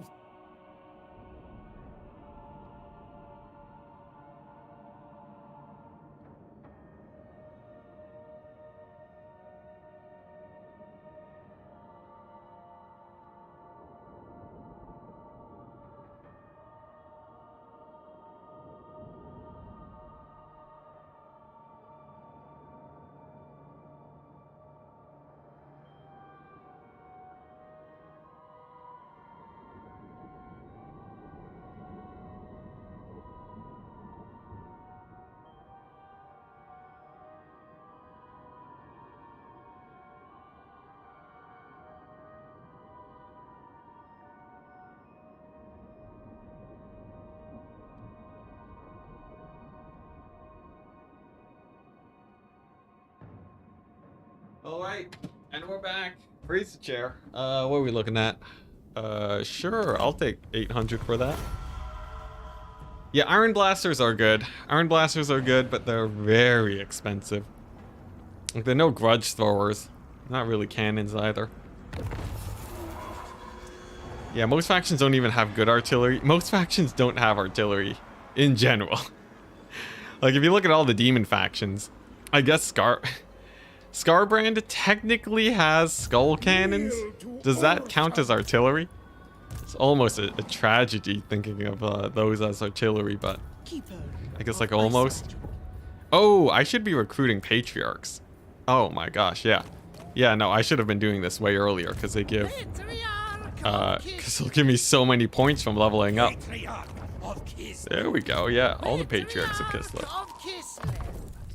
They have very high-pitched callouts.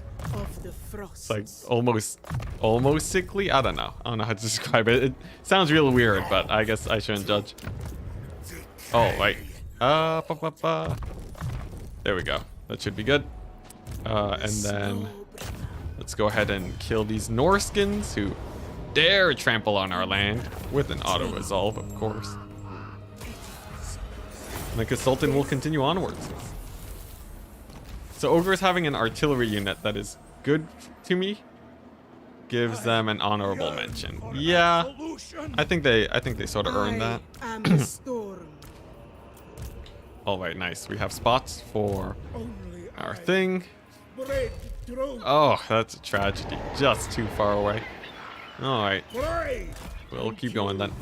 So I'm thinking a Sultan hits down here, back up, hits up the Norskins, or he can sail down here and kill Skarbrand. I think both options are equally viable. Helpet's getting sieged. It's just a random demon army, that's fine. As long as another army doesn't randomly show up, we'll be totally good. But I'm not seeing any in the immediate area, so I think that's fine.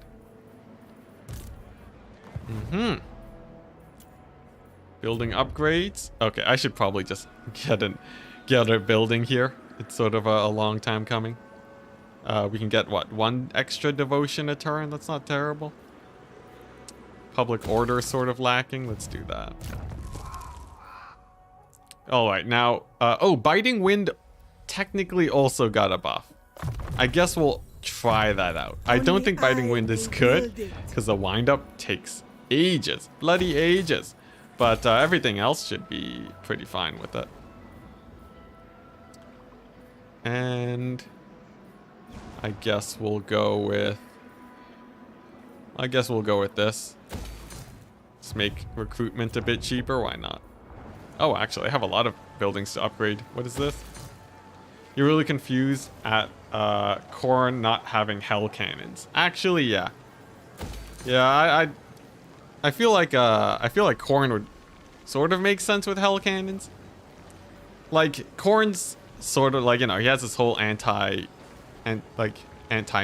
thing, so maybe he doesn't have hell cannons, but in lore he does, if I'm correct. So that's definitely, I don't know, like one of them should have had hell cannons, but maybe that's just a chaos undivided thing, which you know, there is something to say about making sure that your factions feel different. Biting Wind is okay if the enemy's a bit bunched. Yeah, that's a bit of a weird caveat.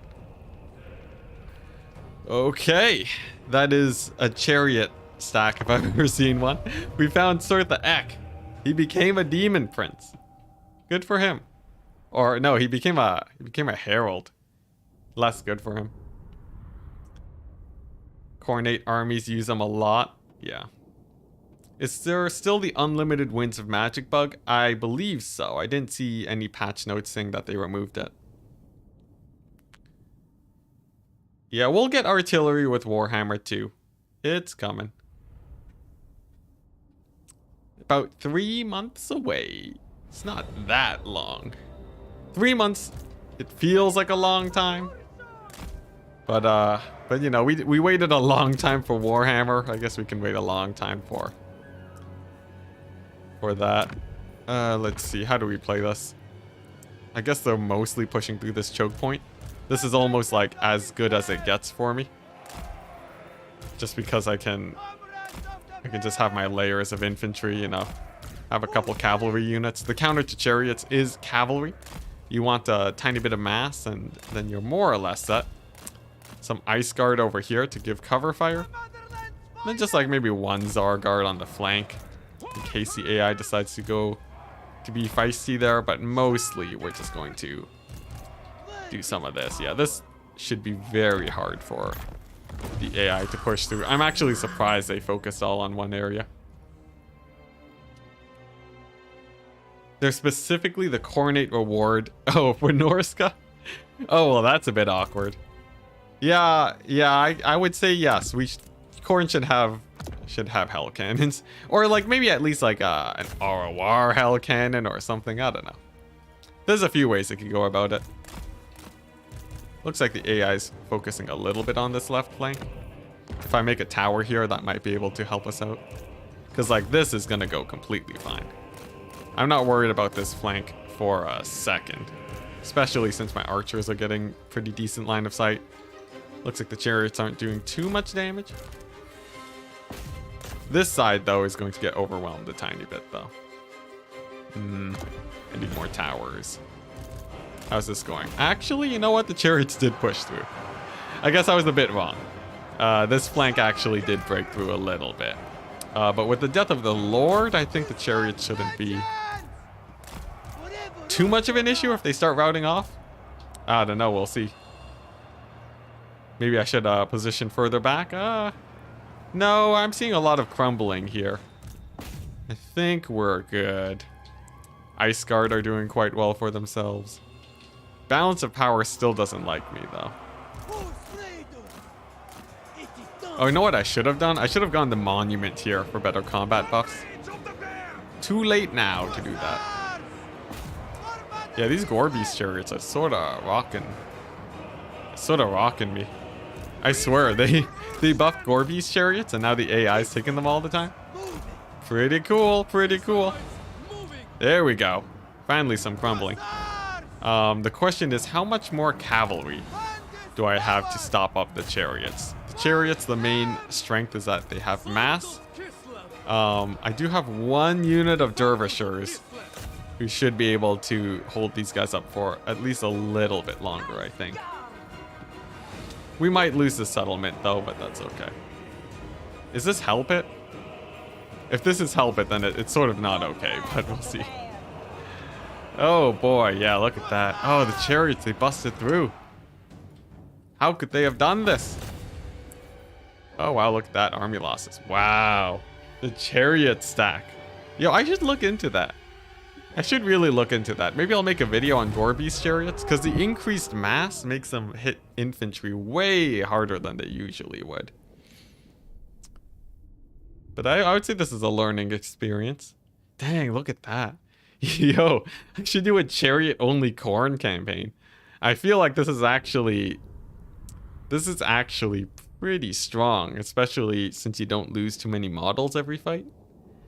The biggest problem is whether or not they do well in auto-resolve, but the game did pretty well there. Okay, it's just a Forbidden Citadel, that's fine. That can't have been Help It, because it has walls, yeah. Sorry, I got too used to playing ogres. I forgot that walls exist.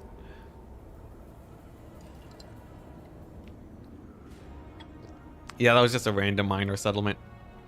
Totally fine. Okay. The conquest of Castalton continues. We have a few minor settlements. I should be able to run them down. Yeah, chariots have been pretty good since the Beastmen update, where they added Tuskor chariots with insane mass. I love the auto-resolve. I'm not gonna stop saying it until it screws me over. But it's almost always been good for me. Lots of battles that I didn't want to play that I can just get right on past. Can't wait to use chariots against corn. Oh yeah. Return fire. Yeah, these are gonna be pretty great. We got loads of replenishment. I guess we'll push northwards. What's the best? Let's see. I guess if we loop this way or loop down, and then that will let Castalton go south. It really just depends on how well this Ice Witch does. I think she should fare well enough where we can trust her to deal with a couple Norskins. Chariots are pretty bonkers. And then we're just we can get one spearman. Oh yeah, we're waiting for the Zargar to meet up with Castalton again. But overall, I'd say this campaign is going very swimmingly. Heed me. Very swimmingly. And I still haven't burnt out on playing this yet. Usually by now, especially if I'm streaming on top, I would be feeling pretty fatigued. I'm like very excited about this conquest. Could just be the new patch though. Time will tell. Whew. Alright, so let's see. What do we got? We finally have 2 armies operating. We have fairly high tier units coming out too because of Doomkeep. We have tier 3 units. Norska's looking like not much of a problem. I guess one thing to worry about is if Slaanesh starts heading south, but we have Kite. Which, the way Life Going asks, which factions would even be good against Khorne and Mortal Empires? What's it? High Elves? Maybe Empire? I think, let's see. I don't want to wound my heroes. Yeah, sure, let's just do it. Oh, they didn't get wounded. Sweet, we just had a normal talk for once. Yeah, I think Khorne, you basically want a lot of armor piercing damage if you want to deal with Khorne. not tarry.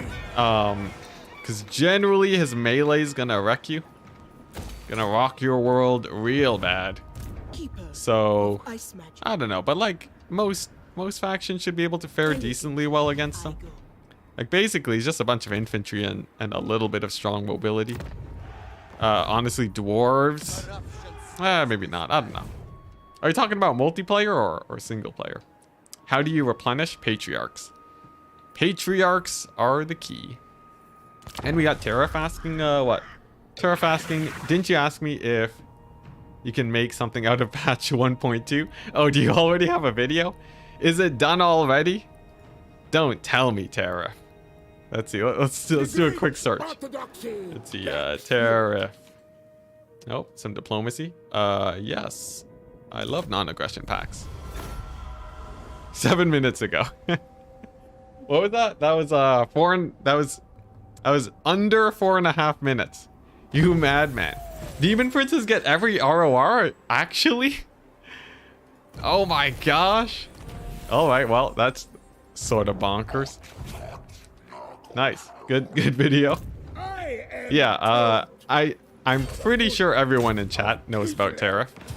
If you don't know, and you want to expose yourself to some glorious memes, he is the channel to go to. But I'm pretty sure I did some channel analytics. Most of the people that watch me also watch Terra, so the man needs no introduction. But yeah, that's bonkers, man. If true. I don't know if you're just memeing, but yeah, does this auto resolve? It's not too bad. Skaven wouldn't be too good to... No, Skaven would...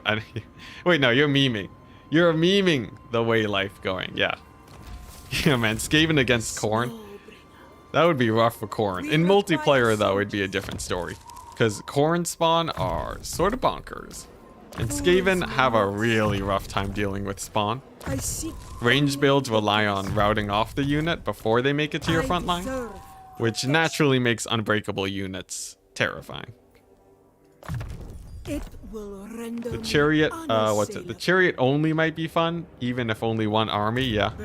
I think a Scarbrand, like, mass chariot build would be something to take a look at. Okay, can we slow Katarine down? We're actually finally keeping pace a little bit better with her. Oh, wait, no, we did win these first two. Oh, I thought we lost them. Okay, well, she won the second popularity thing, but that's okay. And I guess we just continue our push south. Yeah, so Kastaltin now is going to invade his own homeland and take some settlements back away from Khorne. And then our Ice Witch can just deal with the northern Norska. I'm sort of liking this. Extra buffs when we're fighting exactly what we're fighting. That's what we want to see. Yeah, and then I guess we just keep on upgrading. Man, the problem with having so many heroes though is that you have infinite skill points to deal with. I might just start disabling that. It's gonna bother many people. I know it happens every time. There's always a comment that asks about it. But yeah, just so that it stops bothering me with hero level up things, we're just gonna disable it and do it in waves of like 10. Spawn cause terror. Spawn don't cause terror, but it's pretty easy to throw in a bit of terror. And then that just annihilates Skaven. Yeah, no, they hate it. Also, Stazestras. The name that is unspeakable. Oh, what the? Wood Elves are sallying out? I thought they said they would do that last. Anyways, happy to have you here. I do have a recently made Lord, so I can go ahead and rename them for you. Let's hop on over. Let's see, where they at? Yeah, Lady Ivana Stazestras. There we go. Ivana, I'll put it as the middle name. Stazestras. There we go. I think I spelled that right. Stazestras. Yeah, okay, we're good. All right, what are we looking at? Oh, what happened? There we go. Yeah, just a couple Norskins. Honestly, the Norskin armies are pretty weak sauce right now. I'm a little bit disappointed by them. I was expecting a little bit more of a fight. Nah, I'm very happy that they're weak. Strong Norskins would be terrifying. Pain is like half of watching your streams. Keep it up. Thank you, I will. Alright, nice. Let's go ahead and hop back on in there. 2 more turns until we have to redo that thing. And Castalton is gonna set sail. Here we go. Daniel with his 2 units. Moloch running away from the Wood Elves. I'm getting flashbacks of last time I played the Demon Prince. Okay, and she can just heal up there. Sweet. I am liking where this is going. And we still have so much bank from Slaanesh. Slaanesh, such a bro. Just or maybe not a bro. Just feeding us infinite money. I guess Slaanesh would be our sugar daddy. I don't know how I feel about that, but I do like money. Do you feel like pushovers, both for chaos and for not chaos? We're talking about Norska. Let's see. Writing my name, just ignore my name. No, I'm gonna try saying your name every time you're on stream. And now every time I say that Lord's name, it's gonna be wonderfully brutal. All right. Let's go ahead and where do we want to invade from? I guess here is the fastest way. Yeah. Just attacking the port city. Nice. Scarbrand doesn't look like he has too many scary armies, so I'm not especially worried about that. We are falling a bit behind on the Demon Soul race, but they did add the thing where you can intercept them. So, assuming that works out all right, we shouldn't spontaneously lose the campaign, which would be my one and only fear. Wood Elves are awesome, yeah. Historically, the Wood Elves have sort of been the hardest guys to deal with for players, I found, because the AI actually kites with them fairly well. Generally, people actually have a very hard time dealing with them. Okay, and next turn we're gonna reset our thing for our hero levels. Looking forward to the Chaos roster in Immortal Empires. That's gonna be very sick. 3 more months, man. It's coming up. Oh my goodness. Like, 3 more months is still a ways away. We're gonna have an update to keep us occupied. Assuming that this goes well and I can keep up these campaigns, technically a challenge campaign could actually take about 3 months to finish. So that could be the way to go. Katerin, why you gotta be so fast? All right. Well, we'll keep trying to outpace her. This is gonna be a pretty close race, but as soon as we confederate her, we're set. It is my duty. Hey, look at that. Hopefully an auto. Amazing. Honor your motherland. Yeah, but who's counting, right? Let's see. By the way, how do you feel about the Cathay roster? Ooh, good question. I think Cathay is... I think their roster is actually pretty well-rounded. Out of all the factions, it covers a lot of different bases. You know, they have the Terracotta to cover the monstrous side of things. They have a load of different types of range units too. Artillery, which is always very fun for a lot of people. And the only problem that I see with Cathay is that a lot of their units are sort of weak. Like the Longbow Riders could use a bit of work, that sort of thing. Oh, there it is. There's the first bad auto-resolve of the run.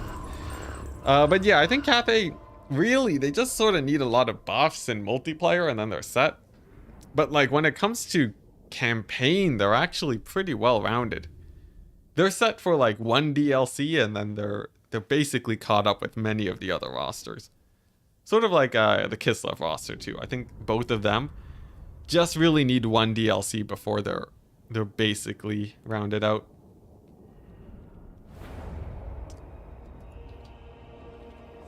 Oh, what's it? When playing on easy, the Wood Elves suck at fighting? Oh no.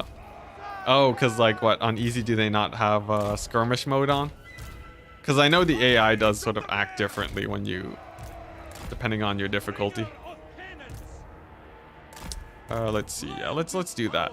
The fun thing is that if you do have multiplayer experience, you can actually deal with Wood Elves very easily. Yeah, because you get so much practice against skirmish playstyles. If you can manage your cavalry well enough, Wood Elves crumple pretty hard. So that's something you can always try out if you guys are interested. I think with Immortal Empires, we'll be seeing a lot more Wood Elves, so that will be a skill to practice. Because like shooting them is always a pain, because they got the stock, right? They're sort of one of the best range factions in the game, so you won't easily trade against them. That can always be a bit painful. They seem to have a lot of repetitive units, like what, Cathay? I don't think their units are too repetitive. Like, you know, you have like the shielded, you have variants of units, but like if you look at Khorne, you sort of just have like all the flavors of, you have a bit too much mid-tier infantry. That's the thing, right? Cathay has the range of low-tier infantry and high-tier.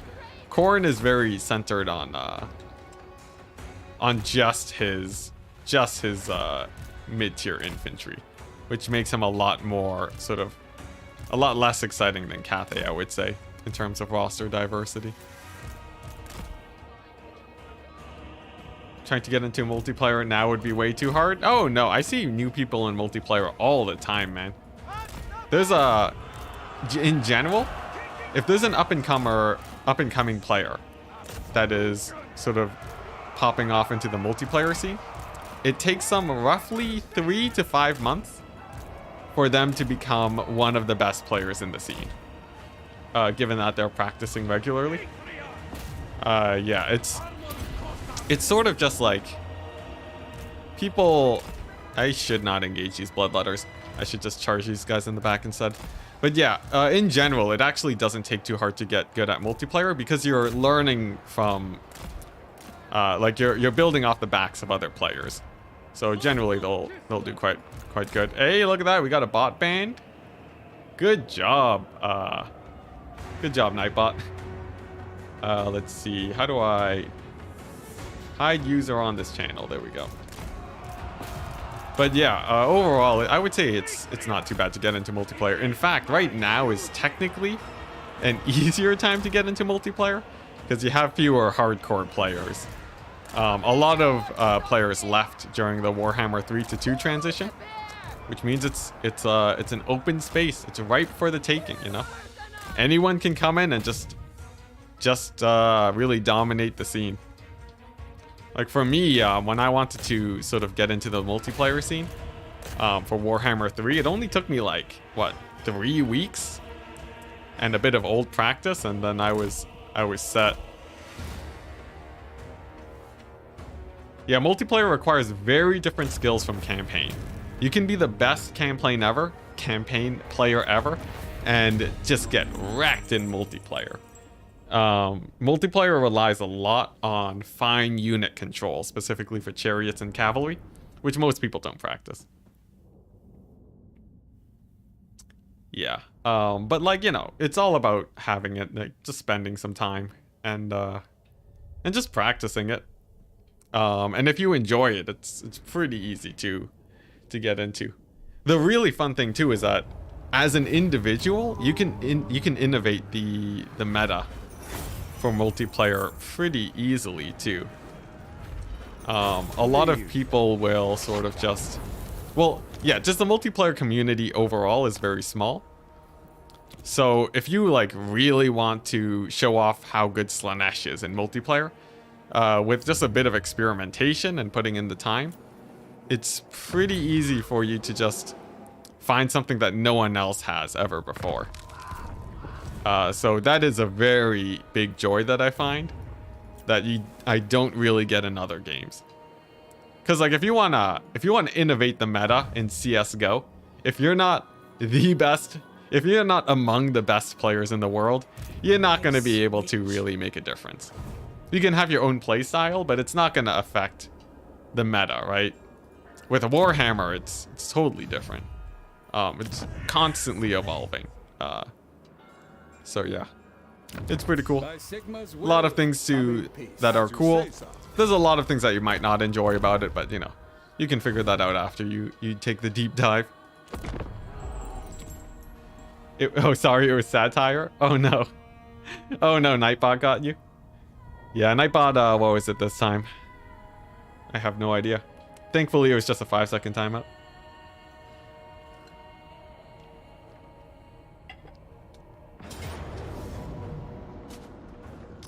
Captain Rusky saying, love your content. Well, thank you.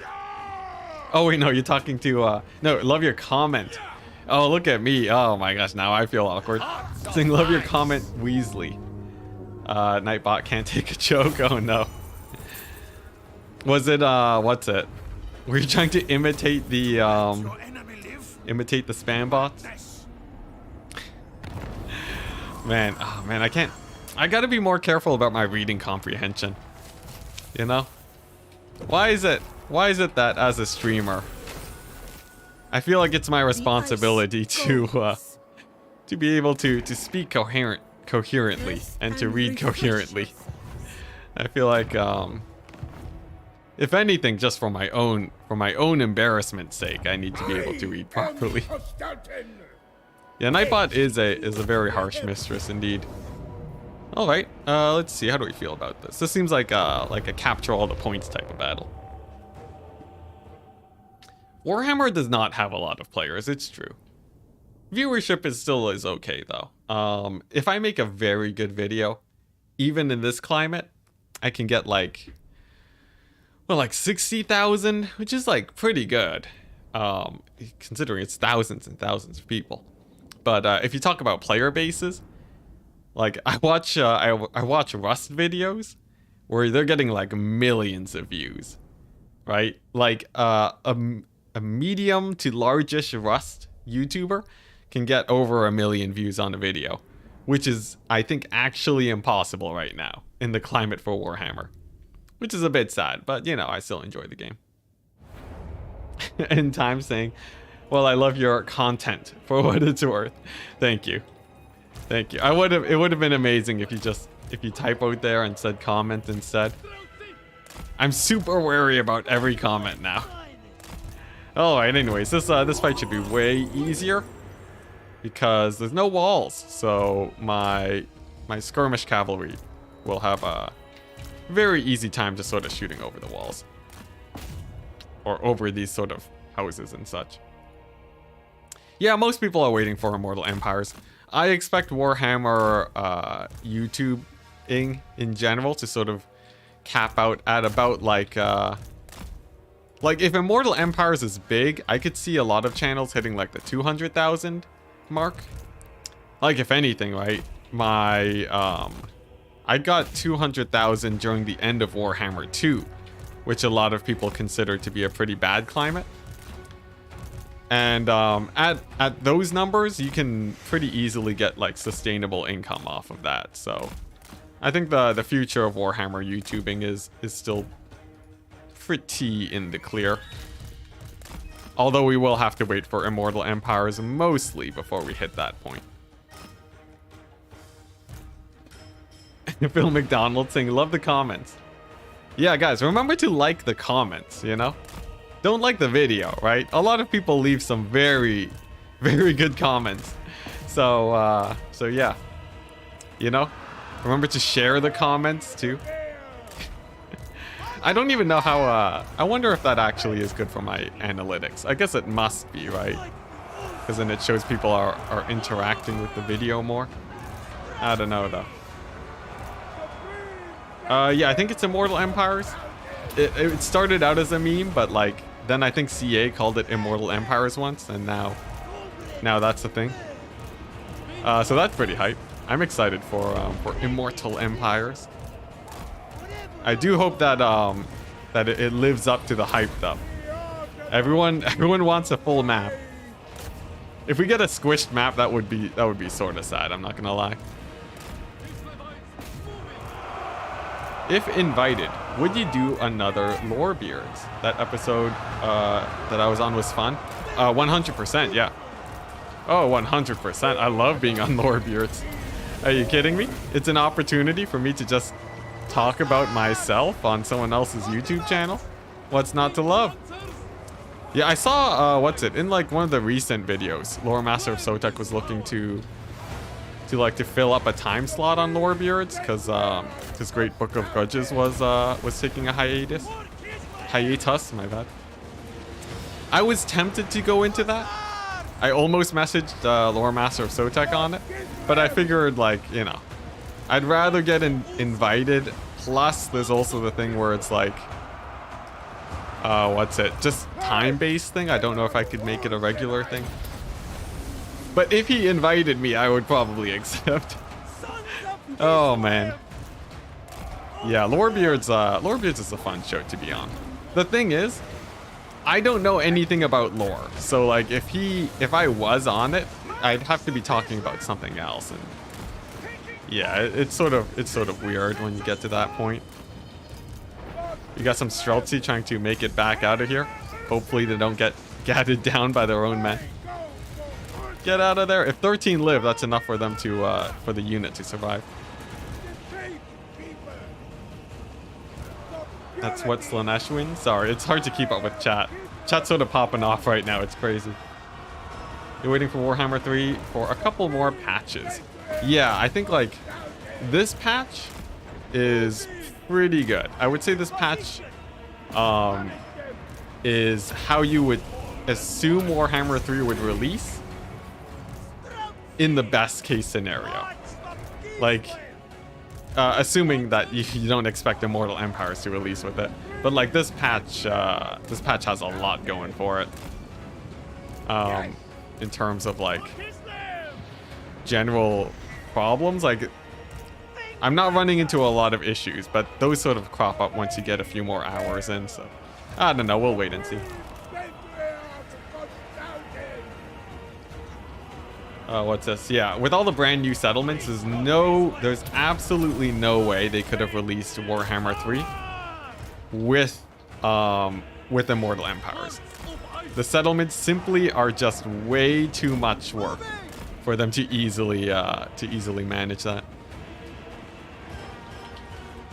Hey, nice. And I think I just scheduled the head-to-head campaign with Flying Taco. Guess what, guys? Me and Flying Taco, yeah, we're going to be doing a head-to-head tomorrow at the same time as usual. So if you guys are interested in more sweet campaign action, yeah, as long as you're asking the question and actually want to play the head-to-head. But yeah, that's on the map. yeah, showing you up by playing a consultant campaign. That's right, Flying Taco. You know, I just felt like it had to be done. You know, people were getting the wrong impressions of Kislev. Everyone was saying that Kislev was weak, so just had to do it, man. Oh man, I didn't even realize. No, I really wanted to unlock Boris, because it's been a long time coming. It turns out Boris is actually looking like he's pretty good against the ogres in multiplayer, and you don't get him in multiplayer unless you unlock him. So. Yeah, although, of course, I know you're joking. Alright, my patriarchs are sort of getting wrecked here. There we go, that should do a bit better. I'm sort of hoping for an army loss victory right now. Because it's very hard to push into this point. Khorne is one of the hardest factions to actually push into. Just because his infantry are so chunky. How many enemy AI... focus player? Khorne. Okay, so from what I've noticed, Scarbrand seemed to rush me pretty aggressively, despite having a pretty far spawn position. So I would say that was a bit weird in terms of the AI focusing me, but no one else has really seemed to cause me too many issues. So I would say the AI focus issues are gone. I never thought it was really an issue, but it seems like the AI is a little bit more tame about rampaging through your lands. So if you guys are interested in that, you might enjoy this. You might enjoy the changes. You haven't unlocked him yet either? Oh, nice. I would say now is a pretty good time to unlock him, especially with the auto-resolve changes. And it gives you incentive to play conquest style. Like, I've been having a lot of fun with this campaign. With the focus of unlocking Boris. Yeah, the way life going. You're way ahead of me, man. If you unlock Borris on day 1, then you're miles ahead. Thane the Forsaken saying, hello, Enticity. Will you try to get the Kislev Regiment of Renown this stream? I already have. I got them. They died. They're recovering. So they'll be back in a few turns. But yeah, I do have them unlocked. You only need to get to level 20 with Castalton, and then you're there. So they're actually pretty easy to unlock, all things considered. Well, actually, in general. In general, they're just very easy to unlock.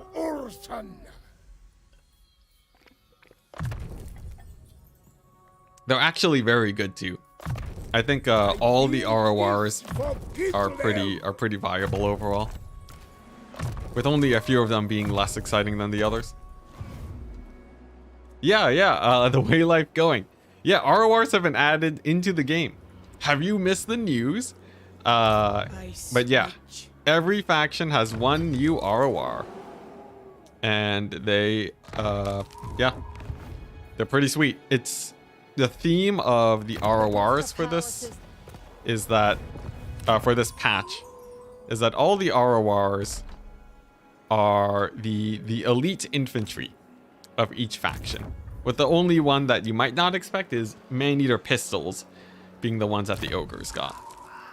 But yeah, that's sort of what we got. It's pretty hype. Such elegance. Man, Katerin is still ahead of me in the race, which has me a bit worried. But retaking these settlements should put me in a bit of a better position. Plus, we can kick her down a notch over the next 9 turns. I think we're starting to outpace her now in the race, but I'm not gonna call it too early. Hey, gold 54. Thank you very much. I'm happy that the shorts are fun for you. Ooh, this is interesting. You know what? Let's play this battle. Should be pretty fun. I think Norgal just gets obliterated by towers and such. So this should be a pretty easy ×4. But yeah, so it's only one ROR per faction. It's all the elite infantry. And then we're going to be getting more with each patch, which is the very exciting thing about this release schedule, because it means that we basically get free things like every other month. So up until the end of this year. So that's pretty hype. That's pretty hype. Yeah, there's a bunch of other changes too, by the way. Patch 1.2 is very fun. The auto-resolves make the game play very smoothly. I think the range units targeting well is very nice. But if you got frustrated by sort of the siege battle maneuvering, right? Like moving these guys around, that is not changed. So siege battles are more or less the same. And also, there was something else. Siege battles are more or less the same, and then the main campaign mechanic is still the same. It's gonna be demon souls all the way down, right? So if you're just tired of farming demon souls, you will also be a little bit sick of that, and that won't be changing too much. But on the other hand, if you can sort of find fun playing a conquest style of campaign, and you don't mind that, and you don't mind ignoring the souls mechanic, then I would say it's a pretty good patch. All right, let's see. Zargard, we want one over here. And then I need to cover this hole over here. AI is attacking from many different directions this time. This force should be the easiest to take out. Yeah, they should be the easiest to take out. So I shouldn't need to worry about towers over there. And then I guess we'll just save up for the magic tower. Let's see how this goes. To build up your forts during siege battles. Oh, I really wish you had a flat amount of resources. Oh, that would be interesting. Instead of constantly gaining supplies. For me personally, I'll say, the supply mechanics for settlements don't bother me as much as it seems to bother other people. I'm sort of more cool with how it works right now. But I'm definitely not averse to many of the proposed changes. Like, it is sort of weird that you're just building towers while the enemy is rushing into the city. That feels a little bit strange, but... yeah, I'm not too peeved by it, though. Alright, so it looks like the spawn are going to go down pretty quickly. I'm going to pin them with my cavalry. And that'll make sure that they don't dive in on my archers. These guys might spill this way, towards their left. But it doesn't look like there's any nearby capture points, so I'm not worried about that either. Yeah, I think we're doing good. I think this battle should be pretty straightforward. Especially if all the aggro goes properly. I don't like losing all my cavalry on this flank, though. We might end up losing this flank, depending on how this plays out. Oh, dang, this went a bit messy, too. What is going on? Why does this guy have skirmish mode on? Alright, let's see. Yeah, you know, that's going okay-ish. In fact, strangely enough, the flank I was most worried about is doing the best. I guess I overcommitted here. But that's fine, since that means that we'll have a staging point. The rest of this battle should be pretty straightforward, I'd say. Yeah, let's just pull back our Kossars. And then this is like a half kite. I don't need to worry about doing full kite since we are gaining on them, balance of power wise. And there is a great unclean one that I will have to focus down. If I have enough ammo left over from here though, it should be fine. Specifically those ice guards should be good enough. It's extra micro and you don't find it super engaging. Yeah, I see that. I feel ya. Sieges in general, I think, there's a lot of things that you can do with sieges that require more or less work. But yeah.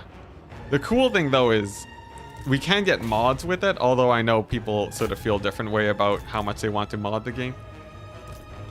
Like, you know, if it was sort of like, you know, the Eltharion DLC with Grom? They did that siege pretty cool.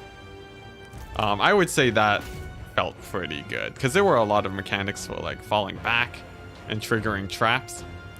This feels sort of like a more like an easier way for them to design sieges too, but yeah, I don't know. Overall, I'm not too peeved. That's just my opinion though. Is the general consensus that people like, how do people feel about the siege changes in general from Warhammer 2 to Warhammer 3? I guess, or like just the sieges in general in Warhammer 3 is like, is the consensus sort of more neutral-ish or is it actually pretty bad? Because I sort of got the impression that it was only like a minor peevedness for most people. But I do see a lot of discussion on sieges.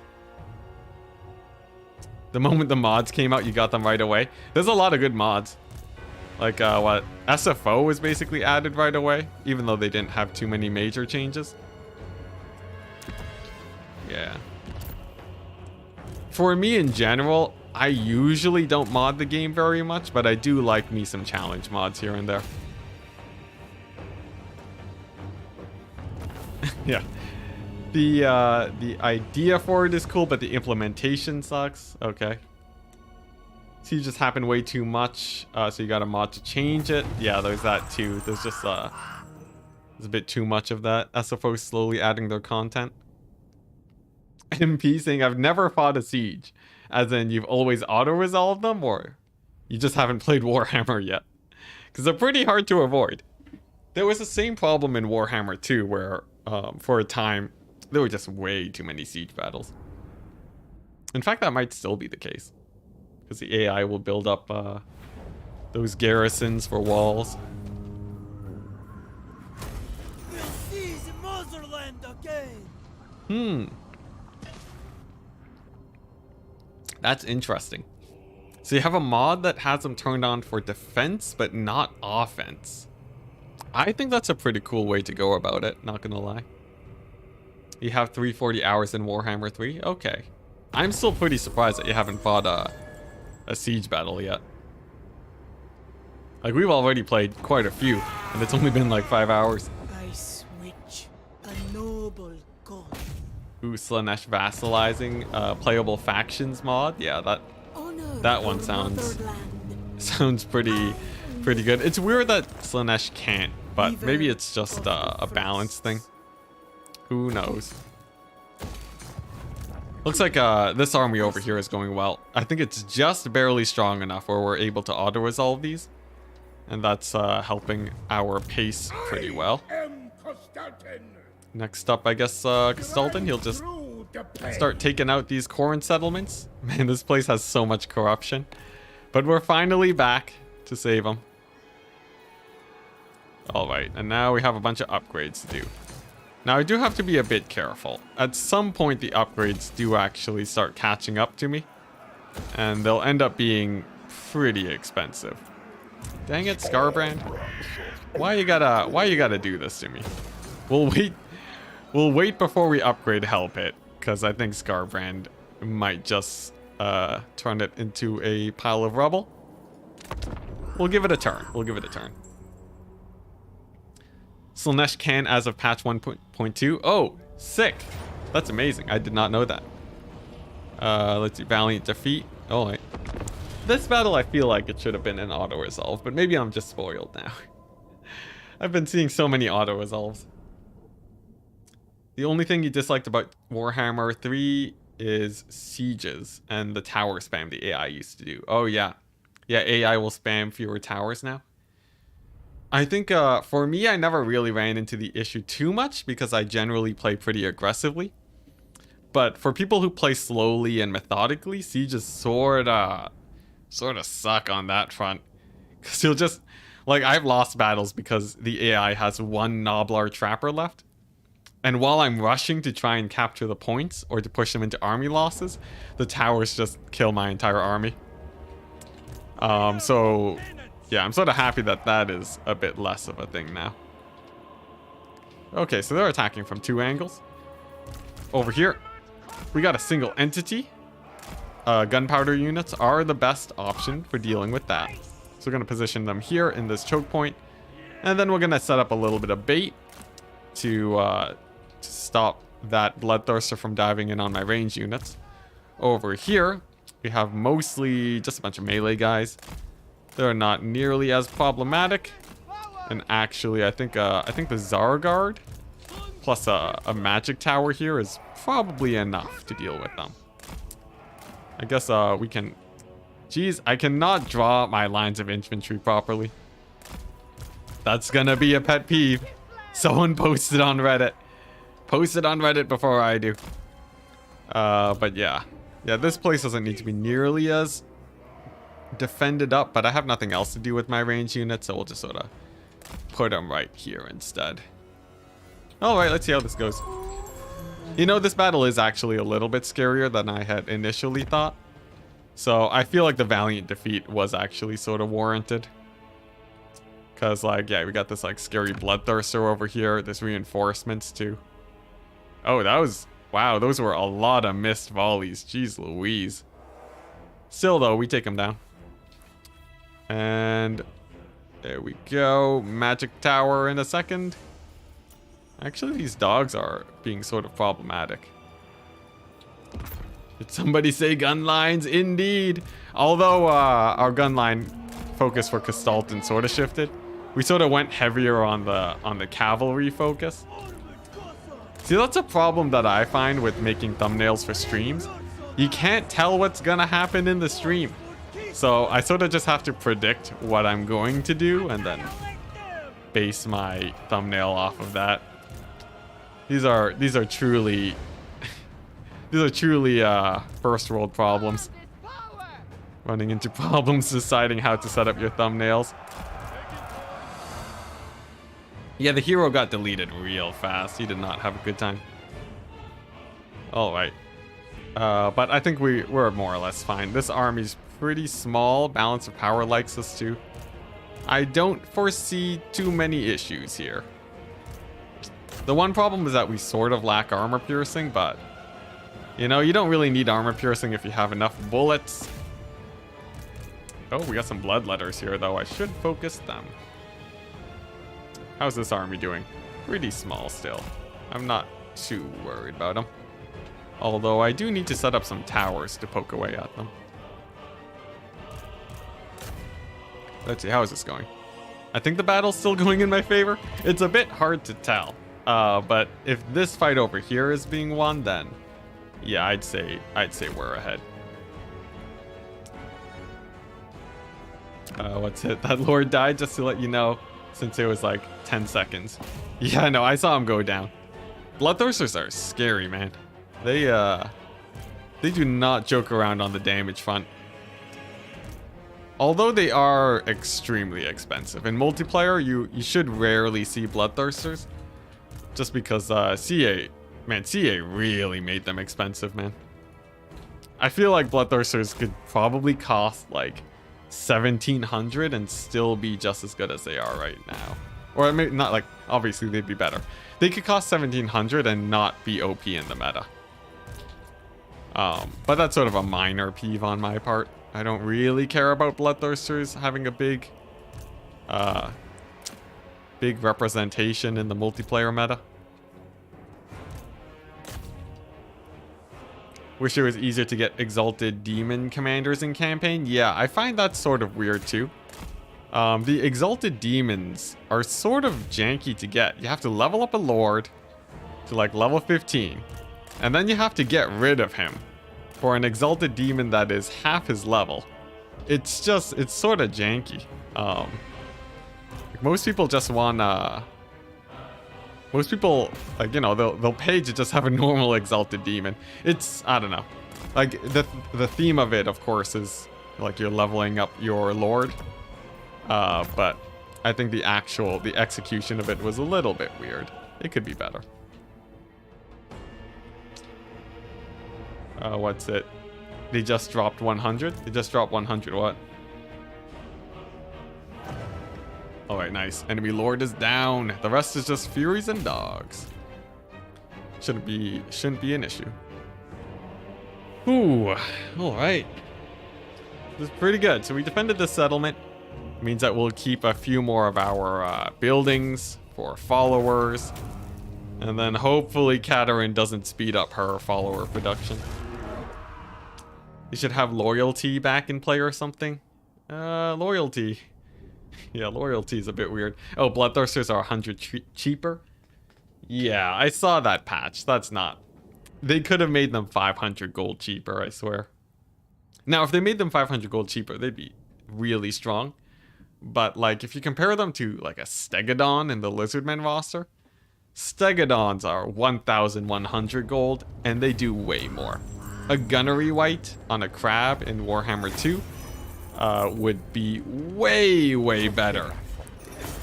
A Gunnery Wight in Warhammer 2 is roughly as strong as a Bloodthirster in Warhammer 3.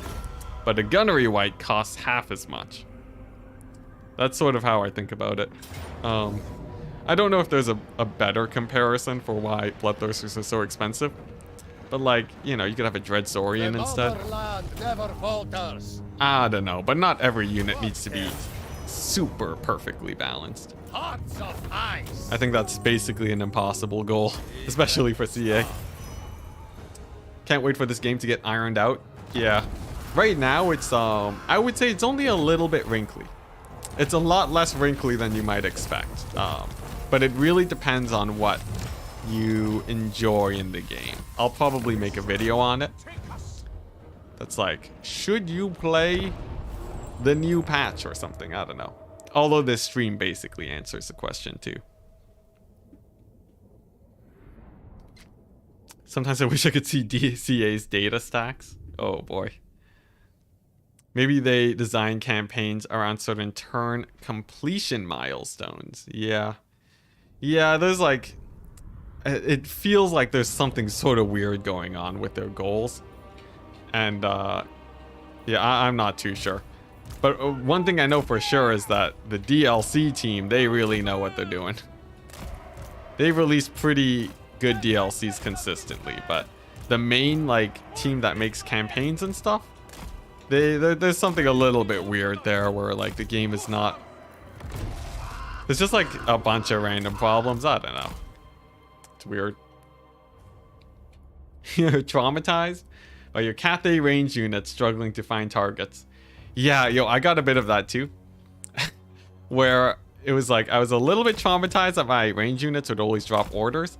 So I just like, I would not give too many attack commands on my range units. And now I have to unlearn that. I have to remember that my range units can in fact target the right units and that I should be right clicking like that to fire onto targets. Because now it will make them more efficient. Unlike before where they would get less efficient because of it. Okay, well that was a pretty easy battle. That was a very, very easy battle. I feel like this should have been an auto resolve, right? Oh, I guess the bloodletters are way more expensive than my Kossars. It's just because I know that they're a counter. And I wouldn't expect CA's AI to know that. Oh yeah, 100% Warhammer 2 factions would annihilate everything in Warhammer 3. Just delete them like no one's business. Because there's so much, they're way more fleshed out. They've had a lot of time to sort of sit and balance out well. Yeah. But as soon as Immortal Empires is added in, then hopefully by then all the Warhammer 3 factions will catch up. Hopefully they'll have like a few extra DLC units or something. I'm not sure. I don't know what would do it, but yeah. We'll see. I wonder how long they were sieging that settlement. It did not get that much replenishment. But still, everything's going well. Give thanks to the orthodoxy. They fixed that? Maybe time to go back to grinding Cathay in multiplayer? Yeah. If the only thing that was bothering you was the range units not acquiring targets, that is fixed, and it feels as good as Warhammer 2. And this is not the hype speaking. At least I think it's not. Maybe it is.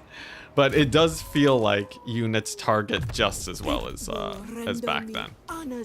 So that is very good. And as usual, I've said this multiple times. Also, by the way, here's the ROR. Zargard. They come with an ability that restores vigor once per battle. They have really nice stats, fire resistance, and fire damage. So they're quite cool. But yeah, if the thing that was bothering you is the Demon Soul mechanic and the Demon Soul race in general, that's still here. It's still going to feel exactly the same. If you want to play Conquest, you can't ignore it. About as easy as you could in the last patch, probably. If you're worried about anti-player bias, it feels like there hasn't been too much anti-player bias, but that's sort of more inconclusive. And let's see. Yeah, I guess those are the major changes. Unit control feels more or less the same. I haven't been able to test with flying units yet. So sort of no comment there. Nice, that's a good upgrade.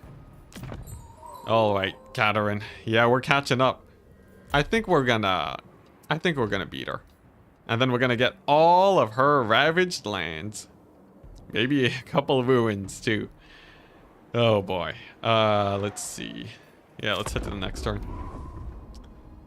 Sorry, Jamsy saying, sorry missed most of it. Are you liking the look of the patch so far? I will say yes. I am I'm loving the patch right now. I don't know how I feel about it during the long term. Because right now it's sort of a perfect scenario where I'm really focusing on Conquest.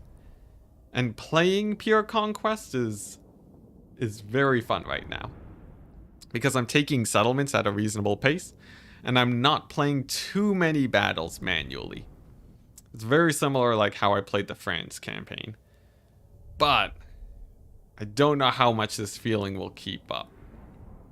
But right now it's pretty good. Like this is the longest Warhammer session I've had since the launch of like patch 1.1. Which just says that I play a lot during patches, so who knows? Who knows? But yeah, I'm really liking it. The pacing of the game is what's been really, really fixed. It feels like the pacing is very good now. On Legendary. I don't know about normal difficulty, it's probably the same. Here's the thing, if you played on Legendary before, you're probably gonna really like this update. If you were playing on normal before, the update probably won't feel that different, now that I'm thinking about it. Except for the fact that range units actually work now. So, yeah, if the range units thing was bothering you before, now it's very good. Range units are magnificent.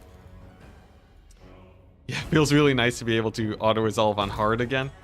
Yeah, for sure, man. For sure. You play on hard and it's nice? Okay, nice. Yeah, so everything but normal difficulty then. You'll feel a big change, according to the people in chat. But yeah, if you just saw there, I grabbed all of my range units and right-clicked a unit that was in combat, and only one of them scooted up forwards.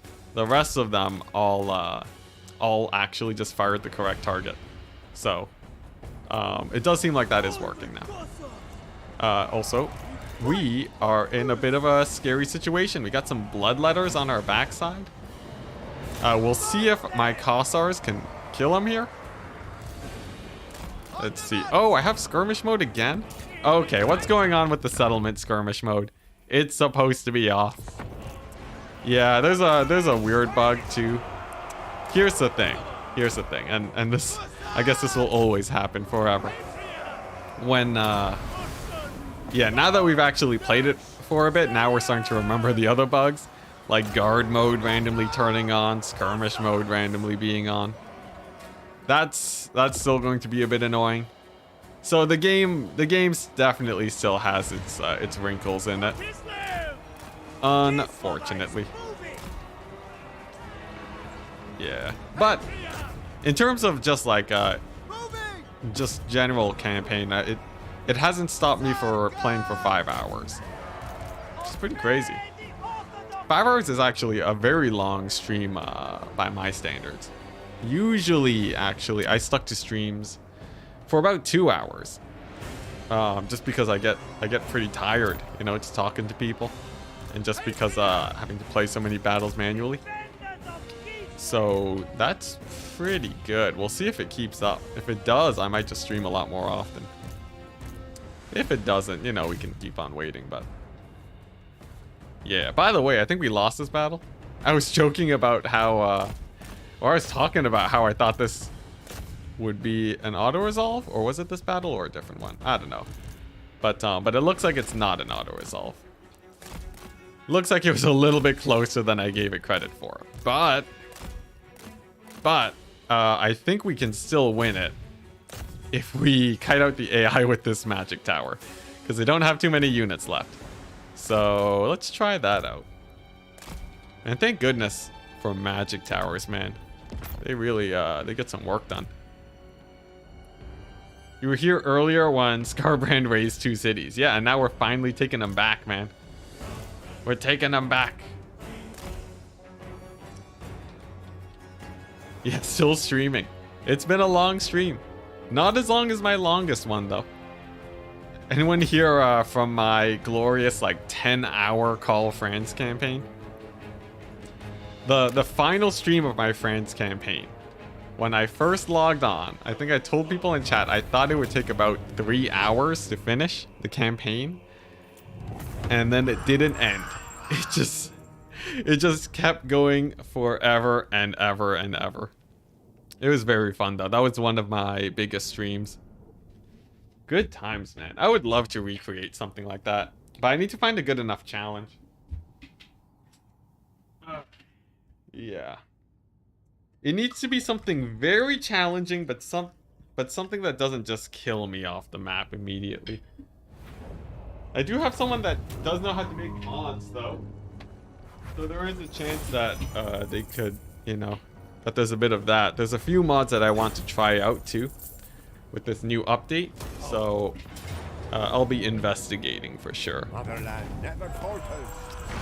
Conquer the whole trade routes as Cathay. That's a cool objective, but it's not exactly like it doesn't make the actual gameplay that much more challenging. It's just sort of a conquest type thing. I need something where like the AI aggressiveness is just off the charts. I want everyone attacking me constantly. And then I can play a Scarbrand or something and just have fun fighting a million battles. Something like that would be good. But it still needs to be auto-resolvable, which is the weird part. It needs to be, yeah. It's very hard. Because I have to have a campaign that is challenging but not monotonous. And CA, you know, very big company has a hard time with that already, as you can see. So, you know, we'll see. We'll see. I'll play around with a couple mods, and if I come up with something crazy fun, then we'll do it. All right, finally we have this territory back. Can we slow down Katerin? In 3 turns. In 3 turns, we'll slow her down. That's good. Another thing I should do. We should get Patriarch spam going. Yeah, I'm just gonna get 1 million of them and throw them in Consultant's army. And the reason is because we're farming ability ranks. So every time someone gains a rank, this goes up. And that should speed up pretty significantly with all of our Patriarchs added. I think it weakens our army a little bit. Or maybe it doesn't weaken it, but it does make it more expensive. But it should be worth it if it means we win the race. Which I would like to finish today. Do you guys think we can finish the race in like an hour or 2? Maybe. Playing as a Storm Dragon, Total War everyone to conquer the whole world. Or no, just conquer the trade routes, maybe. Yeah, like this is Total War challenges that you can always do. Does that stack with the Slaanesh Realm event? Oh yeah. The Slaanesh Realm event with 1 million levels for all your characters. I saw that the other day. That's bonkers, man. It can make your level, like, yeah, it can just like put you up to max level essentially if you're entering at, you know, level 30. Yeah, that one's pretty hype. Oh dang, auto resolve doesn't like us here. I guess there are a lot of Khorne warriors. Hopefully we can just backcap. But yeah, I think the one that we got off of Slaanesh is one of the best ones though. 90,000 gold, public order 25 everywhere. I don't think it gets much better than that. And we've been rocking that for the entire campaign so far. Imagine if she was spending to slow you down too. That would be the worst, because the AI has so many extra resources. She would just always be using it. That would suck. It seems like they've sort of balanced it fairly well, though. It feels like it actually is a race. Which is surprising. Like, it's not like that's an easy thing to balance. Maybe it is. Like, maybe you just look at the average rate of gain that most players get, and then just set Katerin's thing to that. But as a player right now, it feels like there's a lot more finesse going on than maybe there was. Alright, but yeah, this Patriarch spam should speed up our production of points by quite a bit. Quite a bit, I presume. We got a lot of Khorne units pooling into this area. That's very good for us. And then it looks like my Patriarchs just aren't taking damage. I have no idea why, but I totally welcome it. Maybe it's a high melee defense. Maybe the AI is just sort of derping out a bit. But like, that is such a good... That's such a good mosh pit to fire into. Did you level the heroes? Not yet. Do you have to actually spend the points for it to work, or does leveling do it? I haven't investigated. I guess I should check. Although right now I'm not in any big rush to level up my heroes. Alright, well that gun line more or less just won the battle for us. That was sort of bonkers how much value our Streltsy just got. Let's go ahead and pour them into the settlement now. And then I think the Patriarchs just win it.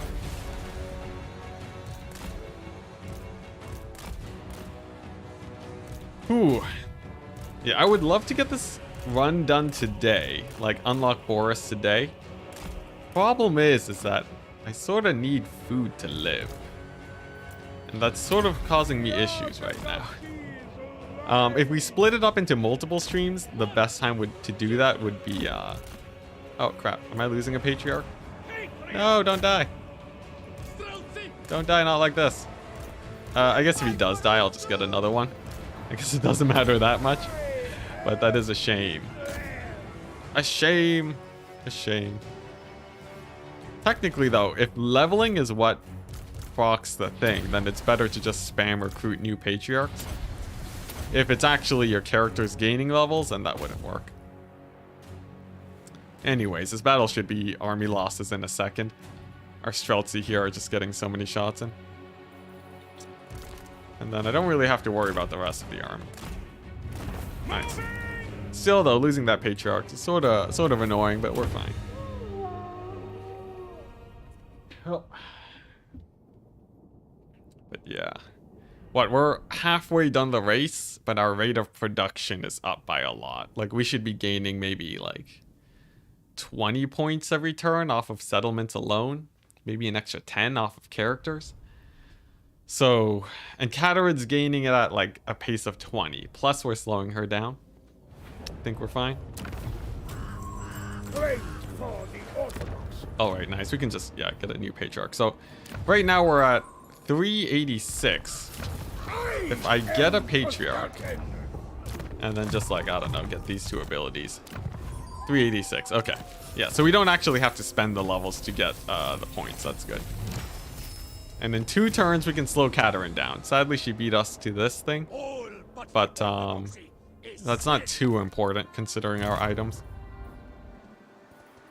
If the frost passes. Nice, and that's Troll Fjord. Oh, it's... our army has to be at full strength to auto-resolve these. Too bad, too bad. Although I guess this battle is sort of close, but those war sleds are going to wreck face.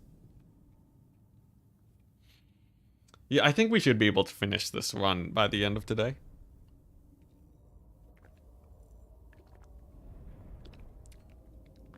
Because basically, the plan is we hit end turn until we have enough points as soon as we're outpacing Katarin.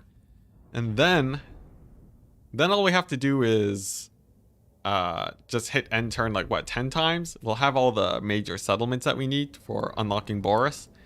And then we're set, I believe. I believe that's what it is. We'll see. I think my personal goal is to be done with this campaign in like roughly like what? An hour and a half? An hour and a half is pretty steep though. I don't know if we can actually do that fast enough. Plus I have to stream with Flying Taco tomorrow. We'll see, I'll figure it out. For now, I'll just keep playing though. And as soon as those trolls are down, I think my sleds can just run over these guys. Now remember, these are the nerfed war sleds. They'll be doing a little bit less damage to the infantry. Are they still just as terrifying? Actually, it looks like they are doing a bit less damage than I would have expected from usual. So you know what? Yeah, maybe the war sled nerf was worked. Maybe it worked. I'm used to them sort of deleting infantry. And now they're sort of just doing normal damage. What is this garbage? Oh boy, one thing that I am noticing, because I haven't been streaming as often as of late, my throat is sort of starting to give out. My throat's giving out faster than I am when it comes to playing Warhammer. Hopefully I don't just sound dead tomorrow when I'm playing with Flying Taco.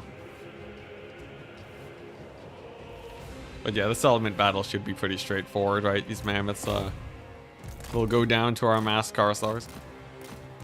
There we go. And then let's go ahead and just capture these hero points. Ooh. But yeah, so people in chat right now, are you guys planning to play this patch? Are you planning to wait on Warhammer and so on like patch 1.3? Are you just waiting for Immortal Empires? Like, I know a lot of people are waiting for Immortal Empires, but I don't know how many of those people are watching Warhammer at the same time. Like, I don't know how that overlap actually plays out. Also, yeah, it feels like these sleds are sort of not doing as much damage as they were before. Maybe it's just placebo, but like, I don't know. It felt like it felt sort of weak. I gotta say, I'm disappointed in these war sleds, but it was a warranted nerf on CA's part. Also, I totally forgot that I had magic. I played like 70 turns of this campaign without magic. Just because it's been a Castalton fest this entire time.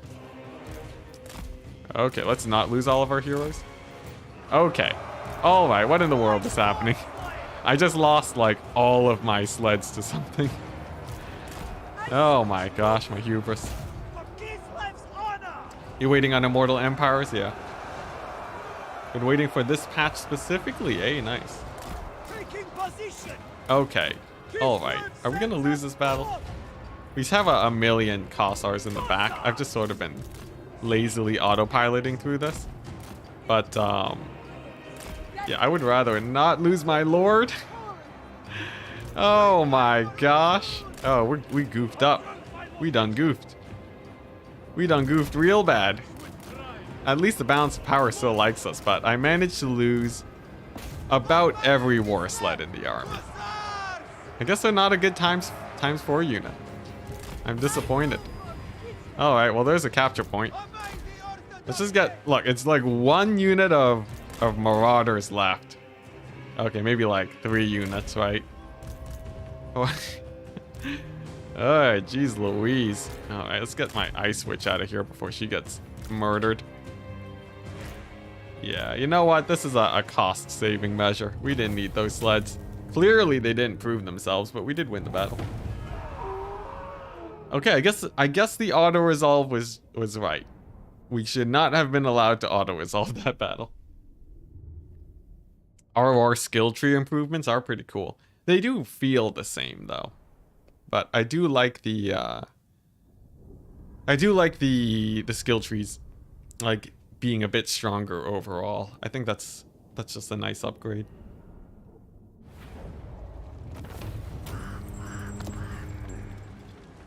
It is Kislev's now. Alright, so my voice is sort of shot now.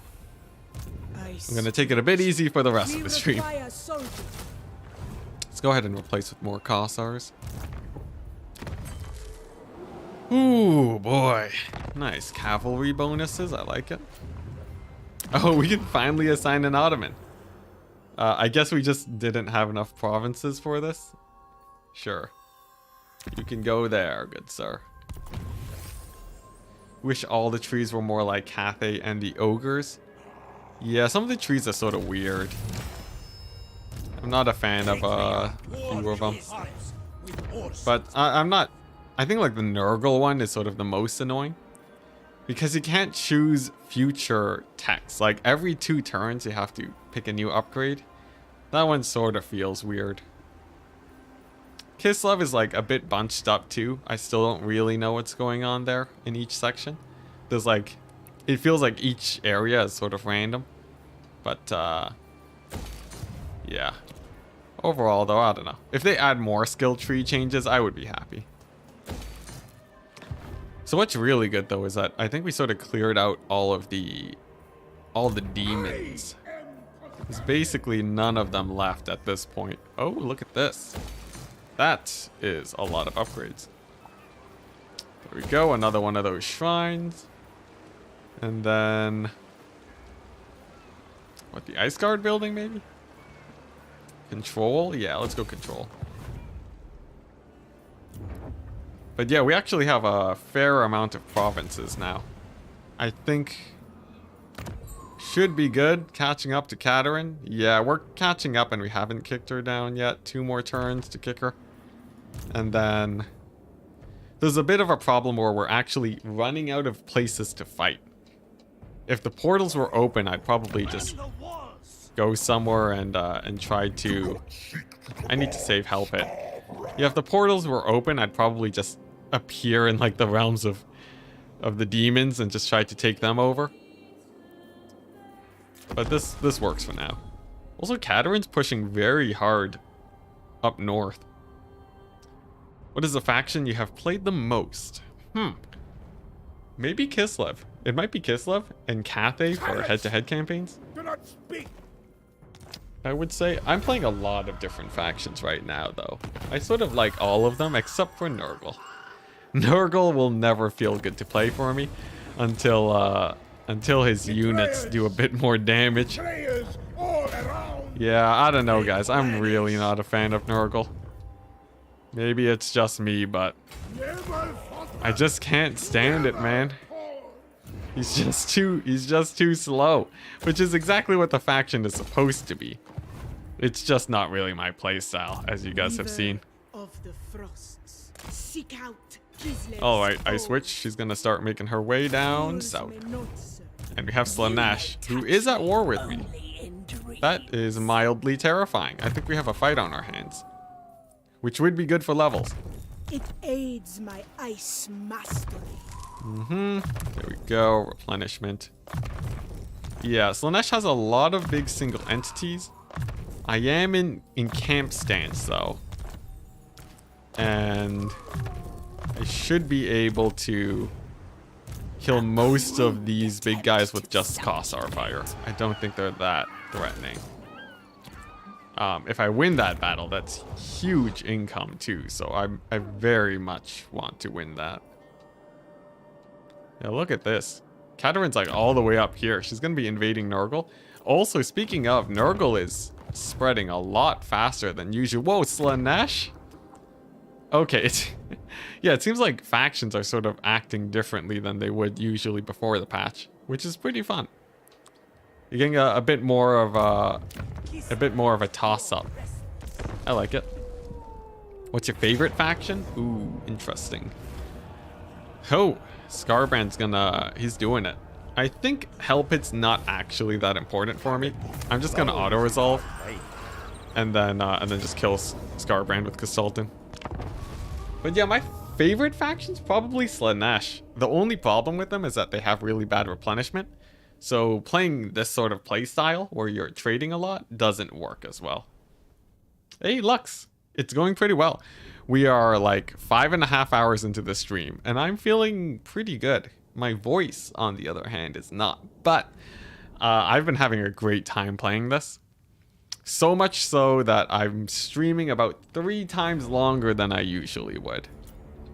2 times longer, even if you're pessimistic about it. But yeah, I'll probably be wrapping up soon-ish, just because I need to grab food in a second. But overall, I'm feeling like the changes are really nice. I'm very excited to make videos about the patch too. And then we'll see with time how many problems there are left to fix. Oh, Slaanesh has the Exalted Demonette, so that's fun.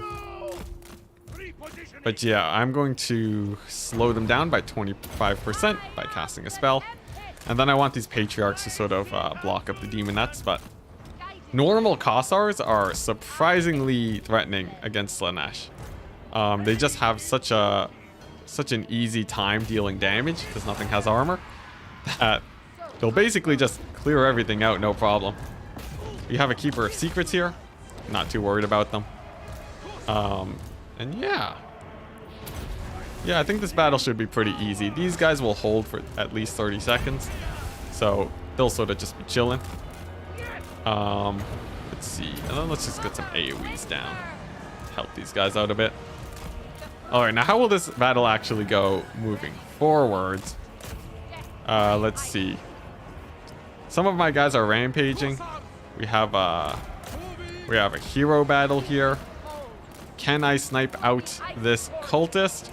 Ooh, man, she gets into the fight. Yeah, this battle's a little bit sketchier than I would have hoped for. We might lose one of our patriarchs, but I think that doesn't actually matter very much because we can't spam them out. You eat when I eat. That seems like a bad idea, good sir.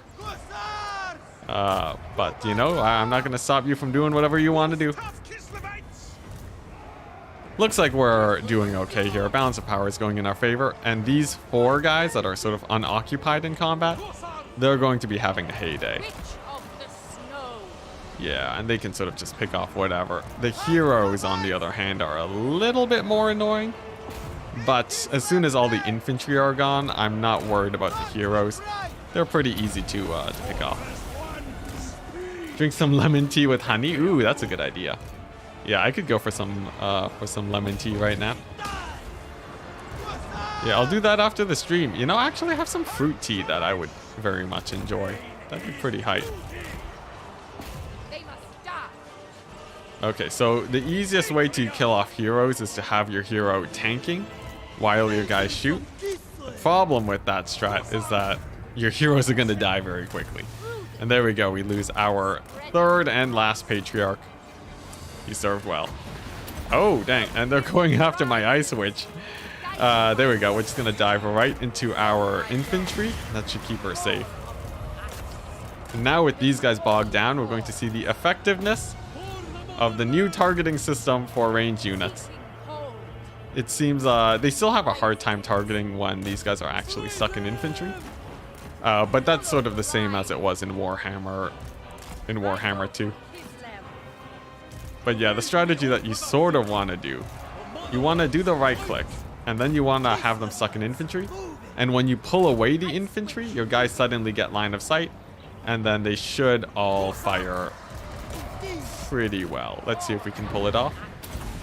Oh yeah, she's pretty exposed. One big volley should do her in. And nice. Nice, that's a lord down. Okay, we won this battle. At great cost. Oh yeah, because we don't have the patriarchs, we didn't get that many followers from winning it. That sort of sucks, but it was a very close battle. Pretty good, look at that. We killed like a lot of very elite troops with basic Kossars. They're great. Is 1.2 worth playing? I'll give the same spiel I've been giving the whole day. So if the problem with Warhammer 3, if your problem with Warhammer 3 is the campaign mechanics, specifically the Demon Soul race, that has not changed. It's still very much a Demon Soul race, and if you want to play Conquest, it might feel weird playing Conquest when you have souls to chase after. If your problem was the AI just keeps attacking you all the time when you're trying to pick up the souls, it seems like that's been moderated a little bit, but we did get beelined by Scarbrand a little. If your problem was you can't play gun lines as much anymore because gun units aren't working in Warhammer 3, that's been fixed in entirety. Gun units and range units are performing exactly how they did in Warhammer 2, which is to say they perform very well. So that is something that you might be interested in. And let's see, I think there were like a few minor changes too, but like, yeah, that's sort of the main thing. And the RORs are pretty good for multiplayer, but I don't think they're like a huge game changer in campaign. Though of course I still think they're very cool, and something fun to sort of play around with. But like, if you notice what I'm doing right now, it's I'm playing just a normal Conquest campaign, and I've managed to play 81 turns in like 6 hours of gameplay, which in general is a pretty decent pace. Only I may wield it. I've been able to auto-resolve a ton in campaign, which has helped a lot. Oh, look at that. Scarbrand, he left. He left. But yeah, so there's a lot to love. Auto-resolve is completely fixed. Auto-resolve is quite generous. There are a few auto-resolves that I was sort of caught off by. And almost every battle that you feel like you should win is an auto-resolve. So I would say it's all like, I dare say it's in a perfect position, but I haven't played enough to know for sure. But it definitely feels like auto resolves are in an optimal place now. Let's see, which one of these are good? Melee attack is pretty fun. Let's see, vigor, HP. Yeah, I'll just go more melee attack. Yeah, no, it's amazing, man. So like, you can just ignore the demon souls and play a conquest campaign, and it'll feel very similar to just Warhammer 2. Of ice magic. Like, Fools may notice. very, very similar. The only downside is that, of course, Warhammer 3 doesn't have the same variety that Warhammer 2 has, but that we sort of already know about. So yeah, I would say it's very good. Very good. Nice. Oh, nice. Katarin's fallen behind again. This is good. Oh, man. I think we can get this done in an hour. That's a bit longer than I would have wanted to stream for, but I think we can get it done. Yeah. Point proven. This would not have been this. I don't deserve this Pyrrhic victory, but the game lets me have it. And I technically could have scrapped it out. Maybe I could have won it. You know, I do have Zargard. But the idea is that minor settlement battles, you generally don't have to worry about them. The AI is going to attack you, and the first attack isn't going to kill you. It's generally the second attack that does. So if they attack you twice in quick succession, and you auto-resolve the first one, then you'll lose the settlement. But otherwise, you generally don't have to worry about maintaining them too much. Which is like way, way better. It lets me manage all of this territory without having to play a million battles. It's great. And yeah, that really, really helps. Because if it wasn't for that, I'd just auto-resolve, lose the settlement, and then I'd be playing with maybe like one settlement after 7 hours. And then I'd have to play way safer than I usually would. I think this is just such a better, it's in so much of a better place now. Hey, 7 Stork. Yeah, we're streaming a bit later than usual. I've just been having so much fun with this campaign that I feel like I just feel like playing it more. I also don't want to have to play like the end turns of this campaign on Thursday. So I really feel like just getting this one done. The goal today is unlocking Borris, by the way. So I've sort of just been rushing that as fast as possible. And right now I'm making pretty good progress. Let's see, can I... 2 more turns until that, and then this one's for another 2 turns. Let's see, do any of these help me gain things faster? Not really. Yeah, I think hero levels is still the fastest way to gain followers for me. What's it? Oh man, Stork saying, been having a ton of fun watching your content. That's awesome, man. I plan to be putting out some more shorts, some more short videos for the new update, because I think there's actually a lot to talk about this update. And there's a lot that I want to talk about, especially with these RORs. Many of them have cool new mechanics to explore and to sort of just dive into, so look forward to that, people. Interesting. So Prague is actually empty. We could colonize Prague. I'm sort of not in a rush to do so. And Consultant sort of would just rather find a fight. But I guess there's nothing else to really do right now, so I'll go ahead and pick up Prague. It means Katarin doesn't have it either, so I call that a win. Whew. Imminent rebellion. Oh, dang. It's actually a rebellion here. I thought my my public order bonus on Consultant would hard carry.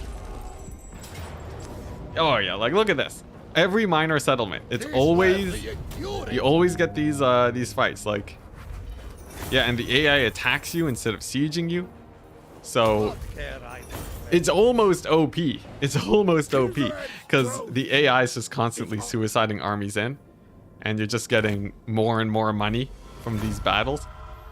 But it definitely feels a lot better.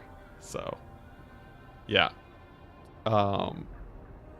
It's just yeah, you don't have to worry about managing your minor settlements. It's great. I've said this so many times, although chat is sort of constantly cycling in new people, so yeah, but man, it's amazing. Like, look at this. I can just auto resolve that classic Enticity move. Saves us a ton of time, and then I can just re-recruit more Cossars. It's great. Oh, I forgot to do this thing. Dang it. Alright, it's fine though. There we go. Push Katarin a little bit further back, and now I think we've basically ensured we will win this race. It was a bit of a scrap, not gonna lie. Katarin gave us a run for our money early on, but we did it. And we have frag. Look at that. The Sultan's gonna need to double back to deal with the Scarbrand business over here, but I don't think that's too much of an issue. And all these church buildings is great. I can't believe the thought that Norska is just half covered in churches right now is hilarious to me. I love that. Oh, speaking of, can I spam more patriarchs? I can. This is gonna help us get our victory condition a bit faster. Weaver of the Frost. Yeah, just cover Norska and churches. You know what? If you think about it, right? If someone manages to cover Norska and churches, who wouldn't follow that guy? I feel like a Sultan's really earning his followers here. Oh, another commandment? Nice. Oh, from Frag. Sweet. Nice. Yeah, we're starting to really ramp up now, guys. Amazing. Scarbrand's dead again. No more threats than mice. Ooh.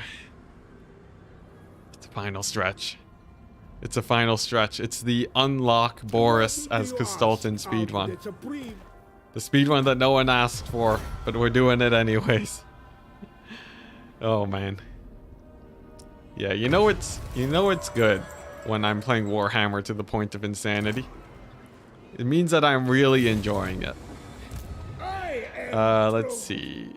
This region is sorta set now. Yeah, the hard carry, this follower right here, amazing, because it makes conquest so much easier. Okay, we're gonna blitz our way to Krakadrak. Go ahead and just swipe that as fast as possible. Just have an unreasonable amount of patriarchs in this army. Sweet.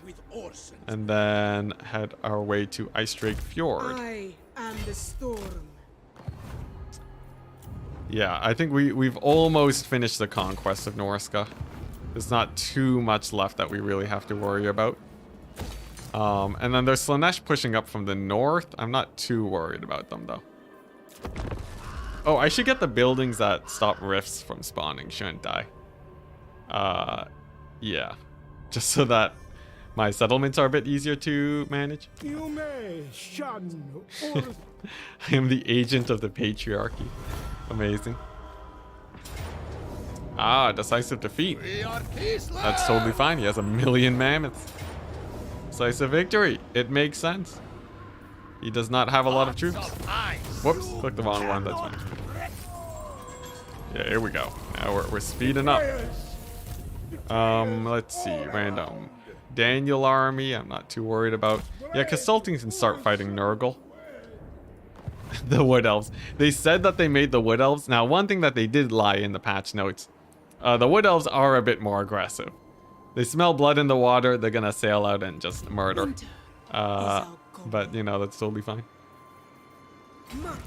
It does mean that we have one less settlement to take, but we don't need that many settlements.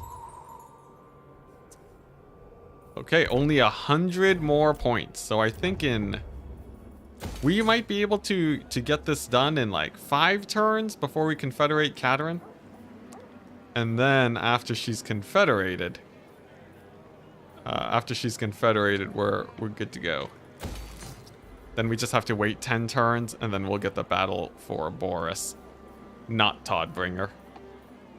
Boris Ursus. There you go. All right. We're almost there. At this point, it's mostly passing turns and auto resolves. Building upgrade? Oh, there it is. We're doing it. We're doing it. I think we might even hit it before the hour estimate. I'm hoping we can get this done in roughly 30 minutes. That's a bit optimistic, though.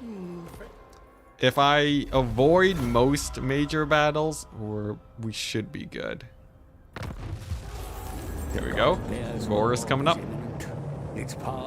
Yeah, because I think we can sort of just pass turns and defend our current territory. Do these guys have any major? They have Erengrad. And someone in chat, can you let me know if Erengrad is important for getting Borris? I think it actually is. Am I gonna have to kill these guys? Let's see. Can I get Erengrad? What do I have to do to get Erengrad? Let's see. Payments. You think so? Oh no. It's fine. We can kill the Empire a bit. It's fine. It's for Borris. It's for Borris. Come on. Everyone loves Borris. Yeah, that's gonna be a bit awkward. We'll do it after we confederate Katerin. You need all 4 major cities? Oh no. Okay, well, we'll finish clearing off the Norskins from our doorstep. And then we're gonna go. And then we're gonna kill the Empire. As it was meant to be. And then, yeah, then we should be good. Consultant's gonna have a lot of work cut out for him to clear out all the portals too, but... on the other hand, that's a nice way to farm levels, so that's actually not too bad. Okay, nice. More Empire talking to me. That's not gonna hurt my followers, right? They're not gonna care too much about me randomly launching the invasion of the Empire. We're fine. Let's see. Are we still ahead of Katerin? Oh, vastly ahead. Okay, I don't need to siege Nurgle anymore. Because Sultan's just gonna hang back and deal with the portals that spawn, and then we're good. What the? They sieged me into literally having nothing left. Whoops! I was not paying attention to that. It's totally fine though. We have so many settlements here. It doesn't really matter. You know what? I don't need to take this fight. Yeah, no, we're reaching the end game of this campaign, where we can sort of just take it real easy. Damage building, no problem. I should get rid of the damage building prompt. I'm not repairing those. There we go. All right. The final stretch. They only care about you killing Kislevites, not Empire. Sweet. Sweet. We'll run them over then. Hey, look at that. Katerin's starting to pay me money now, too. Very good. So what? We have to hold all 3 major ones for 10 turns? Do you have a degree/day job? I have a... what's it? I have a Bachelor's of Science in Computer Science. Yeah, so I did a specialist in Computer Science and a minor in Math. Not helping me much right now, but originally I was working as a software developer until I got laid off because of the corona, the good old Rona business. But on the other hand, immediately after I got laid off, I decided, you know what, let's try some YouTube channel business. Let's just try doing YouTube for a bit. And then suddenly launched my half career into YouTube, which I am currently doing as a part-time salary job while working full-time. It's a work in progress. But yeah, that's sort of my current situation. I gotta say, I'm very happy about where I'm at right now. Even though, of course, it could be better if Warhammer 3 was exploding in popularity. But right now it's actually enough to make part-time wage, so... yeah, that's where I'm at. I learned a little bit of stats. I know a little bit of math. But I'm by no means an expert. I only did software development for 1 or 2 years, I think. Yeah. I did real boring software stuff too. It was requirements, document, auto generation. So yeah, so I wrote code that would tell other people what code to write. Very exciting work. It was pretty fun automation in general, but yeah. I would say by the time I got laid off, I was sort of happy that I got laid off. Because it was not super exciting. So yeah, in the end it sort of worked out. It's pretty hype. Okay. Let's see. I have to check every... oh, hey! We Confederate Katerin next turn. That's huge. That's huge. Okay, so... then I need to launch the invasion of Erengrad. Transfer settlement. So if I... let's see. What can I give for Erengrad? I can give... Hell Pit. I can give... what's it? What's Fort Stragov? Yeah, I can give Fort Stragov. Oh, I can't give more than one? Oh, what a ripoff. Although they almost let me do it. Can I do Erengrad for... if I just do Erengrad for Prague? Dang. It's so close yet so far. Alright. Well, let's just Confederate Katerin first. You can raid him in that settlement? What do you mean by that? Can I raid him into giving me the settlement? Kisled's truth is also... let the raid army kill him? Oh, yeah, there's a bit of that. Yeah. Because Sultan has a thing where enemy regions have less public order, which is sort of cool. Yeah, I need both. Yeah, I know. I was wondering if it was possible. All right. Well, anyways, let's completely ignore the demonic invasion happening here and just beeline straight to Erengrad. Oh yeah, that's good. That feels pretty good. Oh, Katerin, she is gone. Wow, that feels pretty sick. Suddenly having all of Kislev. You know what doesn't feel sick? Having no money. I guess we'll sack this settlement since we're in no rush now. Oh, that's not a sackable settlement. Yeah, I can get the minus public order and territory from Slaanesh. I cannot hesitate. What's eating up Katerin all the way up here in the middle of nowhere? Jeez Louise. So here's the thing. Everyone talks about the anti-player bias. I think Katerin just really likes marching up here. It's not even an anti-player thing. She's just sort of... she really likes going up north and killing the demons. And man, is she good at it. Because this is a pretty stacked army. You know what? Yeah, I'm willing to believe it was never an anti-player bias thing. Alright, well, I guess we'll just annihilate all the Tzeentch colonies here while we're around, right? Might as well. That's sort of bonkers. We have a random hero here that we don't need, random lord. And then we have another random lord here. Oh my gosh. We're actually not losing that much money. This is insane. Katerin has been doing some work. All right. I don't really need this patriarch. I don't really need this patriarch either. Okay, well, we're in the final stretch now. I just have to win the final battle. Win the final battle with Boris after I take over Erengrad for a couple turns. Hold it for a bit. Let's see, which one of these are good? I don't know. We'll just pick random things. The garrisons here are fairly strong. Actually, the Kislev garrison's sort of garbage. I don't really need this. There we go. Actually, screw war sleds. I don't need them. Yeah, we're down to 20k. Yeah, we almost even went bankrupt.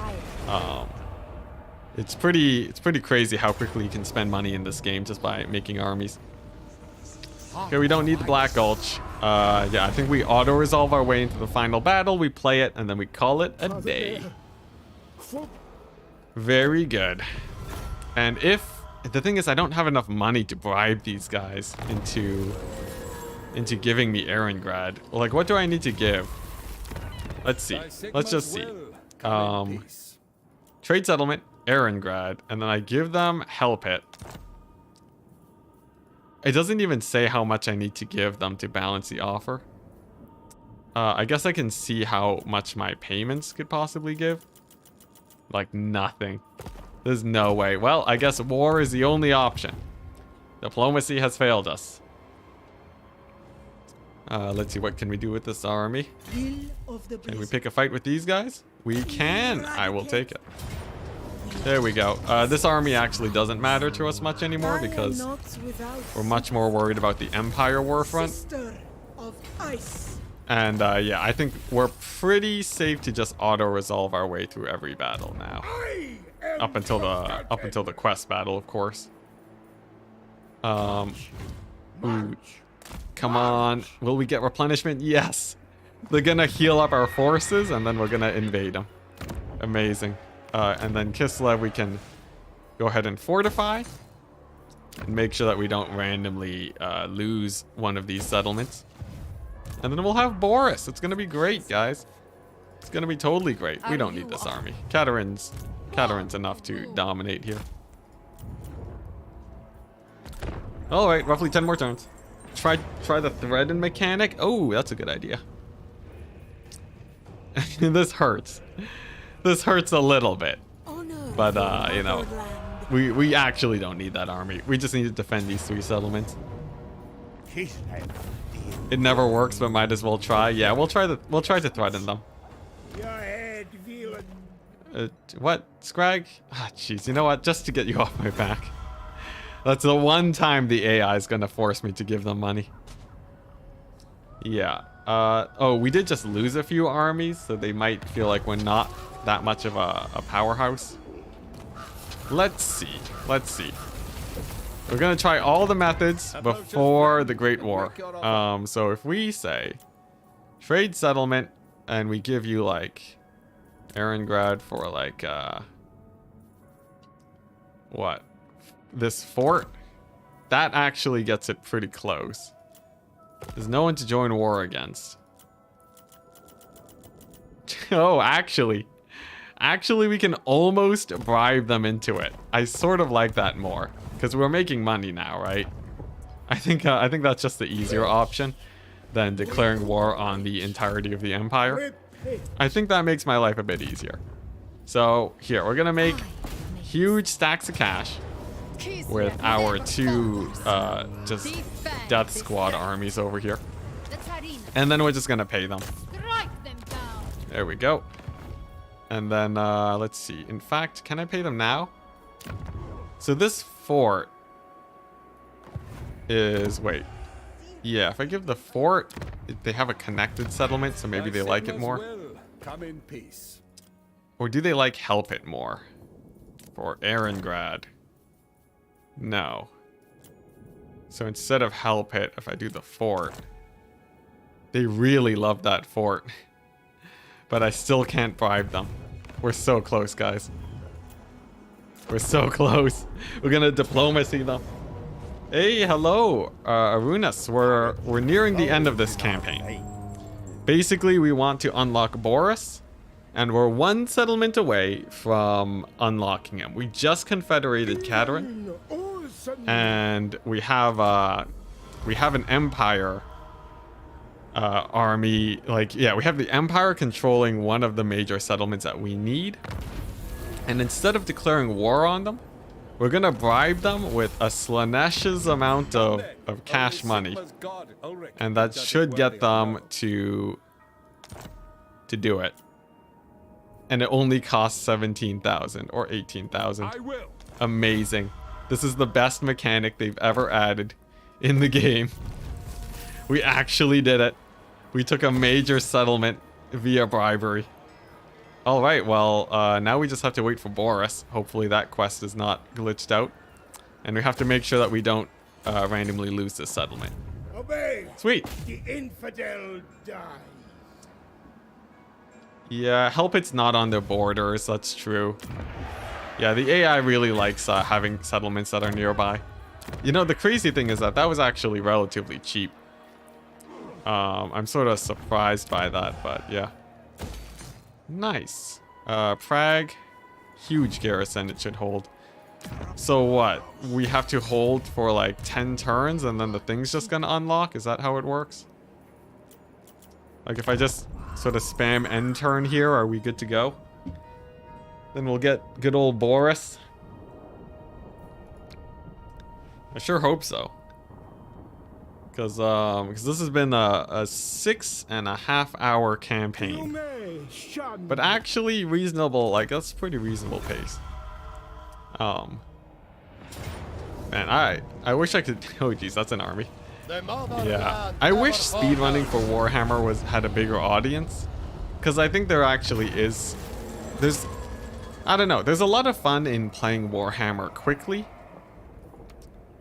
But like the legit speedrunning community is very small. There's not a lot of people that really do that. But if it was a thing, I would definitely, I'd be pretty happy sort of doubling down on that. All right, nice. Yeah, it's just we just keep waiting. I think what, 8 more turns? We're gonna lose a few random settlements here and there on our fringes, but that's okay. We're gonna run away from that Zinch army. Run away from anything that isn't an auto-resolve. Has an infinite warband near Cathay been fixed? I don't think so. There wasn't anything in the patch notes, but maybe. Pretty good. All right. And what are we looking at here? Consultant is going to shut down this portal since it's going to cause us more problems than it's worth. Wow, that's a bad auto resolve. It killed End Times and it killed McRightface. Oh my gosh. Yeah, that was a surprisingly bad auto resolve. Usually it's better. Thankfully, it's pretty rare. Unless maybe there were a lot more elite demons in there than I thought there was. Can Katarine resolve this? Yeah, she can auto that. Sweet. Here we go. We're blitzing it. We're entering blitz mode. We can't be stopped. Because I don't think anyone's gonna take our major settlements. Oh, Katarine's gonna die. That's okay, though. She managed to add enough buffer states where we're not too worried about just taking egregious losses. You thought that was intentional? The infinite warband thing at Cathay? Yeah. What's it? It's like if you kill Cathay, then the warband still shows up. Which, like, I guess it sort of makes sense. Like, you know, it is chaos, right? They are supposed to sort of be a tide of, you know, endless metal and troops. Alright, nice. We can just, you know, grab this guy real quick. Use him to make sure that we don't lose the settlement. There we go. That should be good enough. More defenses. All the defenses. We will not lose Prague. Or Kislev. Or Erengrad. And then Sultan, he needs to just get a big enough army where we can easily play the final battle. Hey, look at that. We can get artillery. That's pretty hype. Not gonna lie. Sure. Let's get mortars. Some imported Empire mortars. Pretty good. Alright. A couple more turns. What? We have like 7 more turns? How much was the patch? The patch did not take a lot of gigabytes. It may take a while to sort of install. So, like, have, you know, maybe like 30 minutes set aside for the patch to actually finish doing its thing. But if you're worried about actual bandwidth usage, it won't use much. Whew. Man. Oh man, I can't wait to have Boris. I should play a Boris campaign. Okay. Okay. How's the demon soul thing? Because if the demons actually just win the campaign, that would be pretty bad. Okay, they're only on the third one. Is it just me, or is Nurgle sort of a menace this campaign? It seems like Nurgle's sort of been going ham. It's just out of control. Thank goodness that's an auto resolve. But yeah, I've been sort of surprised by his progress. Does anyone know if Nurgle is usually this successful in campaign, or if this is sort of an outlier? Just gotta say, it's pretty terrifying. Okay, I guess we'll just put Consultant in here while we wait. We'll just get a random upgrade. Oh, we're almost there, guys. We're almost there. Boris will be ours. And it's all possible because auto resolves were fixed. I swear this challenge would have taken so much longer to complete without the changes. I'm so happy that I waited for today to do this.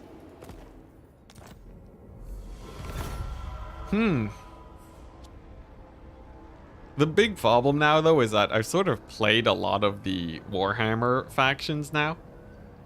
So I think out of the normal campaigns, I don't really have much reason to play many more normal campaigns. So after this, we'll probably either transition into challenge campaigns, or... yeah, we'll either be doing challenge campaigns or head-to-heads, mostly, I'd say. Is it fun to play? I will say yes. I think it's fun to play, but the biggest downsides are the same ones that you're sort of expecting. There's not too much variety. We haven't had a DLC yet. But I think the core Warhammer experience is fixed. I think, in my head, if Warhammer 3 launched with patch 1.2 in it, I think it would have been a very smooth launch. Like this, there's basically nothing to really complain about heavily. There's like a few snags here and there, like drawing out unit positions and moving around settlements is sort of janky. But I think CA hit the nail on the head pretty hard on things that were bothering a lot of people. Like even right now, you can see the AI is not really doing that much to harass my settlements. I'm just sort of passing turns and not really focusing on city defense. And it's been going pretty smoothly. Yeah. I still don't know about how the anti-player bias works out on Legendary though. Because I get the feeling that Scarbrand beelining it towards me was a bit of anti-player bias. But then again, we are on Legendary. What do you ask of this? Come on. Where's the quest battle? Oh, I think we did it. Wait, no, that's just trade agreements. We got the achievement. Hey, we got the 6-hour achievement speedrun for having tons of trade agreements. We did it. But yeah, the greatest change that I've noticed is that they finally attack minor settlements. So you don't have to worry about them being sieged. And you don't have to worry about losing minor settlements if you don't constantly defend them. Which were some pretty big issues before. And I think that being fixed really smooths out the pacing in the campaign. I think for me right now, I probably still won't be playing Warhammer 3 on my free time. But that's only because I've played every faction in the game now. I've played a Cathay campaign. I've even won a Nurgle campaign the other day. We beat Slaanesh. I guess technically I haven't won as Khorne. Oh crap, didn't mean to do that. I technically haven't won as Khorne, but I don't think that matters very much. Like I played a bit of Khorne, I already sort of know how he feels. Although a Corn full conquest speed run, that would be pretty good. I'd be almost tempted to do something like that, but I think next up on the chopping block is some sort of challenge campaign. I'll probably be trying to use a lot of the mods that were sent to me. And then, whoops, wrong options. Yeah, I'll try out some of the mods that people sent. There were a lot. Like, there's the one that makes the AI super aggressive. There's the one that makes where everyone hates you. It's very similar to This is Total War. And then you can sort of just do that and focus on conquest. And then I can do the thing where rifts don't spawn on top of that. I don't know. But rifts do sort of add a little bit of pizzazz, so. Yeah. I think it'll be something like that. Some sort of big challenge campaign, and then that should keep us busy for the next like 2 months-ish until the next update is out, till 1.3 is out. And then of course we'll be having head-to-head campaigns with Flying Taco, and then it will also be having a bunch of new videos coming out, because I think the RORs have a lot to talk about, or I have a lot to talk about concerning RORs. So I'll make some videos on that. And then, yeah, I think that should be able to keep me busy for the foreseeable future. Pretty good. The great orthodoxy. Still though, I'm just waiting for the first DLC. You know, it's the DLC is a long time coming, considering Warhammer is such a fresh release, but I can see why they felt like they had to do these fixes first. Otherwise, it sort of tarnishes the DLC. Like, an amazing DLC can come out, but if Warhammer's not fun to play, it's not going to do anything. All right. Sure, let's get some devotion, why don't we?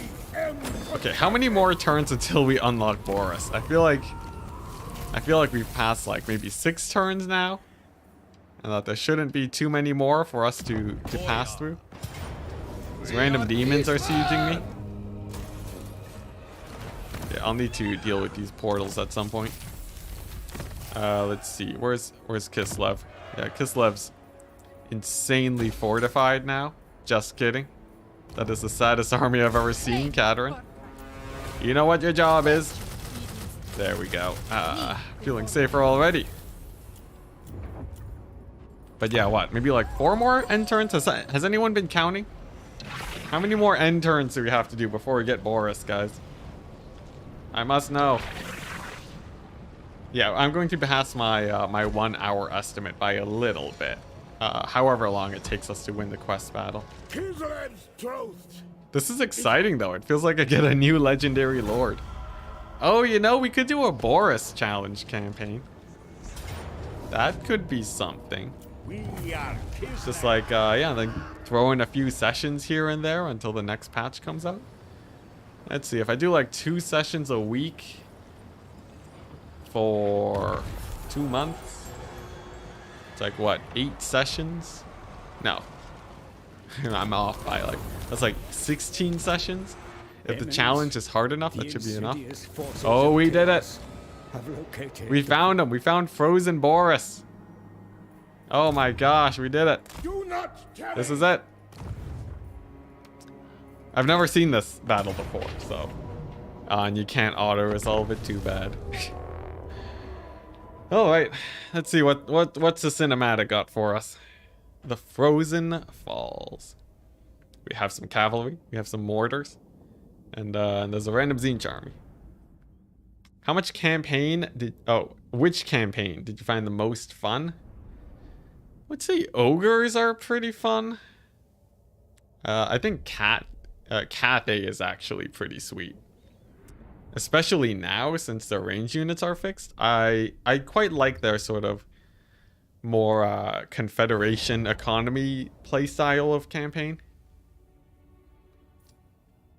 Yeah, it's very blitzable. Yeah.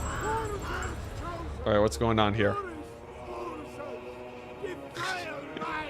He looks a little bit weird, frozen in the ice there. It's like, it wasn't like, oh, like petrified. He's just sort of chilling. But alright, take it. Throw your bodies in front of your cursed blade. In front of their cursed blades. Stalton, he really knows how to rile up the men. Okay, so what? We're on the defensive here. This is a pretty sort of weird, awkward type choke point. But I can sort of sally out with my cavalry and catch them early. I think that's the better play. Let's get our mortars up and ready too. Oh man, it's been so long since I played with Empire mortars. Gonna feel good. Alright, so defeat the 3 sorcerers. So there's a guy here. There's a guy there. I guess, what? So we just get our strike squad and then hit them up everywhere? Is that the, Is this a difficult quest battle or is this an easy quest battle? Like, how careful should I be? Do I just A-move towards these guys or what? Because I feel like this is not that difficult based on how many guys we see. By the way, fire resist, insanely good on Zargard against Tzeentch. Strangely enough, the ROR Zargard, the fact that they're strong against Tzeentch and strong against Khorne is actually pretty sick. I'm gonna say the more I think about it, the more of a fan I become of these Zargard units. It's an easy one, sweet. Let's get them then. Then that means my horse archers can just shoot that guy to death. Alright, what? And then we'll just grab the Zargard unit and then hit up the other sorcerer.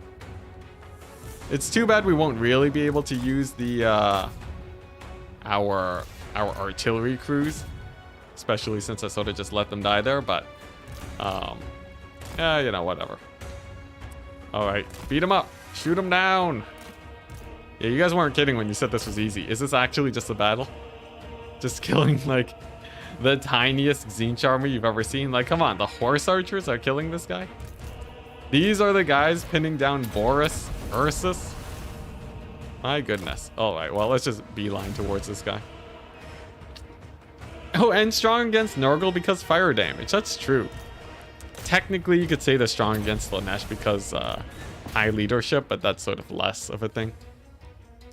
The thing is, though, they're strong against Nurgle in campaign. I'm letting you guys know right now, Stream of Corruption will rip their faces off. No problem. Like, Stream of Corruption is still such a strong spell. Zargard are just not viable against Nurgle because of that. Wow, it's that easy to unlock Boris. The first quest battle that you do against the Dark Elves is like 3 times easier than that. But, you know, I'll take an easy quest battle. It means that we actually finished on time, so. We did it. I think we have Boris. Let's see. We'll head on into the main menu screen to see if we actually got him or not. But yeah, that was insanely easy. Are you kidding me? Look at that experience. Jeez. We did it. What's this? Urson Revivalists. Put him in Prague, I guess. So what? Does he just show up now? Oh, no, like the faction actually just spawns. Oh, he steals the settlement too. Okay, well, that's pretty funny. Well, I think that's cool. Nice. So if I go to the main menu, we should have him. We did it. The under 7-hour Boris speedrun on Legendary. Amazing. Where is he? Where is he? Oh my goodness. It's done. Next up, guys, we're going to be doing challenge campaigns. We're going to be streaming a head-to-head against Flying Taco tomorrow. I'm pretty sure most of you guys are already subscribed, but if you're not, that is how you can catch these streams. And yeah, we're going to be putting out some videos. I think this patch is pretty sick. And if you guys are interested, you should try it out. If you want to wait till patch 1.3, feel free to. I'll see you guys tomorrow. Bye-bye.